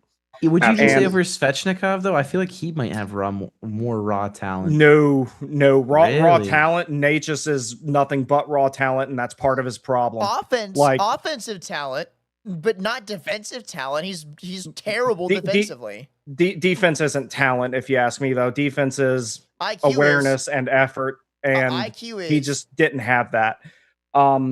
But I think that they'll move him just so that, like, that's a one-of-one problem. You give up one asset and you retain one asset, that one asset being Cale Makar. So I think that that's not the most far-fetched thing, that they would potentially shop him and see if they could get that done based on moving him out of Colorado. Yeah, and then on top of that, so Brandon can actually talk on that, because you were talking with one of the guys I'll from be Sound right the back, but Siren. I got two more here. Okay. You were talking with one of the guys about Sound the Siren. Think about, I think one of them brought the idea, do you trade a Jackson Blake before his contract kicks in to go get somebody to get help? And you said that would be reputation suicide, because that is a bit of a professional no-no to trade someone before their contract that you just signed them for kicks in. yes, that is one of the worst things you can do. And this team took forever getting itself to be a free agent destination. If you do something like that the day before Nikolai Ehlers, which it looked like he was coming here years ago. Yeah. If you do something like that, Nikolai Ehlers will be like, no, thanks. I'm not doing that. Because it's like when someone signs a long-term deal, especially if they have trade protection, they move their families there. They buy real estate. They plan to set up shop there for a while. That would be like when I was in the military, they say, hey, you're PCSing over here. I get there. I've kind of been through something like this, actually. I'm dead serious. I actually, there was one thing that happened to me about 2 years. I had about 2 years left at that time. I was planning. Here's how kind of it parallels. It's different, but at the same time, it kind of parallels. I had about 2 years left in the Navy, and I was getting ready to, I was planning on staying in for 20. I'd been in for about 6 at that point, 6 or roughly 6.5, something like that. I planned on doing 20. I got out at 8, and this was one of the situations that made me say, all right, I've had enough. Yeah. I got orders to go somewhere else. I was deploying with JSOC. I moved out of the house I was living in. I went to combat training at Fort Jackson, not at Fort Jackson, at Camp McCready, which is near Fort Jackson. When I got done with that, I went to JSOC. The Navy guys that were there, I was one of like 3 active duty. The rest of them were reservists that were mobilized. And the thing is, with a tier 1 unit like JSOC, their funding is quite literally unlimited. There's a number on it, but it's so high, it might as well just be the infinity symbol. So I got there and they demobilized a couple of the active duty guys, and I was one of them. Yeah. Or they sent me back to my parent command instead of demobilizing a reservist, because ultimately it was less paperwork. And that was after I moved out of the house I was in, stored a bunch of my stuff, ran a bunch of it back to Fayetteville. And then the next thing I know, I'm back at my parent duty station for monetary reasons and personnel reasons. Now, I didn't have a ton of assets, like physical assets that I had to move. I had some furniture. I didn't have a family of any kind at the time. I didn't even have a pet. But that was a lot of trouble I had to drive all the way back from JSOC down to Camp McCready, turn in my gear, turn in my weapon, drive back from there, go to Fayetteville, grab my stuff, or what of it I could, report back to my parent duty station, find another place to live, go back and get the rest of my stuff, and then go back. And I could only do that basically on the weekends. So for about 3 weekends straight, because I had to be at work, I had to drive all my stuff between there and Fayetteville, North Carolina. And I got out about 14 months after that. And that was one of the reasons why I said I'd had enough. Because I begged them, I'm like, don't make me go back there, because the leadership was really toxic anyway. That's part of the reason I volunteered to potentially go get shot at. But that's how bad I didn't want to be there. And that's not an exaggeration when I say that. I mean, granted, I would have been in Bagram, so I probably wouldn't have got shot at. I might have heard a mortar go off once in a while. But like, I was like, I volunteered to do that, to get out of there and to help build my career up. And there was things there that I'd rather be doing than working in an office. Yeah. And then when they did that to me, that was one of the things, when it came time for me to decide if I was going to stay in or not, that was one of the deciding factors. And they tried to get me to come back. I hadn't been out for 90 days, and they tried to get me to come back to the Navy for several months before they finally gave up. After that happened, I was like, no, F you guys, I'm not coming back. And that was one of the predominant reasons why I called it quits. It was a top 5 reason why. Crap. Now, take into account an NHL player who has a very limited window to make his money, because there's a shelf life to it. Yeah. So Nikolai Ehlers, for example, is in this position where, okay, I can sign this what is a team-friendly deal for him ultimately. Yes. The term is Of very course, friendly. yeah. If you do that, if any player's in that situation where they sign that type of deal, they buy property, they move their family there, they plant roots there, and you up and say, oh, here you go. By the way, you're going to a higher income tax state that you are required to be a resident of, basically. I didn't have to worry about that. I paid North Carolina taxes no matter where I lived. I don't know how it works with these guys, but I imagine that they have to pay the taxes of where they live, because I was technically not a Virginia resident, except Florida, Texas, a couple other places like that. Yeah. If you do that to them, especially if you send them to a higher cost of living, higher tax area, that only has to happen one time for the best players in the league. Maybe not the guys who are on ELCs and stuff, or maybe not your depth guys. But as far as attracting someone like Nikolai Ehlers, if you do something like that, you will never get another Nikolai Ehlers so long as that particular GM at least is there. So that was, I was like, yeah, business-wise, on paper, that makes sense. Now, on the inverse of that, there are markets like Vegas who do cutthroat stuff like that all the time, and it doesn't seem to hurt them too bad. But the moment they stop winning, that will be a problem. Yeah. Oh, yeah. They're going to be in shambles. Well, can I just say one thing? That the fact that you deployed JSOC is a story in of itself, and I hope I get to tell you that. Well, I didn't get to stay there very long. Like I was there for like I went to Camp McCready, and then when I got to JSOC, I had been there I was on my second day there, where I was just starting to get spun up on everything I would have been doing.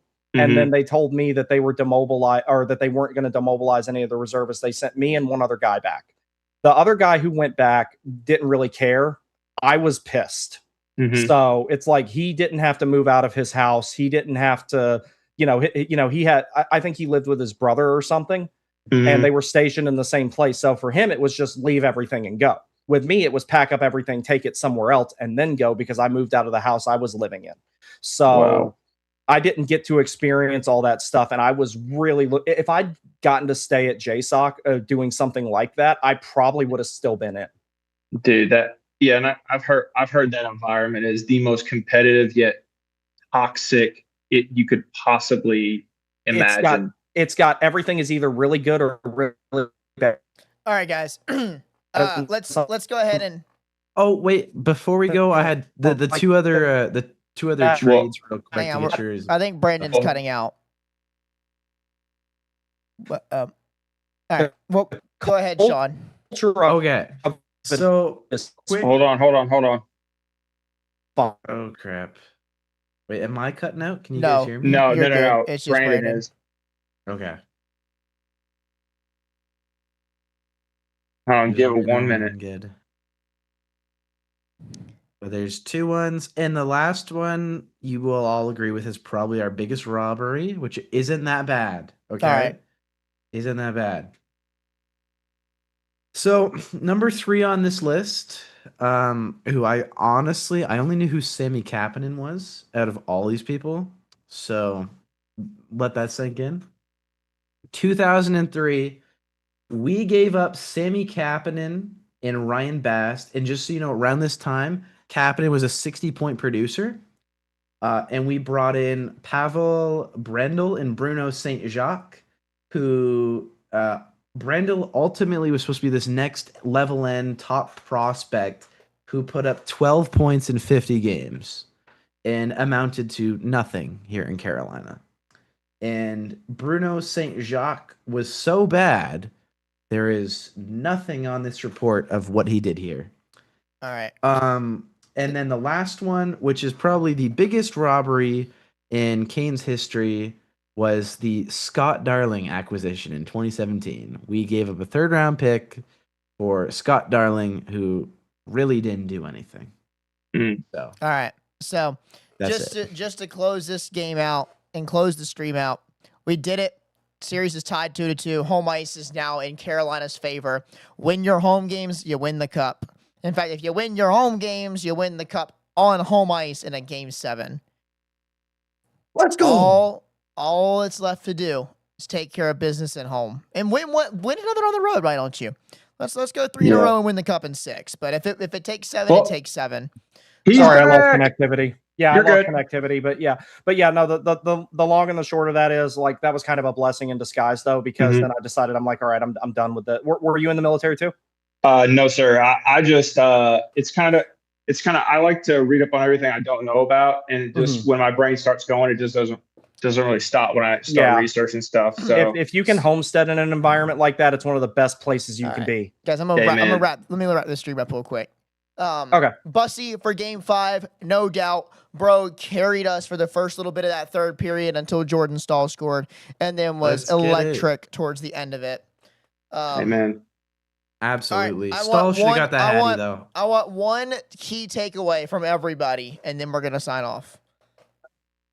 I'll go. Matt, first.